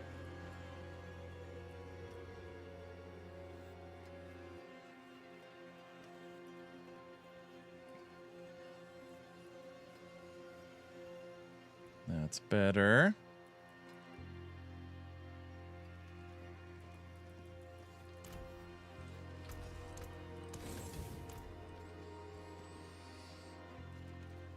Okay.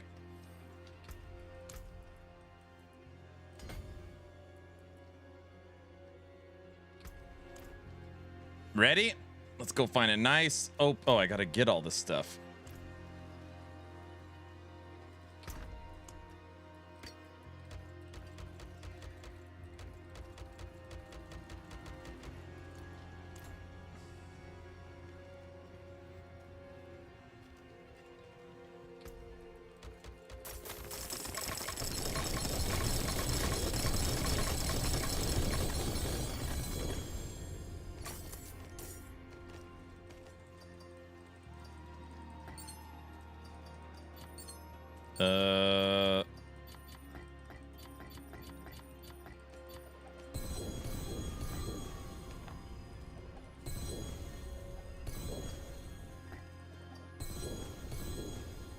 Aaron broke it. Well, I wasn't trying to break it.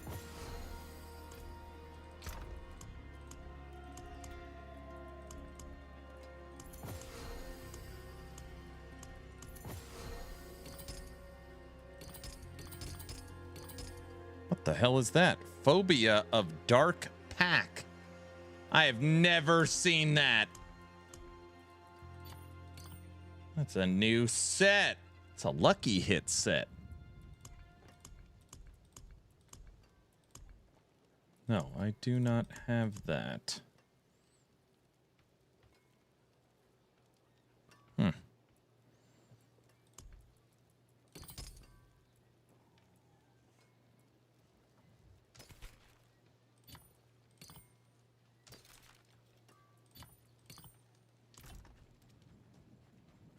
You guys, this isn't a streamer client thing. Just a lot of items dropped, and I'm trying to, you know, pick them all up.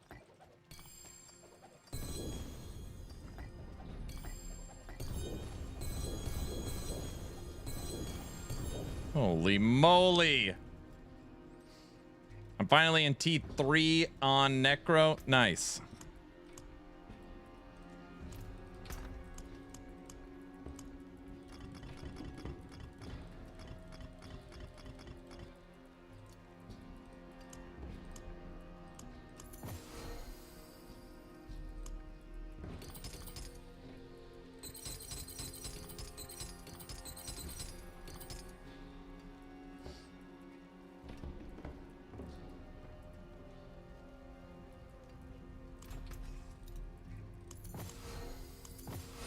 Better than starting from nothing.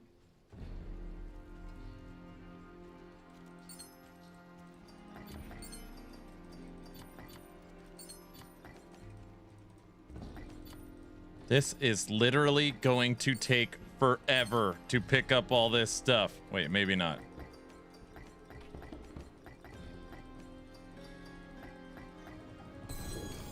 I don't know how many is in this. I guess it's getting smaller. I haven't seen that in so long, I forgot what it's like.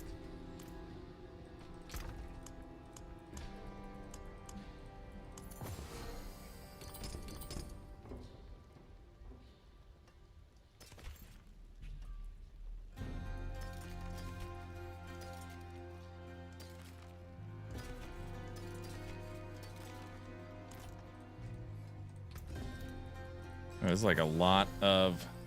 What's left, you ask?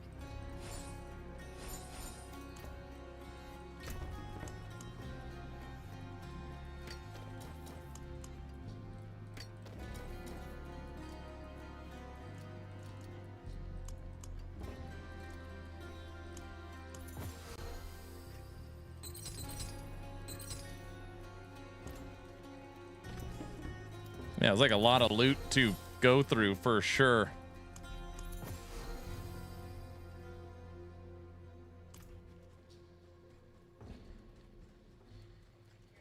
Good. How are you, honey?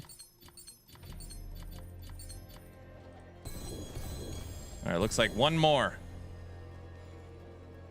I just did this like new thing for the game, and it's like just a lot of...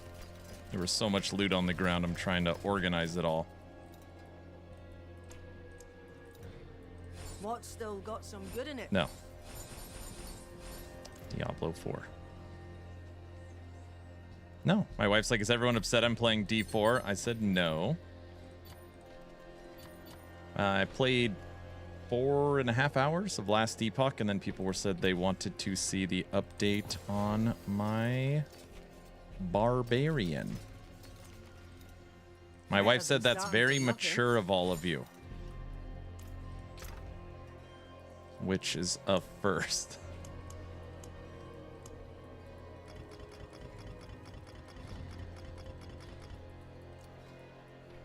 We're extremely upset. You're so upset you don't even know what to say.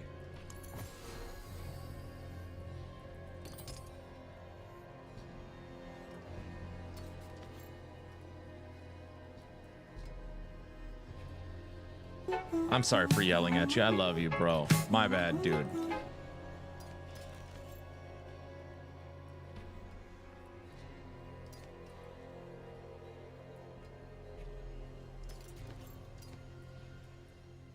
My bad, bro.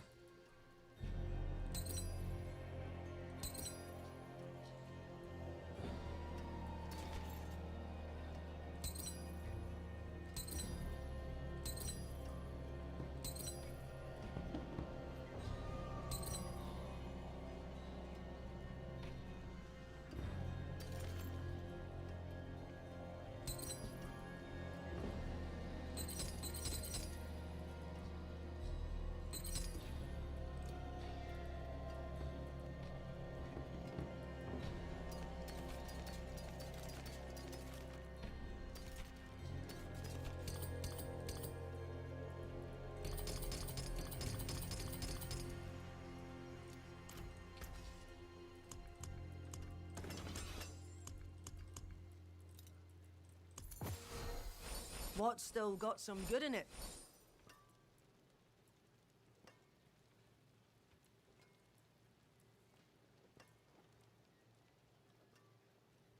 Good. I want it to never hit 0. That's right. Why'd you let it, bro? I'm just kidding. You don't gotta. All right. Okay, that was cool.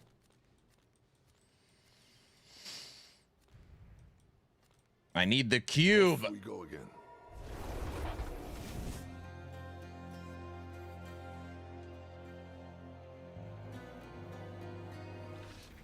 Wifey, you married Aaron. Let's not start throwing stones. What the hell's that supposed to mean? All right. Bad. 3 to combat. I cannot believe that I am married to this person.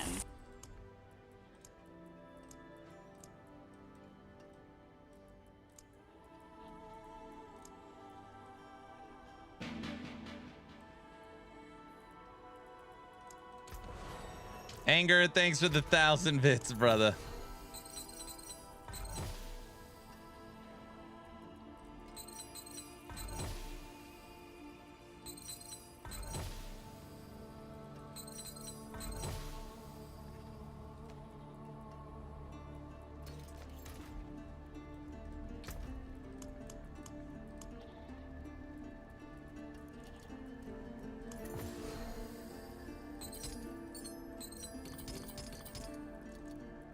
All right, we're for sure gonna need to start doing something with sets.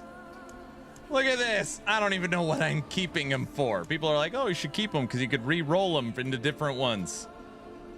I don't know if I wanted like so much work to do all that. I don't know.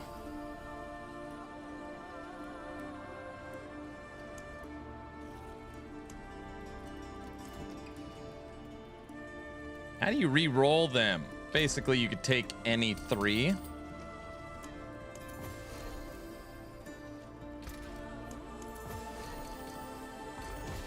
And it gives you a new one. Also, if you have 3, you could re-roll this into the same set. So if you're like missing one. Oh, in the cube. Yep. So technically, if I wanted to, I could just keep re-rolling all of these, trying to hit an upgrade for one of my set pieces.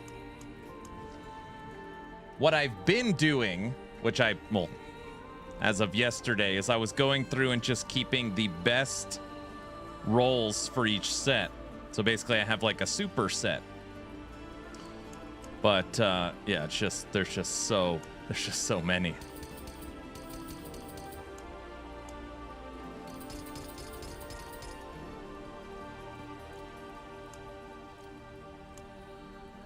Yeah, we've now got 2 full tabs.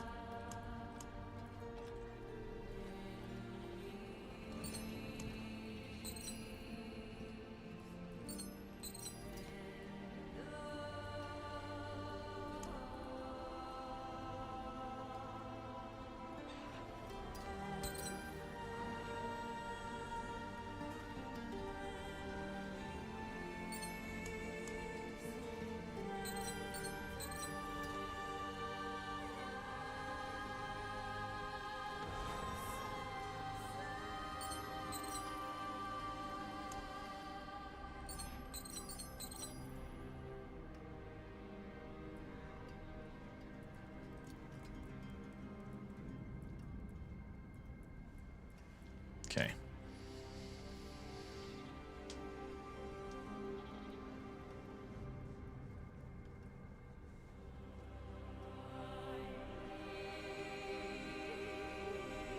Yeah, you can re-roll them in the cube. Any 3 will spit out a new one. Or you can use the formula in the cube where you can re-roll a set.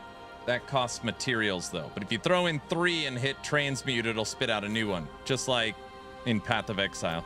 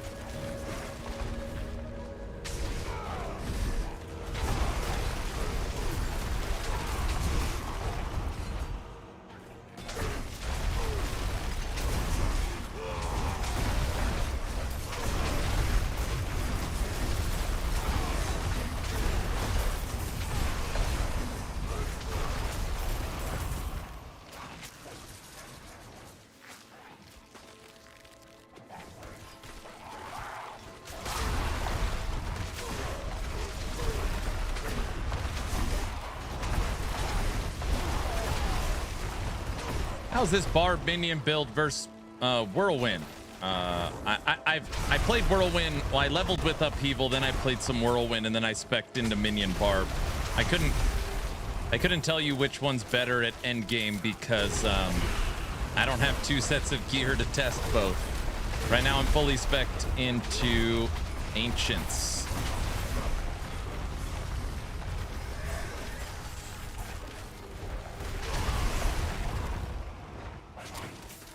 We're just starting our journey into tier 10. I can tell you what's cool about this build is it's definitely new and different. Minion barbs, I mean, it's a lot of fun.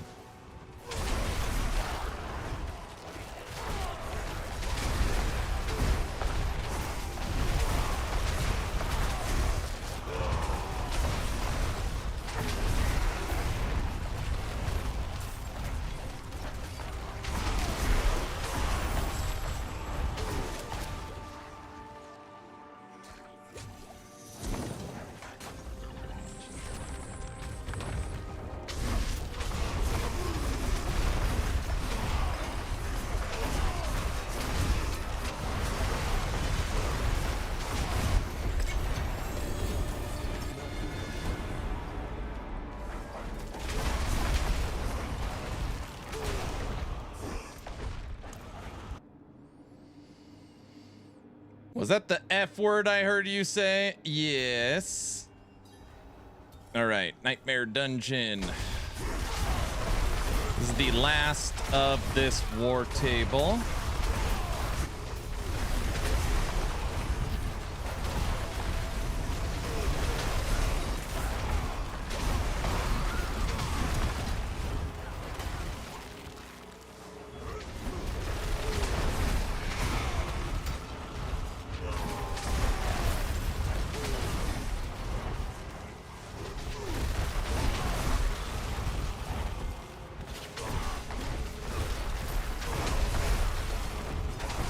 I got my lock into T12 farming, so starting Barb. I haven't played Barb before. I'm excited for it. Nice.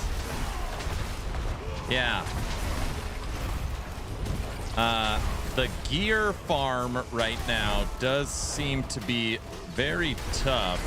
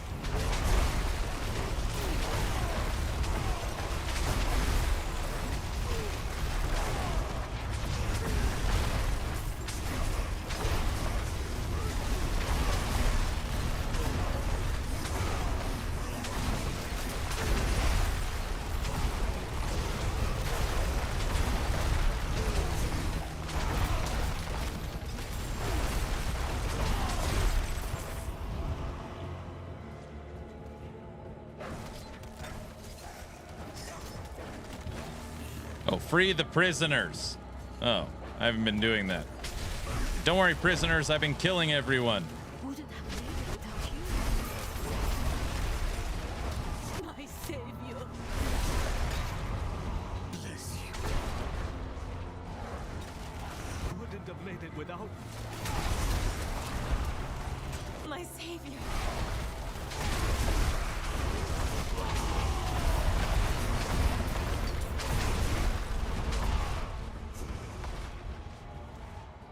Oh, thank you. Wife's right here.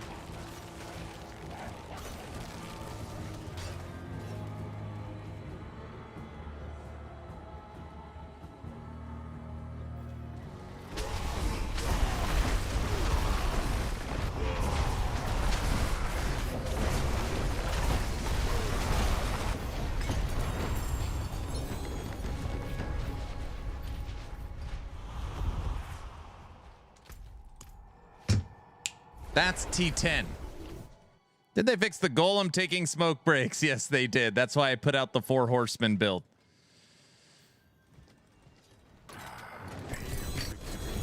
And many more to come. Uh-oh, a flail with 2 greater affixes. I like it when I see stuff like that. What else? Nothing. It's probably going to be... What do we want? Base weapon damage, physical multiplier, crit multiplier, strength. Base weapon, crit multiplier. Very interesting. That is not too shabby. Mm-hmm.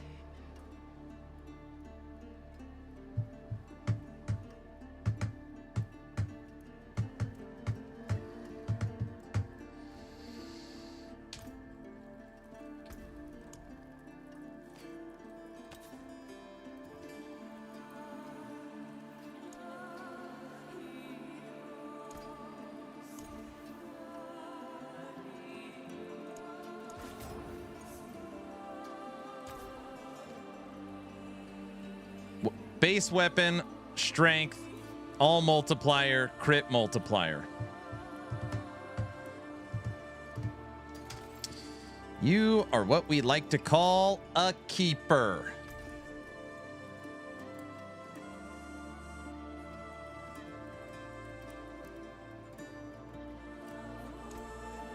PT to break another's work. Back to it then.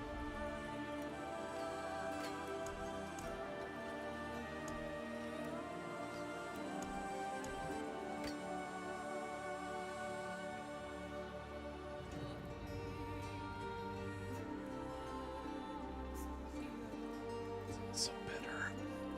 When will Aaron die? Me die? What are you talking about? Did you know you can remove affixes on yellow and blue greater items to make it white and then turn it into a legendary? Did you know you could remove affixes on a yellow or blue GA and then turn it into a legendary? Okay, let's see. All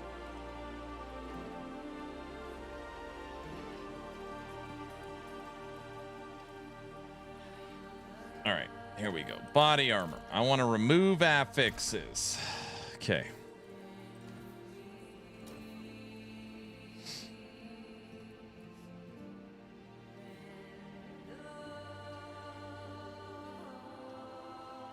Wait. Aaron, did you know you can remove affixes on a yellow or blue GA item to make it white and then turn it into a legendary? I think it goes from rare to legendary. I know how to do that. I know how to upgrade rare to legendary. I know how to add affixes. I know how to tailor the affixes they add. I don't know how to turn it into a base. Changes an affix to one of the same category. Chaotic reroll. Changes the random affix to another one of the another category. Remove an affix. Removes a random affix on the item.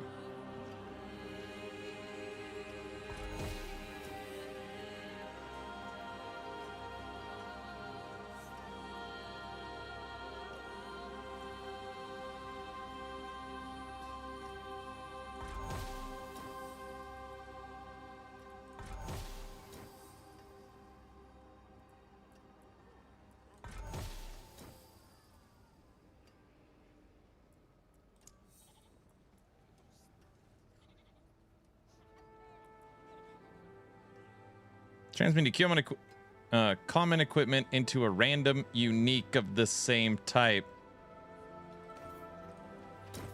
Got it. No brow.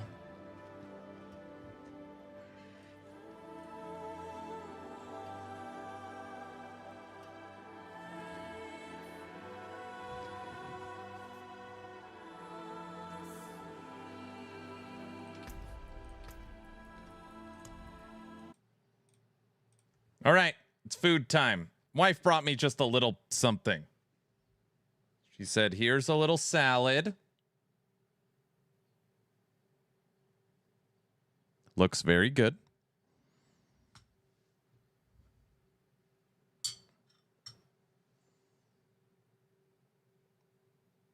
Pulled pork.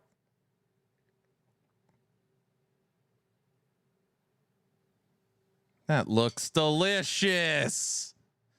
It smells delicious too. Yes, I'm not spoiled, guys. Don't start. I ordered a pizza. That's good. All right. As you guys know, Jeremy Johns is my go-to for movie reviews. So we're going to watch a movie review while I eat. That way you don't watch me eat in silence. Okay?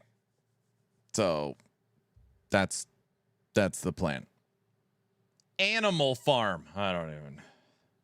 This should be good. Consistently divided. Just look at that Michael Jackson movie. Critics and fans consistently divided. Just look at that Michael Jackson movie. Michael Jackson Fever's back in the pulse with a film that divided critics and fans. Luckily, Andy Serkis is coming in clutch with a film that's going to unite critics and fans again. 'cause I'm pretty sure everybody's gonna hate this movie. It is not good. Oh boy. So Animal Farm's directed by Andy Serkis, written by Nicholas Stoller. It's based on George Orwell's Animal Farm. Is it really, though? Based on. It carries the title of George Orwell's Animal Farm, though is its own animal farm. George Orwell's Animal Farm was a telling of an allegory of the Russian Revolution, Stalin, communism. This Animal Farm has the same characters as George Orwell's Animal Farm, but is an allegory on capitalism this time around. Thing is, though, it's not just that they changed George Orwell's work, it's awful on many reasons. It's not just that. I knew something was up when I heard Seth Rogen was playing Napoleon. That's pretty much saying Seth Rogen plays Stalin. In Animal Farm, he's described as having very few words, but having a presence, a stature to him. So before I knew the twist they were doing, I didn't really know the angle they were playing at until I watched the movie. It was when Napoleon was going up against Snowball for basically leadership of the farm, and Napoleon starts insulting Snowball like, yes. I literally thought we were watching a review of a movie that I could take my kids to. I didn't even know what I clicked on. But here we go. Snowball's boring, and everyone starts laughing at Snowball. I was like, this isn't in the book. This is more like American policy. Oh, I gotcha.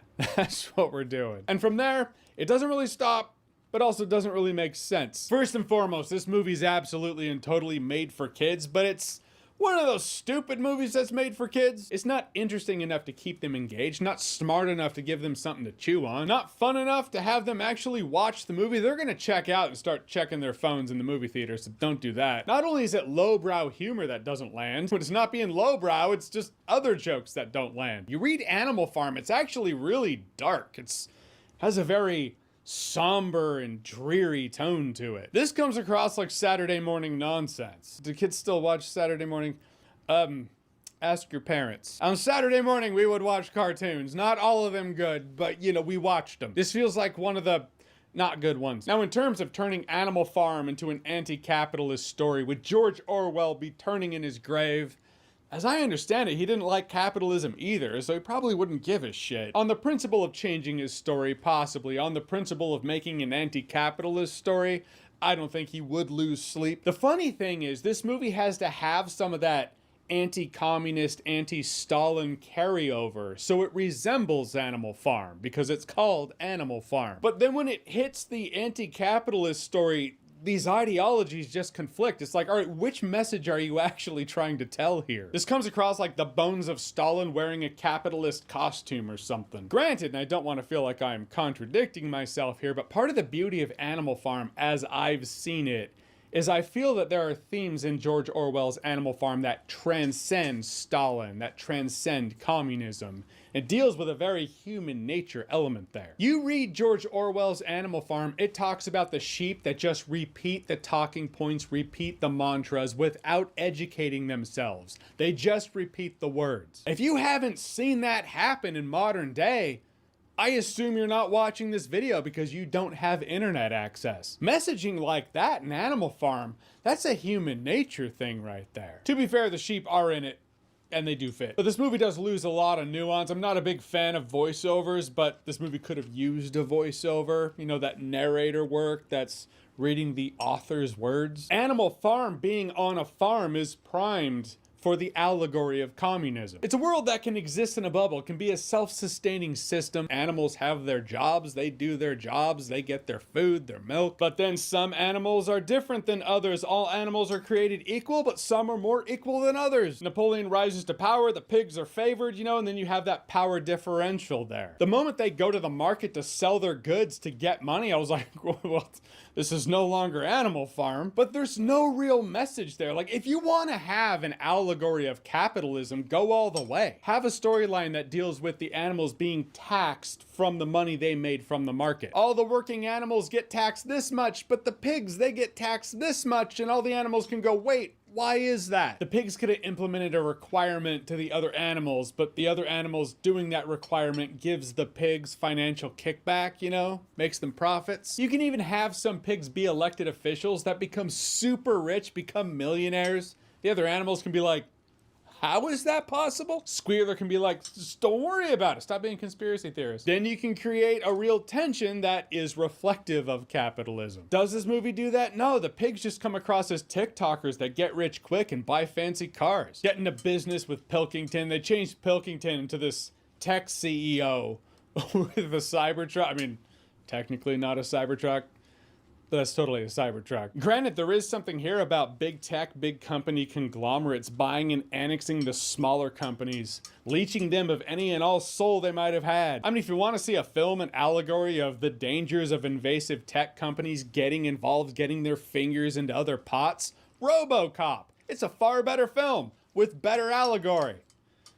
You probably shouldn't bring the kids, but still. One of this movie's biggest problems is that it dons the title Animal Farm, but doesn't resemble Animal Farm. But it probably would have been better to have a new movie that you could say, yeah, it is inspired by Animal Farm, but is a new thing, its own thing for a modern audience. 10 Things I Hate About You is inspired by Taming of the Shrew. Oh Brother, Where Art Thou? Homer's The Odyssey. Changing the context of Animal Farm is ironically peak Animal Farm. This feels like the version of Animal Farm that Napoleon would have sent out to the other farmers in Animal Farm. And the ending was really unfulfilling as well. It had a moment where it's like, if you stop there, which is where the book stopped, okay. But this movie says, nope, we got a whole third act tacked onto this thing that makes absolutely no sense and is completely and totally unfulfilling. Editing Jeremy here. Really tired, but I just did my final pass through of the video. Realized I talk about the ending, but didn't give you a spoiler warning. So here's your spoiler warning. If you don't want to hear about the end of the crap of the week, give you some time to bounce. Okay, I'm going to talk about the ending of the movie.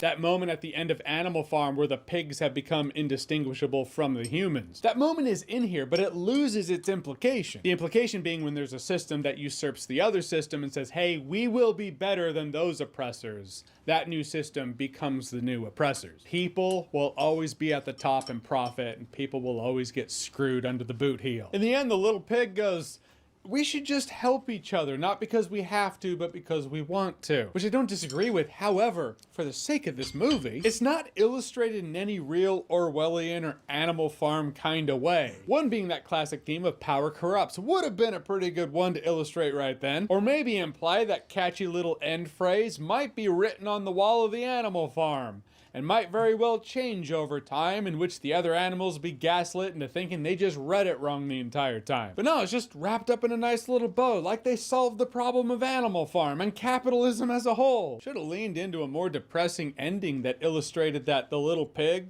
idealistic as he is right now, might end up being the next Napoleon. That's right, aging is understanding where Benjamin is coming from. Fact is, this feels like Animal Farm fanfic. It feels like the Legacy of Kain game that just came out. What's it called? Ascendance or something like that?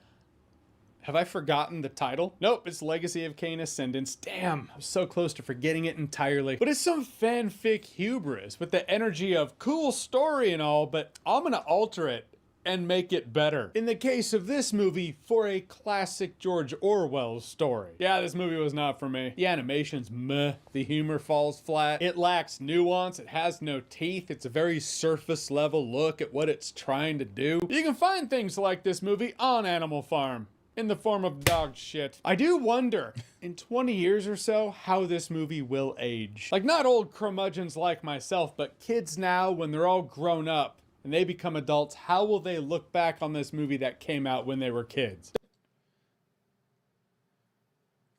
I watched Jeremy Johns for his movie reviews. I was like, oh, maybe it'll be a fun movie I could take the kids to. What is this? Animal Farm? No. Here's the link to the movie.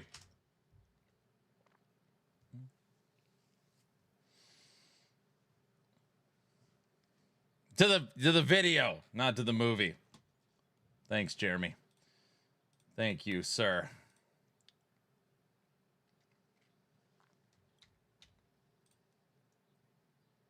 Oops.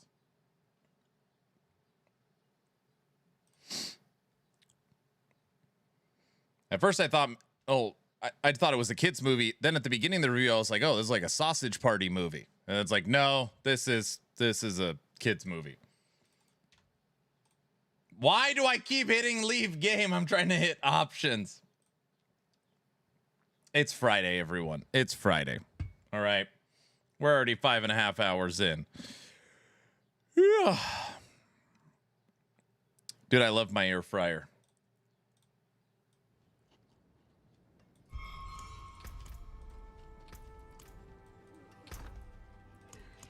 It's Friday. You ain't got no job.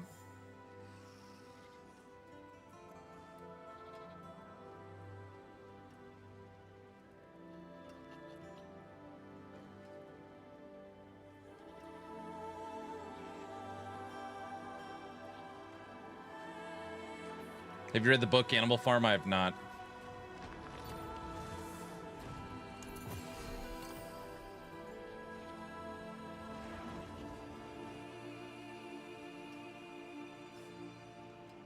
A bee flew in my window.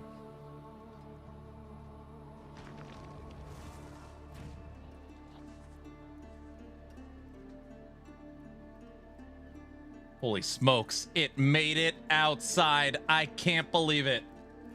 My window, I got this little baby window. It's gonna survive.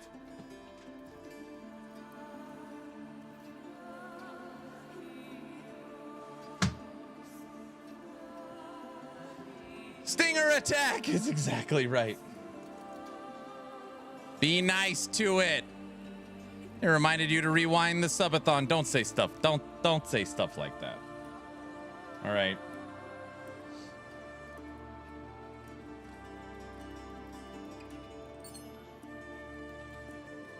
All right, I'm giving up 3 to ancient skills. I'm giving up 3 to all skills.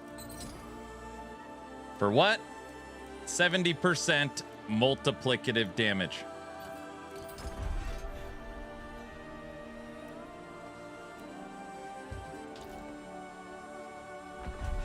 I did not say I would rewind the subathon. You know where to find me.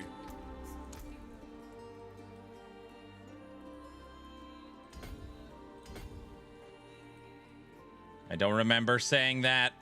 I don't agree to any of this.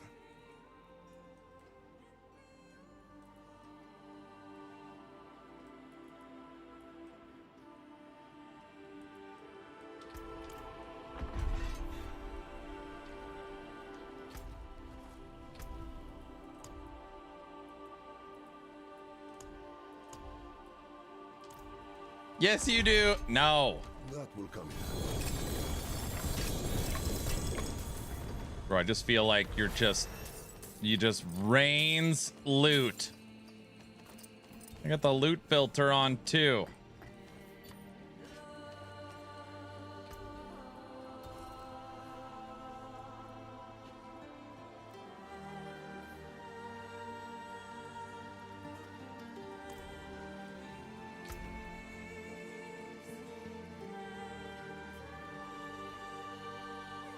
Apparently they changed the damage buckets. I have no idea if 70% multiplicative is better than 3 to skills. That's why I haven't switched it yet.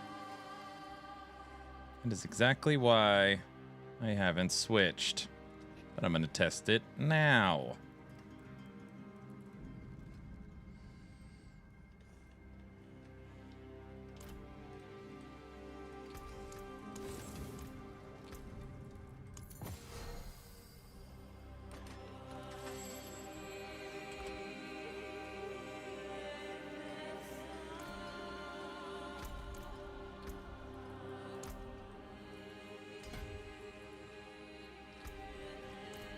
All right, new war table.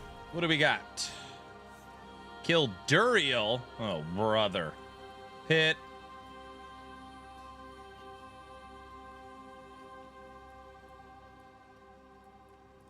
Duriel, Pit.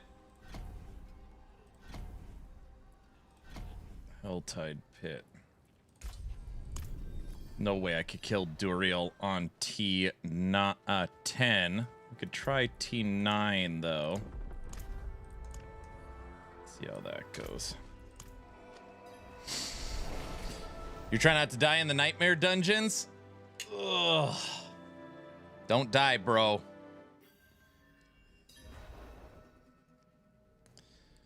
Autobot, with my 3 to skills that I've been using,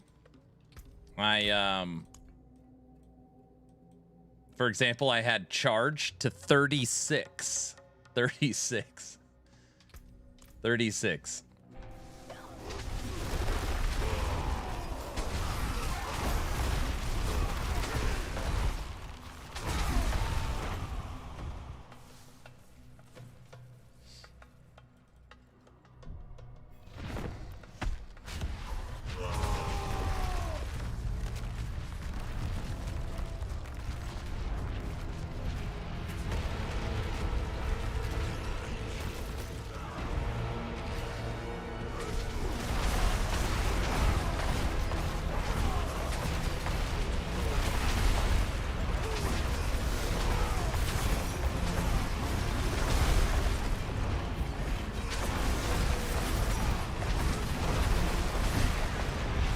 Maybe we could kill him T10.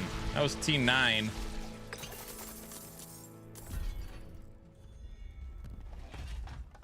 It's locked. Oh, I don't have a greater key.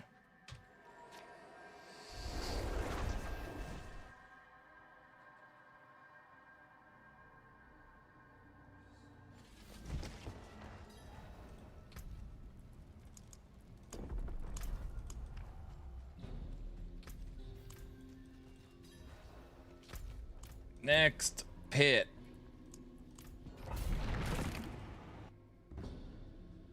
Autobot, what where are you at now? Obviously you're in T10.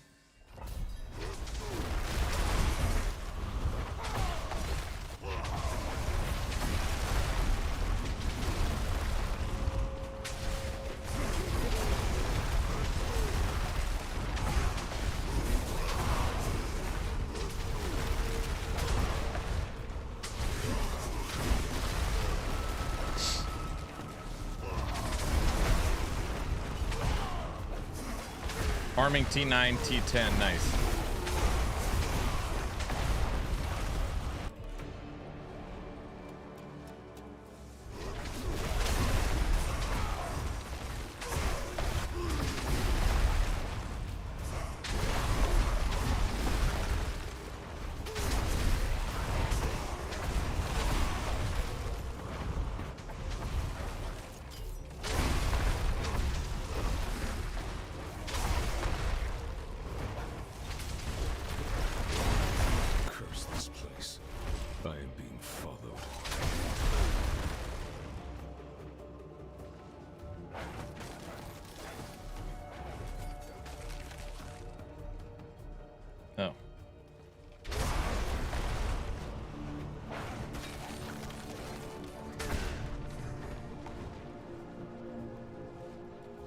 You got a butcher in your town right now? Why are you always breaking the game, bro? Come on.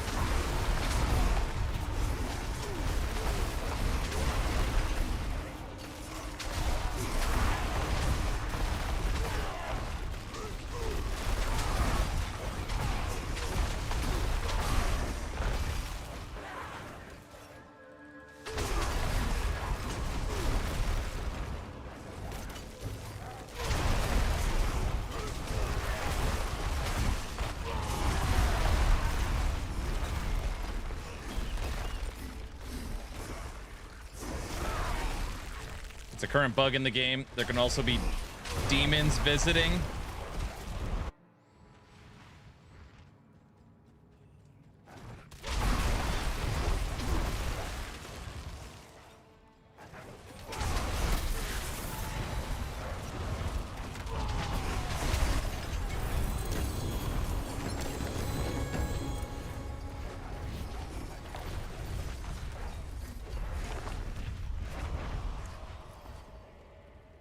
%, chance. First click. Fail. Nice.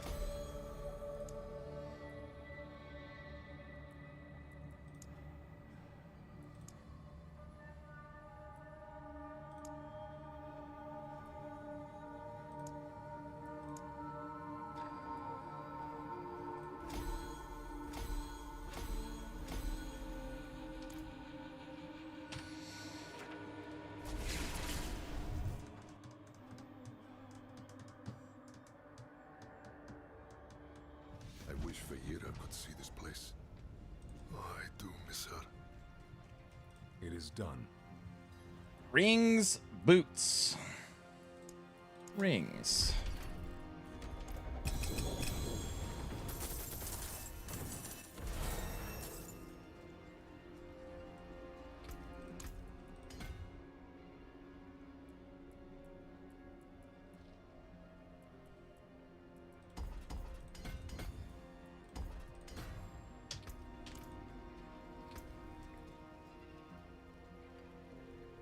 Strength, max life, damage multiplier. That one is interesting. Use it well.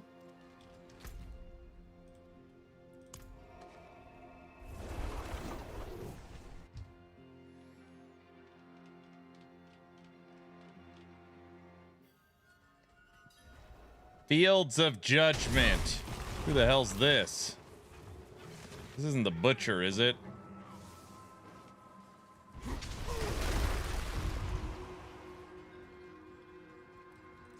Who the hell are you?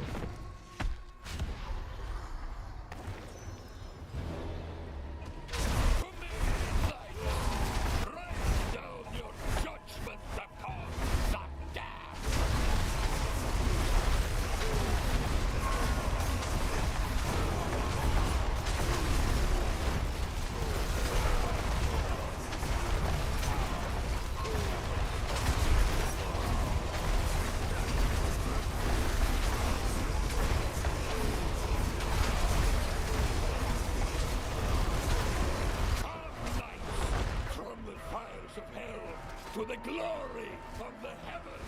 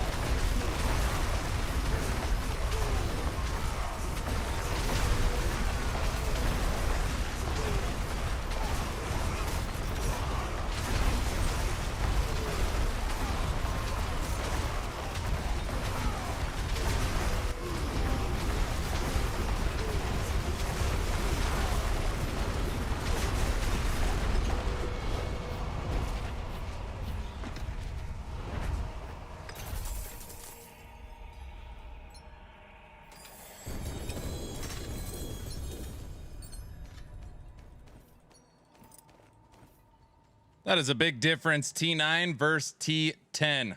That is a big difference.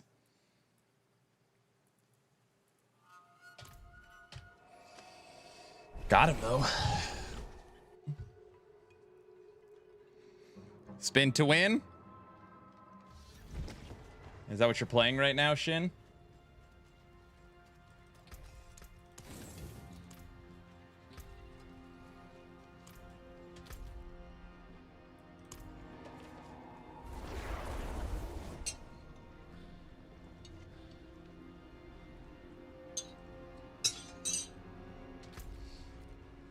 There is there is no Hell Tide available.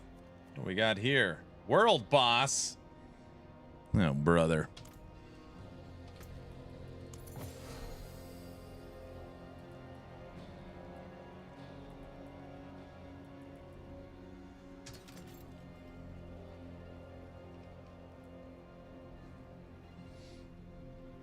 Damage bonus is increased by 70% multiplicative. It's pretty damn good. It's Stallbrick.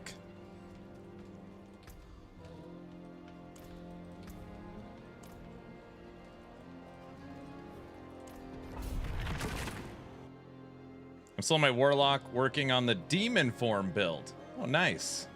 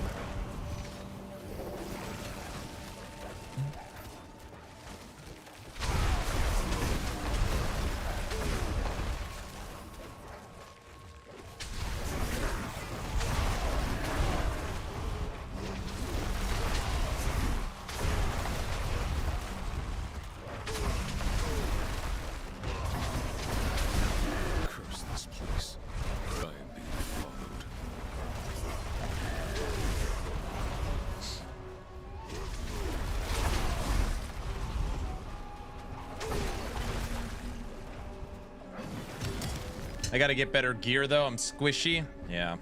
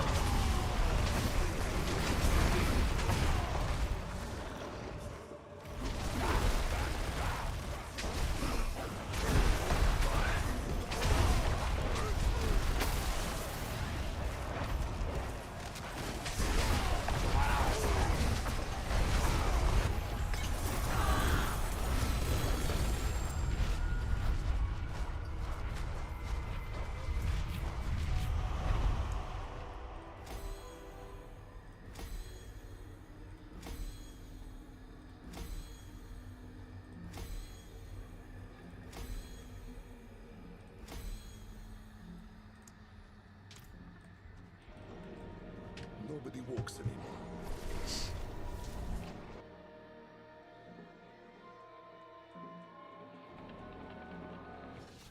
Exatheus, you playing the same thing? Demon form warlock?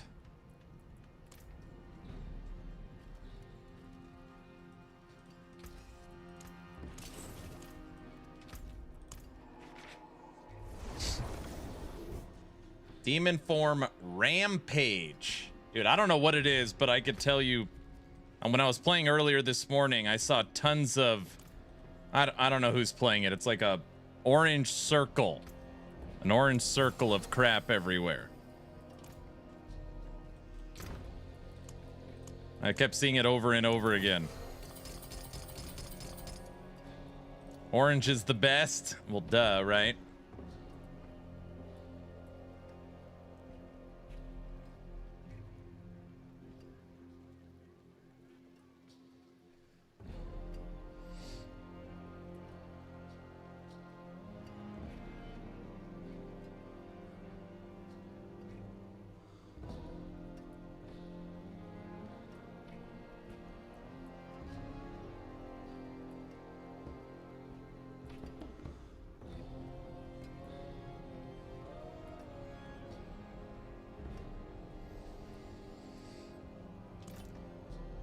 It's Blazing Scream. I don't know what it is, but it is very popular.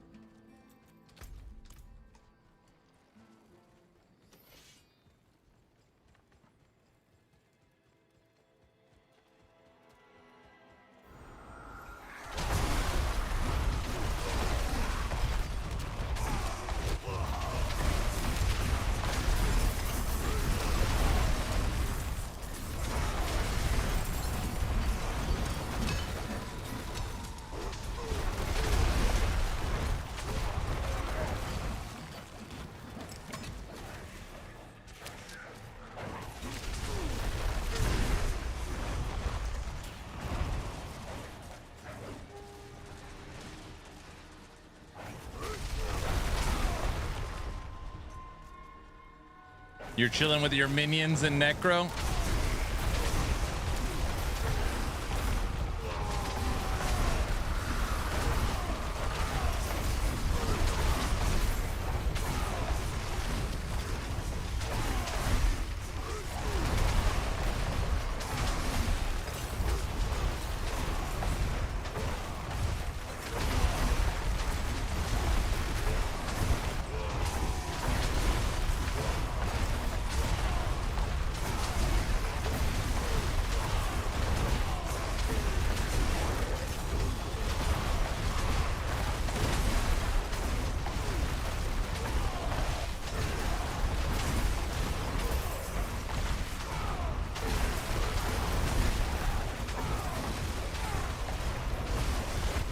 I'm not chilling with druid minions. They are very active. That's good. You got Wolfpack going?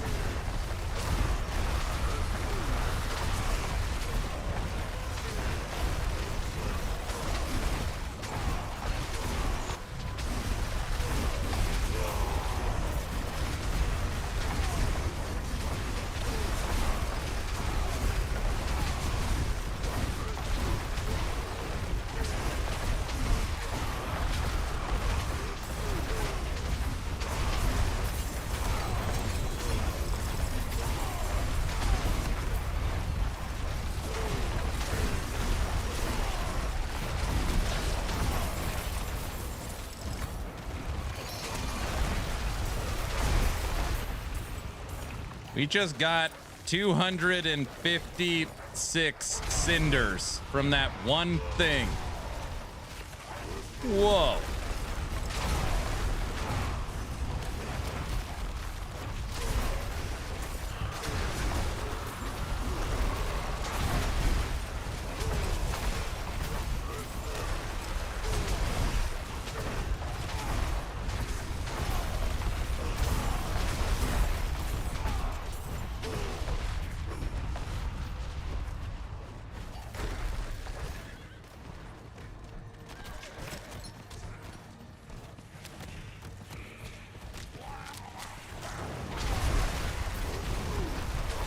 We're gonna try and do it again. If anyone get the slaughter set charms, they can trade. Slaughter set. Dude, I think I found every barbarian set 30 times over at this point. What level are you? You could use the cube to trade them too, if you're missing a certain one.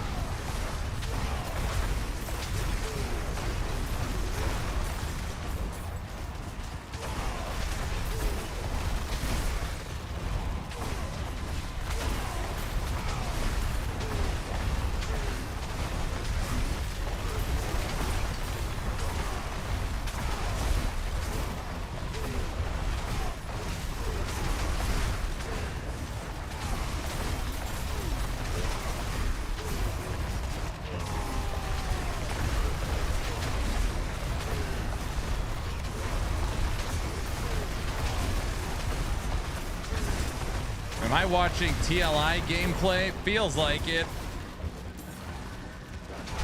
We're already at 550 cinders in T10.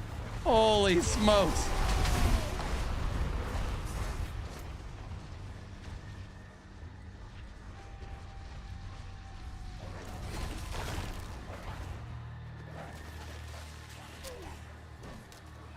See what you've earned.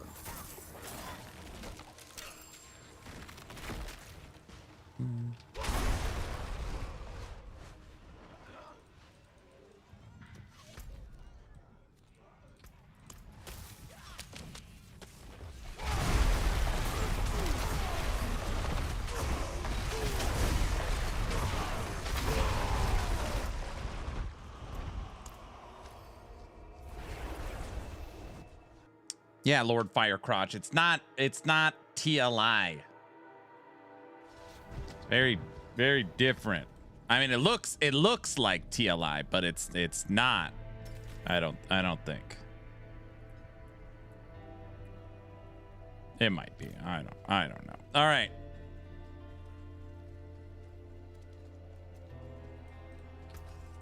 Here's what's left. There's something new in Helltides. It is my favorite. You. If you're spec'd into it at the war table.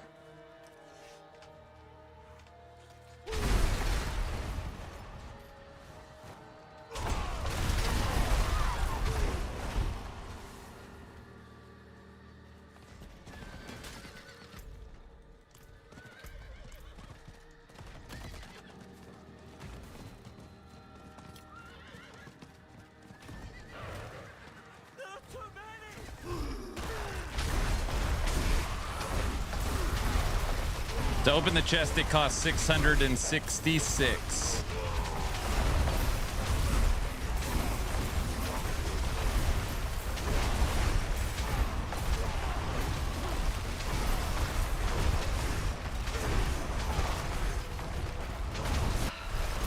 Wouldn't have made it without you.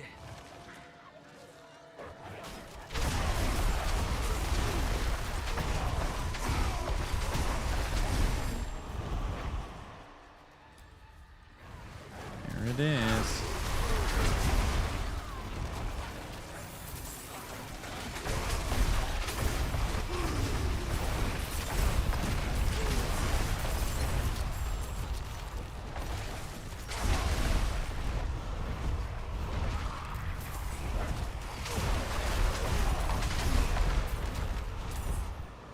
$20 more.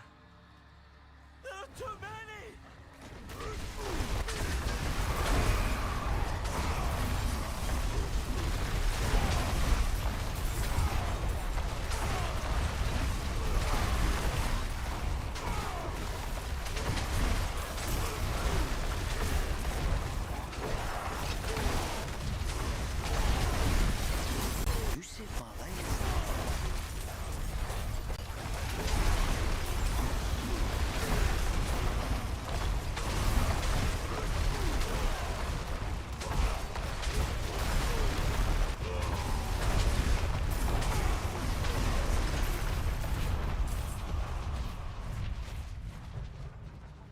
666 cinders.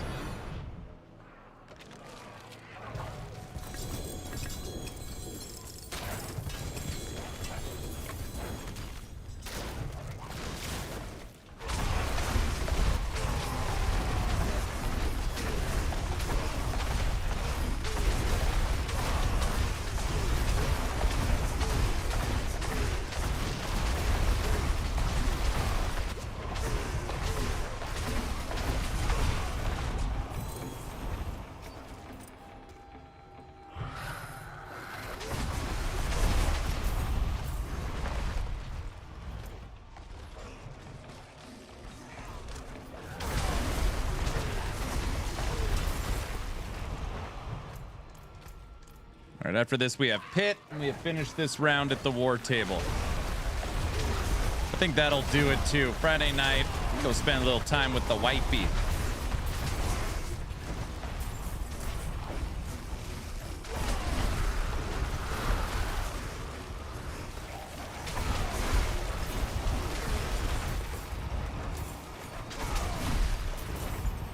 No, you can't. They go away at the end of each round. You can't farm them and save them.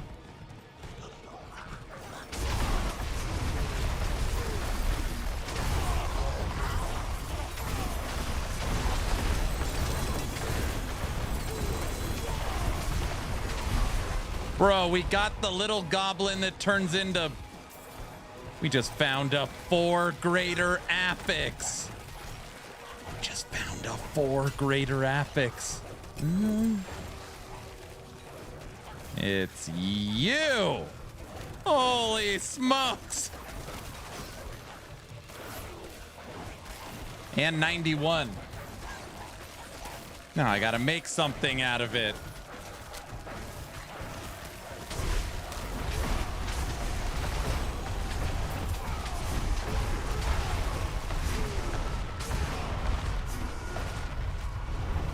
I need to trade it.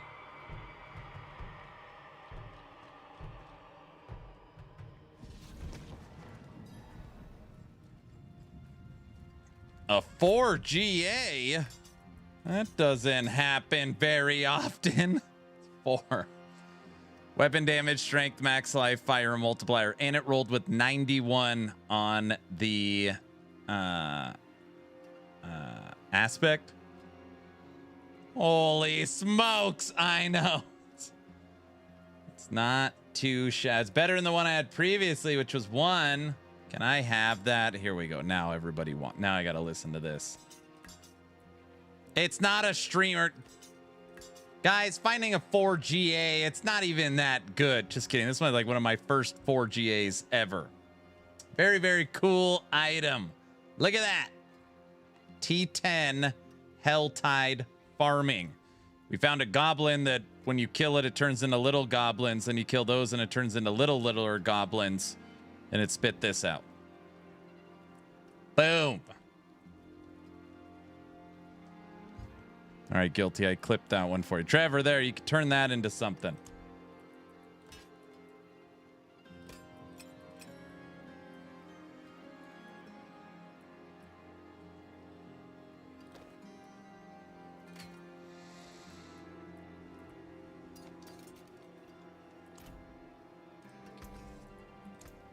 Use it well.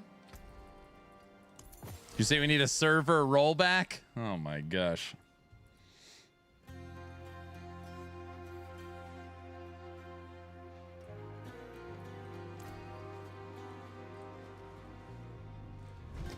Those goblins are fun. West, I got them in a corner. So I literally, I got every single one of them.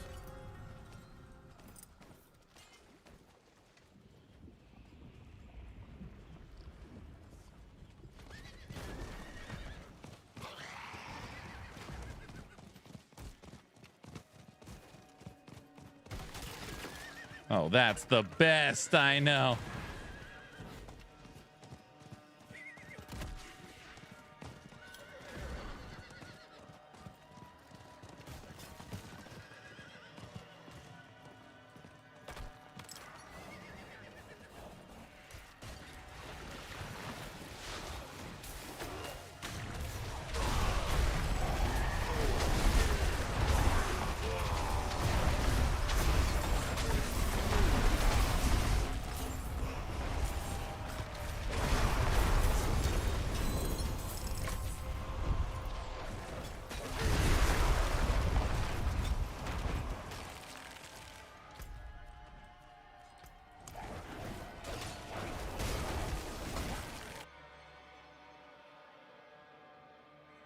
Okay, I'm breaking. Wait, breaking. What? You all right, Exatheus?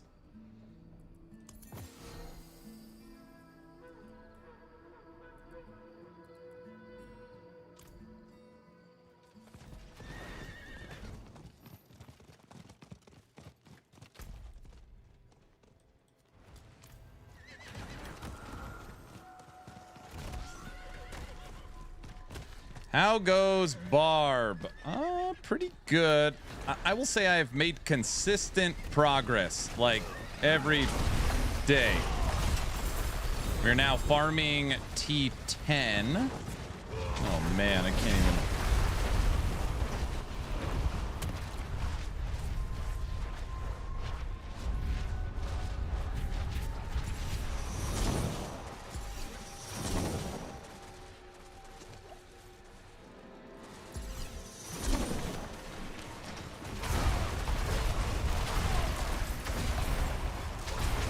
We're now farming T10. And I'm considering trying a pit run to unlock T11. Considering. T10 yesterday was, like, pretty tough.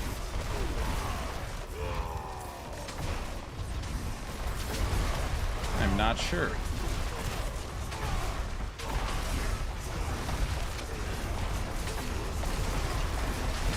Duriel?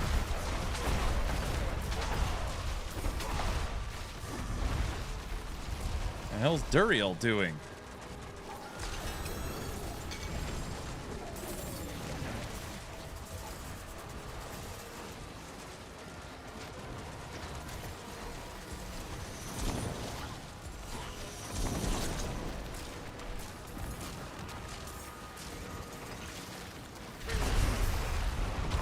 Seems like T11 and T12 are for bragging, not really increasing of loot.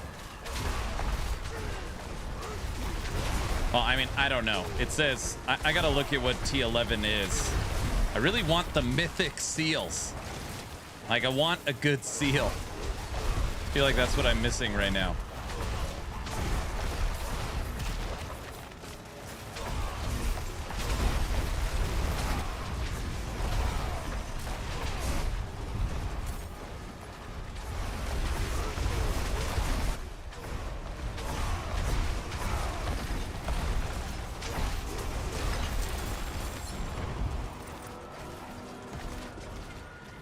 All right, let's go get this last mystery chest.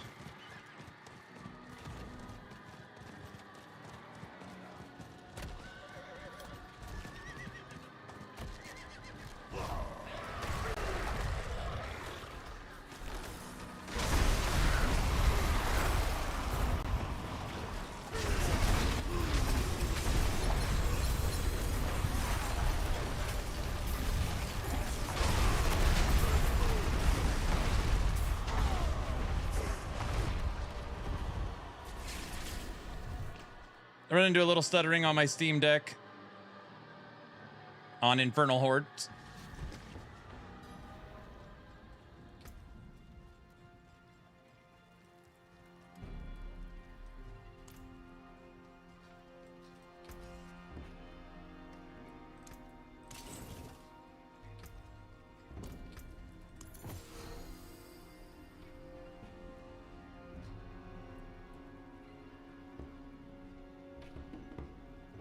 Does the ancestral on these charms and seals even mean anything? I swear they're the exact same roll. I swear they mean nothing.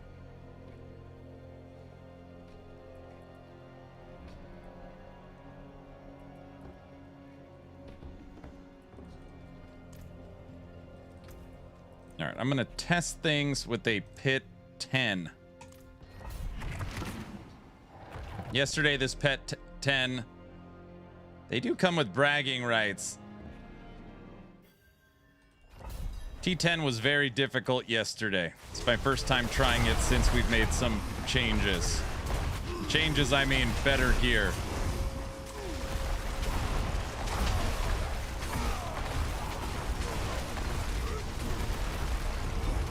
Okay.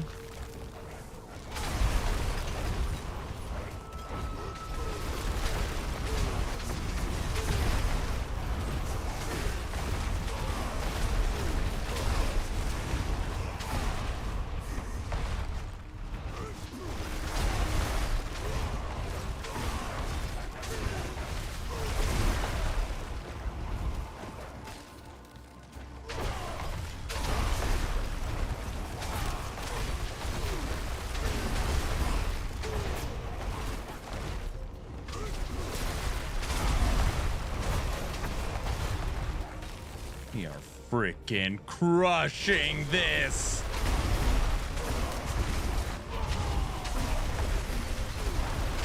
Curse this place. I am being followed.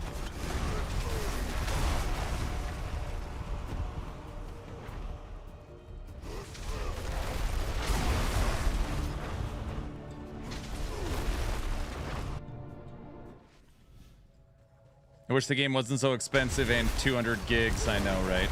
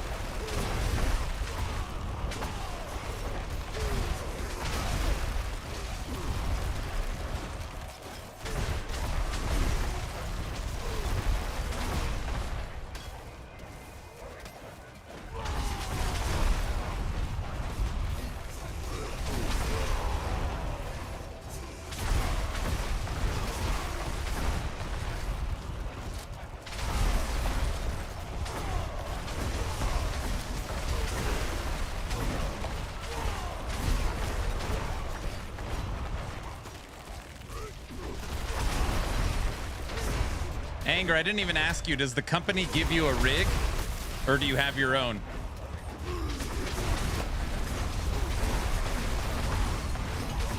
Oh, yeah, we are for sure ready.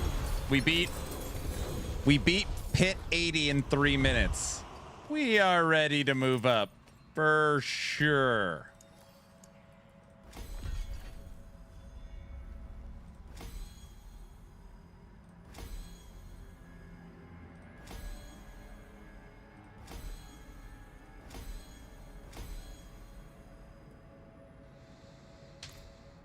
World boss in 6 minutes. Thank you. Nice job, Guilty T10. I think I'm ready for T11. I just beat the Pit 80 in 3 minutes. I think I'm ready. It is done. Yeah, I'm a company driver. I drive their truck and pull their trailers. Got it.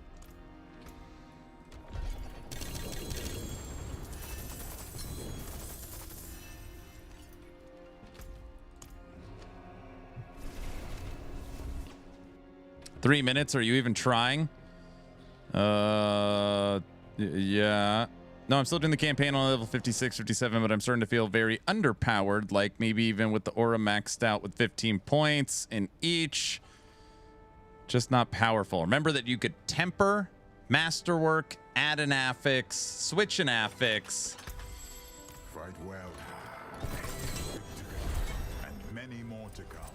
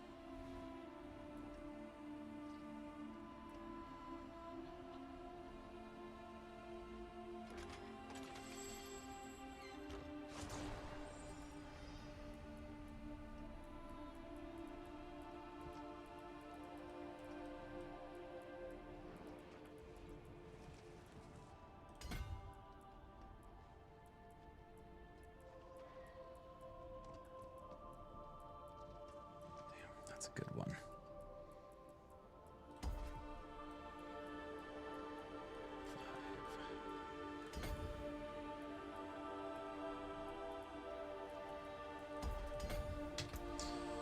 Yeah, I don't fully understand the crafting system yet. I've just been equipping whatever rares give me pluses. Okay, so Anger, I'm going to teach you right now. So on the map, you got the Occultist, okay? The little Deathly Hollow symbol. And you can go here, and she does a thing where you can enchant. If you click on enchant, you could move an item over, and you could switch one affix. So just like if one affix sucks, you could roll and add another one. If you go to your blacksmith, you could go here, and you can temper. Temper actually adds an affix to the item. So you can switch an affix, and you can add an affix. Once you unlock the cube, every item can have 4 affixes. So if you're using a rare item with 3, you could put it in here, and you could hit add an affix. So add an affix, re-roll an affix, add a tempered affix. Then once you have some materials, you can come here and talk to the blacksmith again, and then you can masterwork it. When you masterwork an item, basically you level up the tiers on the affix. See how mine are blue here? Which, by the way, this one has fire resistance on it. Oh, it doesn't really matter. Dodge sucks, frenzy sucks.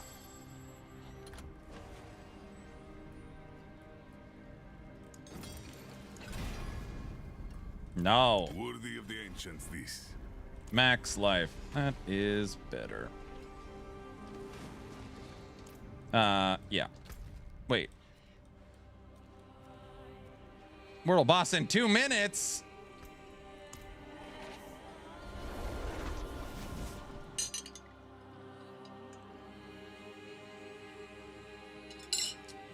You can also add sockets to the gear and put gems in it as well.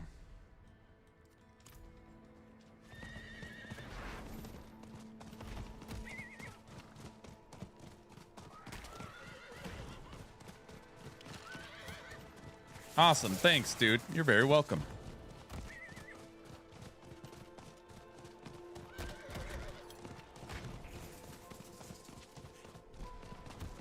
Depending on the rarity of the gear he's using, the mats aren't that expensive.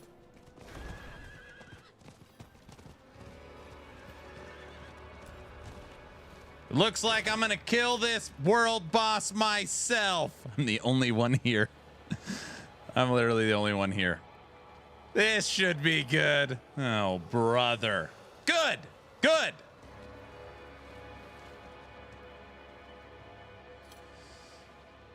You got this.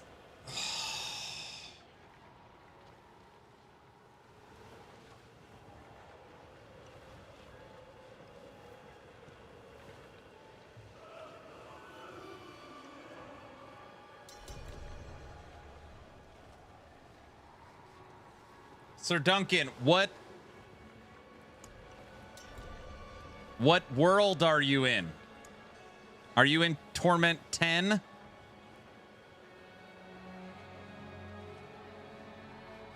Are you in Torment 10? All right. Do it again.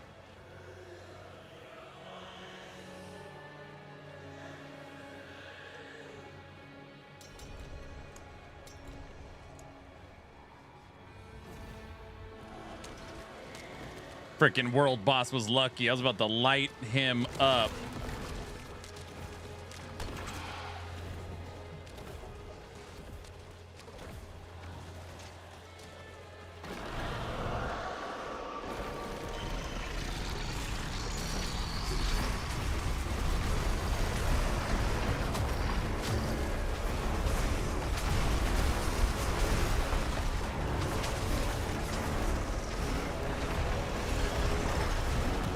Hey, that's the big orange thing I've been seeing everywhere.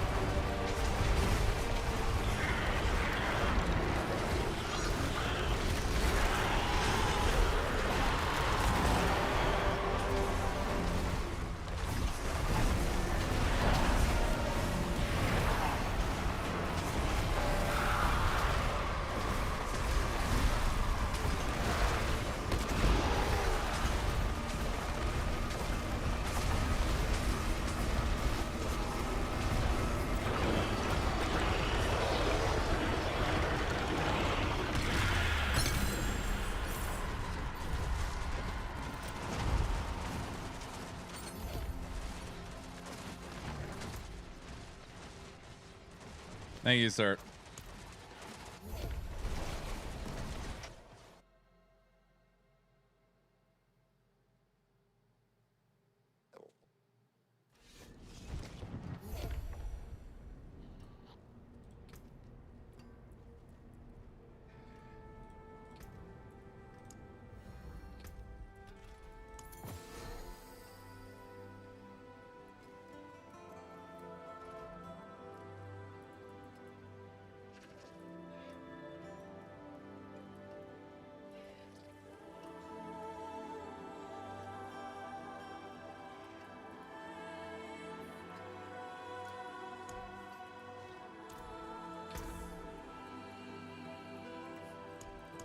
You're glad to see I'm enjoying my experience. I am.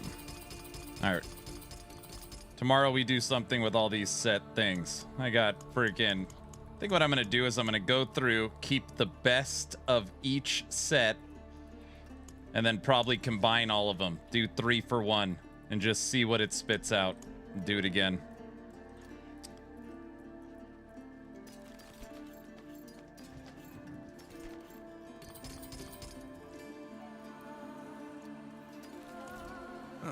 Mainlander, what brings you? All right, just like how we ended yesterday's stream, we're gonna do it again.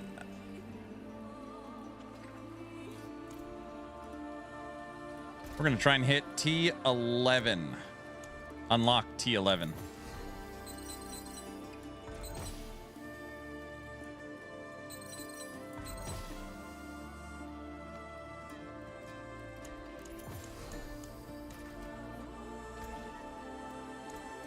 That's it for that piece.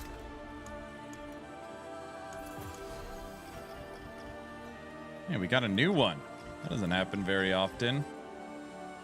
Gain +1 to all skills for 10 seconds. That's good. Vex. That's gotta be good. I like +1 to skills. Can that trigger more than once? Oh, every 5 seconds, and it lasts for 10 seconds. So that's interesting.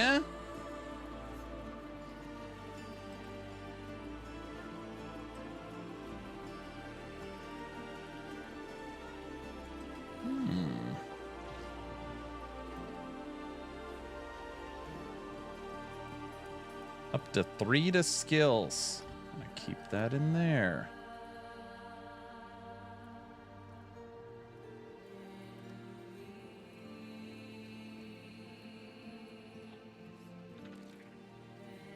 Cast an ultimate. I cast ultimates all the time.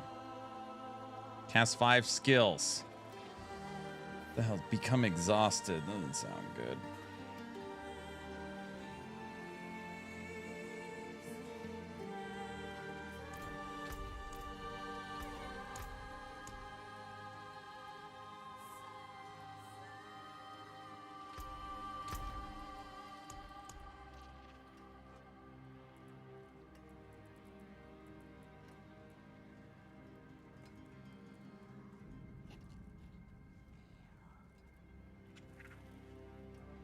Theoretically, you can get 6 to skills if you can trigger 300 every 5 seconds.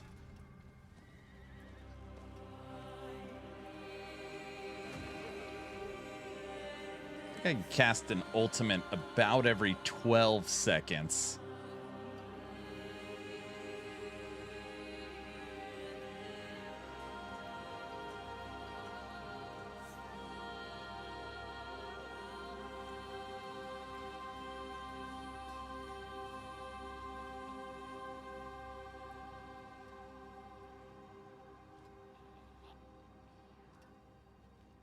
I wonder how long there's no way the ancients actually live for 5 seconds.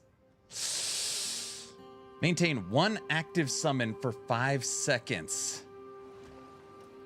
I don't know. There's no way. I could test it. Action RPG. What's up, Zoe? YouTube land. Hello. The ancients might not, but the wolves do. The wolves last for 8. So you're saying, no, I can't. I need the crit chance so bad.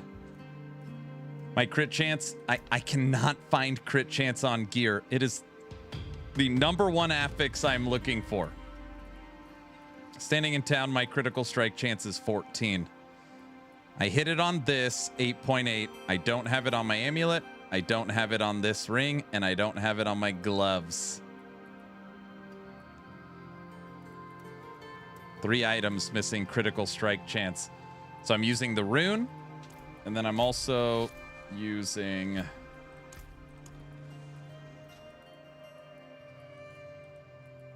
wait, does one of these have...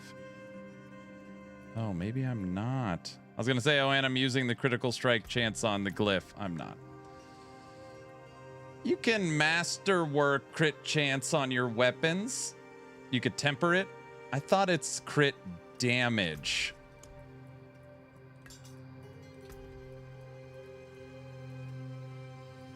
Critical strike damage.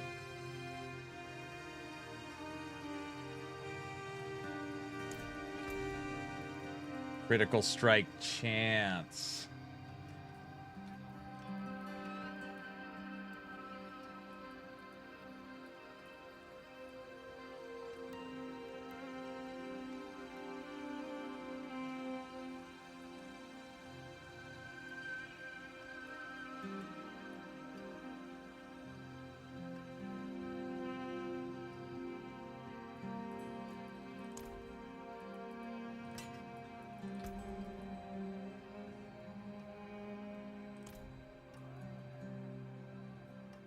This one has 115% to ancient damage. The legendary would add 5% base. 5% base. All right, I'm not messing with anything right now. Okay. Pit 85. This is how we're ending tonight. See if I can unlock T11. Where do we strike? Any chance I could kill 2 birds with 1 stone? No. Give me a pit. A pit. Perfect.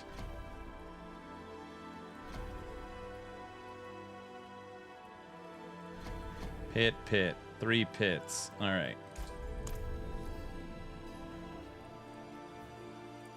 All right, everybody. Pit tier 85. Pit tier 85. Let's see. How far ahead are you, Army? I need to focus, sir. I'm going to see if I can unlock T11.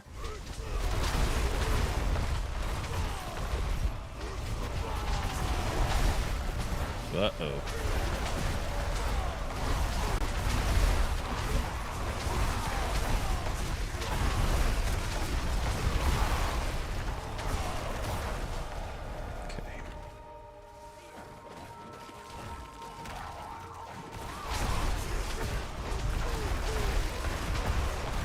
Tech, how you doing today, man?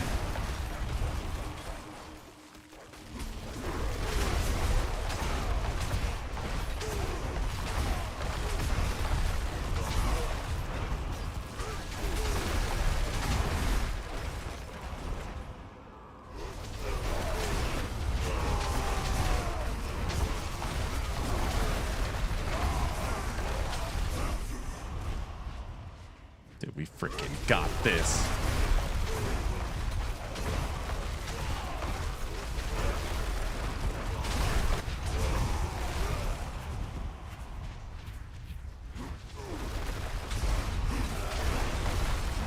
Curse this place. I am being followed.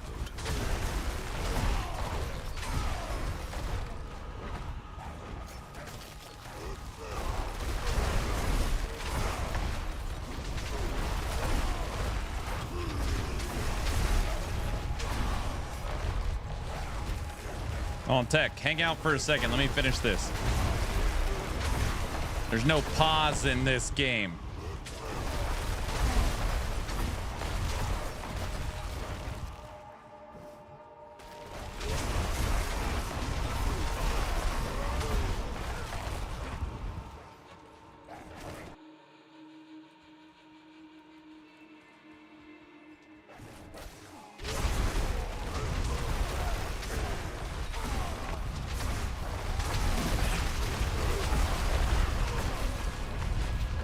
Wait a second. I want to go through that door. That's right.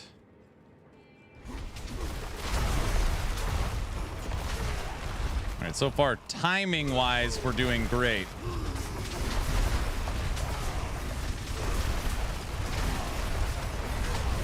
Damage feels pretty good, too.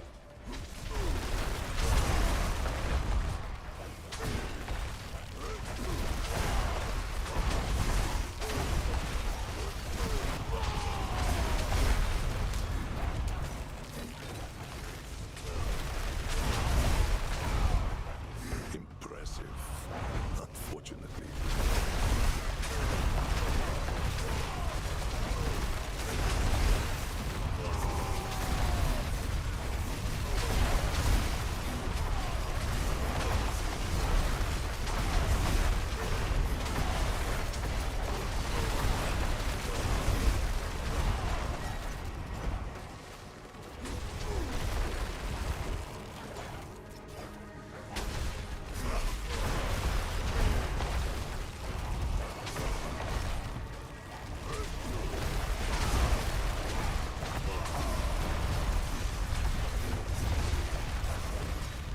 Almost there.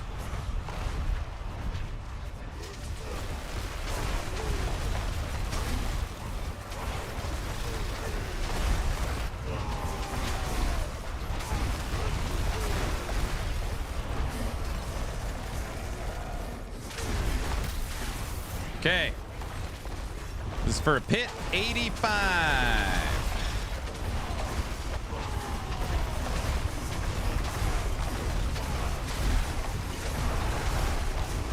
There are a lot of ancients.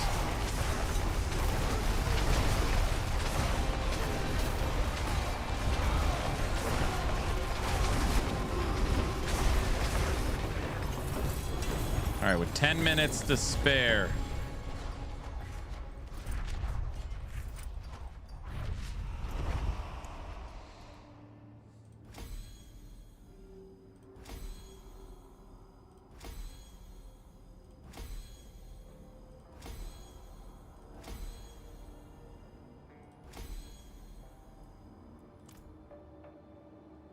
All right.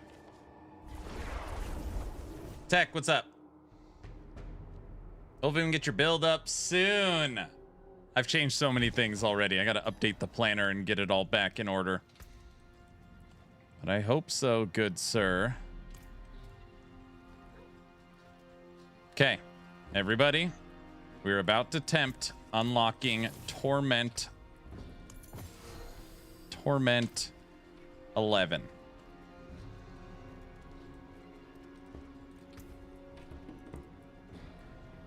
Pit 90. Pit 90.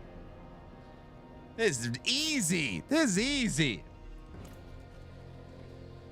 This is easy. This is easy. All right. Hopefully I have it back up and running this weekend. What did you break? That Monday crap messed me up. Find the butcher and end it.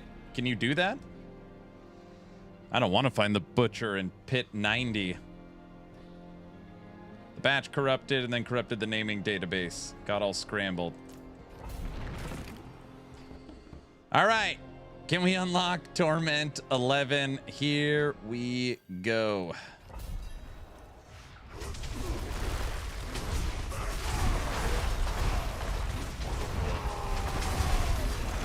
Little lights are not dying as fast as they did on the last one.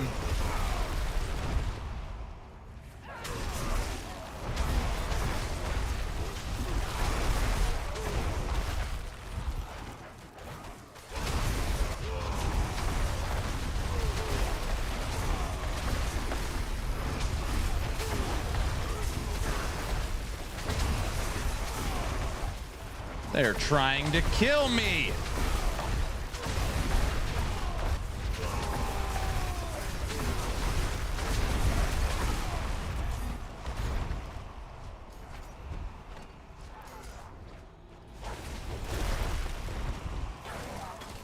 I don't really understand what this portal does.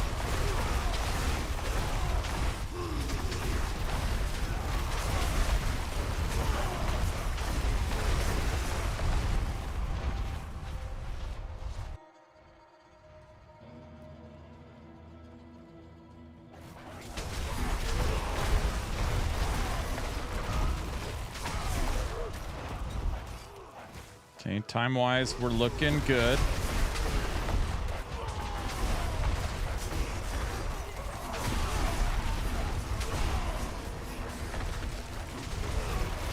Curse this place. I am being followed.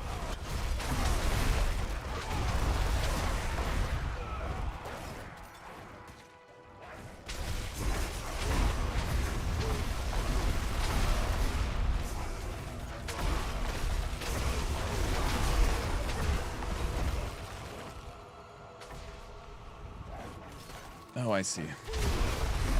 Portal took me to the end.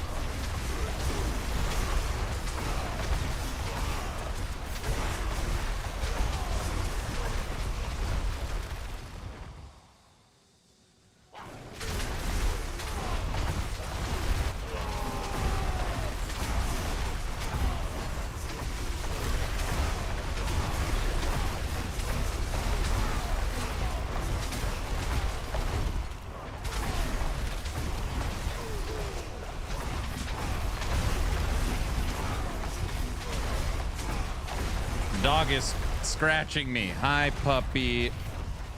You're so cute. Yeah. She's like, give me attention, Dad.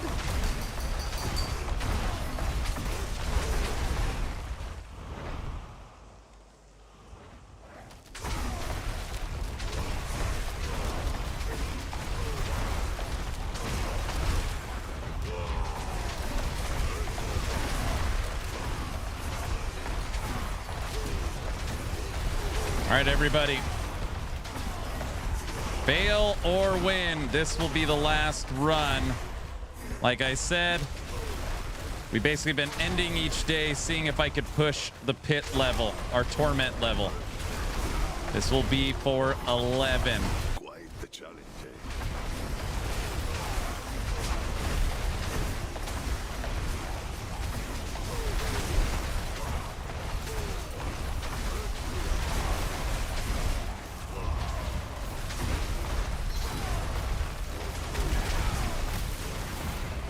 All right, boss time.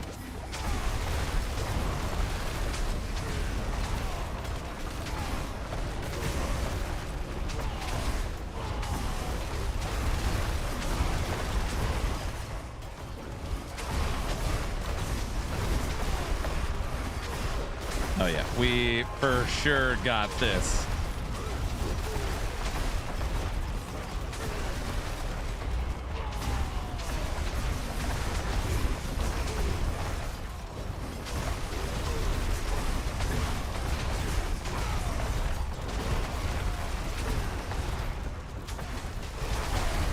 The ancients don't like it when he's up against the wall, but it's fine. We've officially unlocked Torment 11. There it is. All right.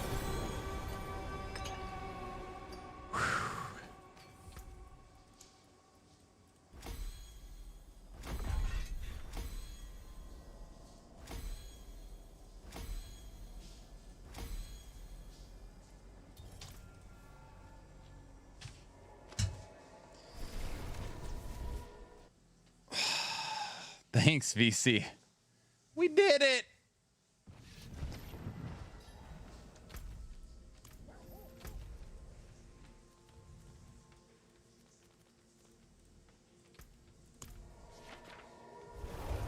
You beast of a man, you. Not too shabby, right?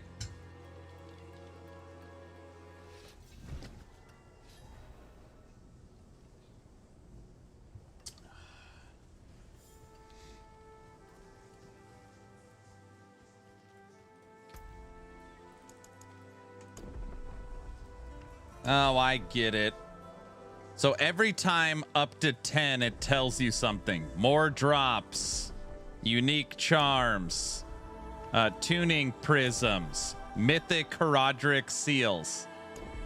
And then on this one, T11, it's literally 100 more experience. That's all it is. 100 more experience, 200 more experience.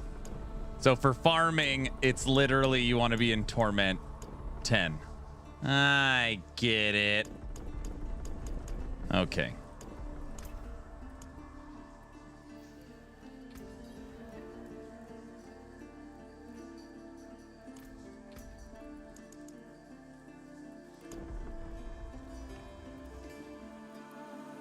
Okay.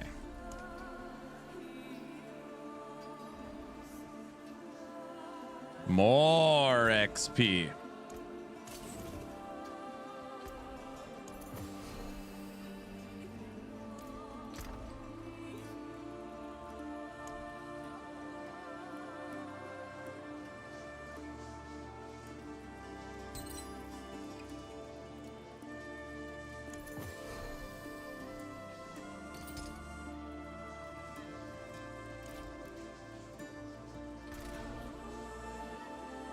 Probably.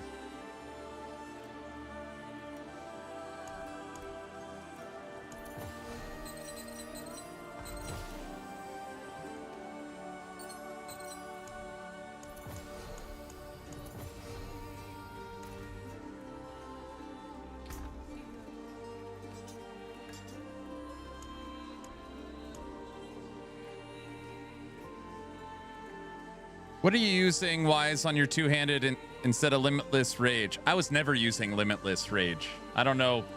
I was never using it. So I'm not sure how bugged or how much people were abusing that, but I was never using it.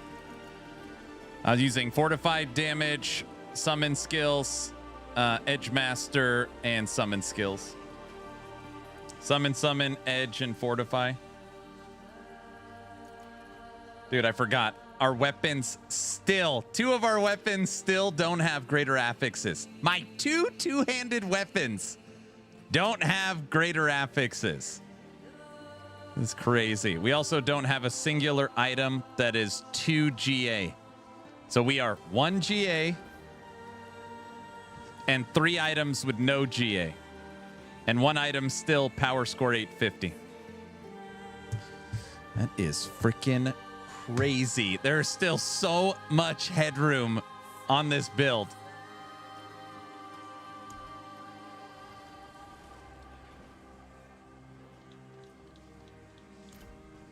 All right. That's gonna do it.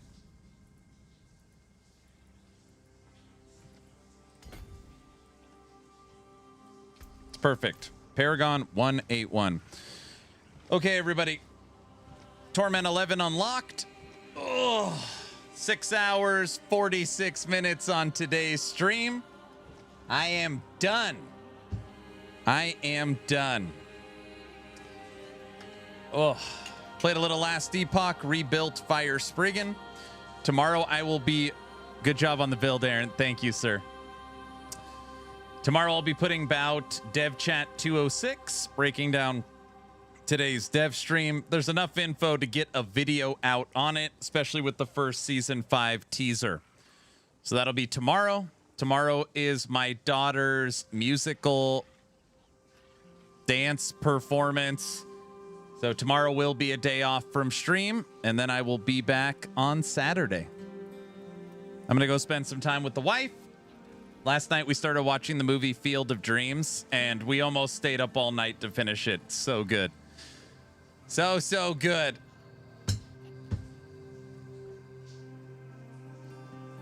Thank you all for hanging out. I'll see you on Sunday. If you need anything, hit me up on Discord. Ease his pain. All right, bye.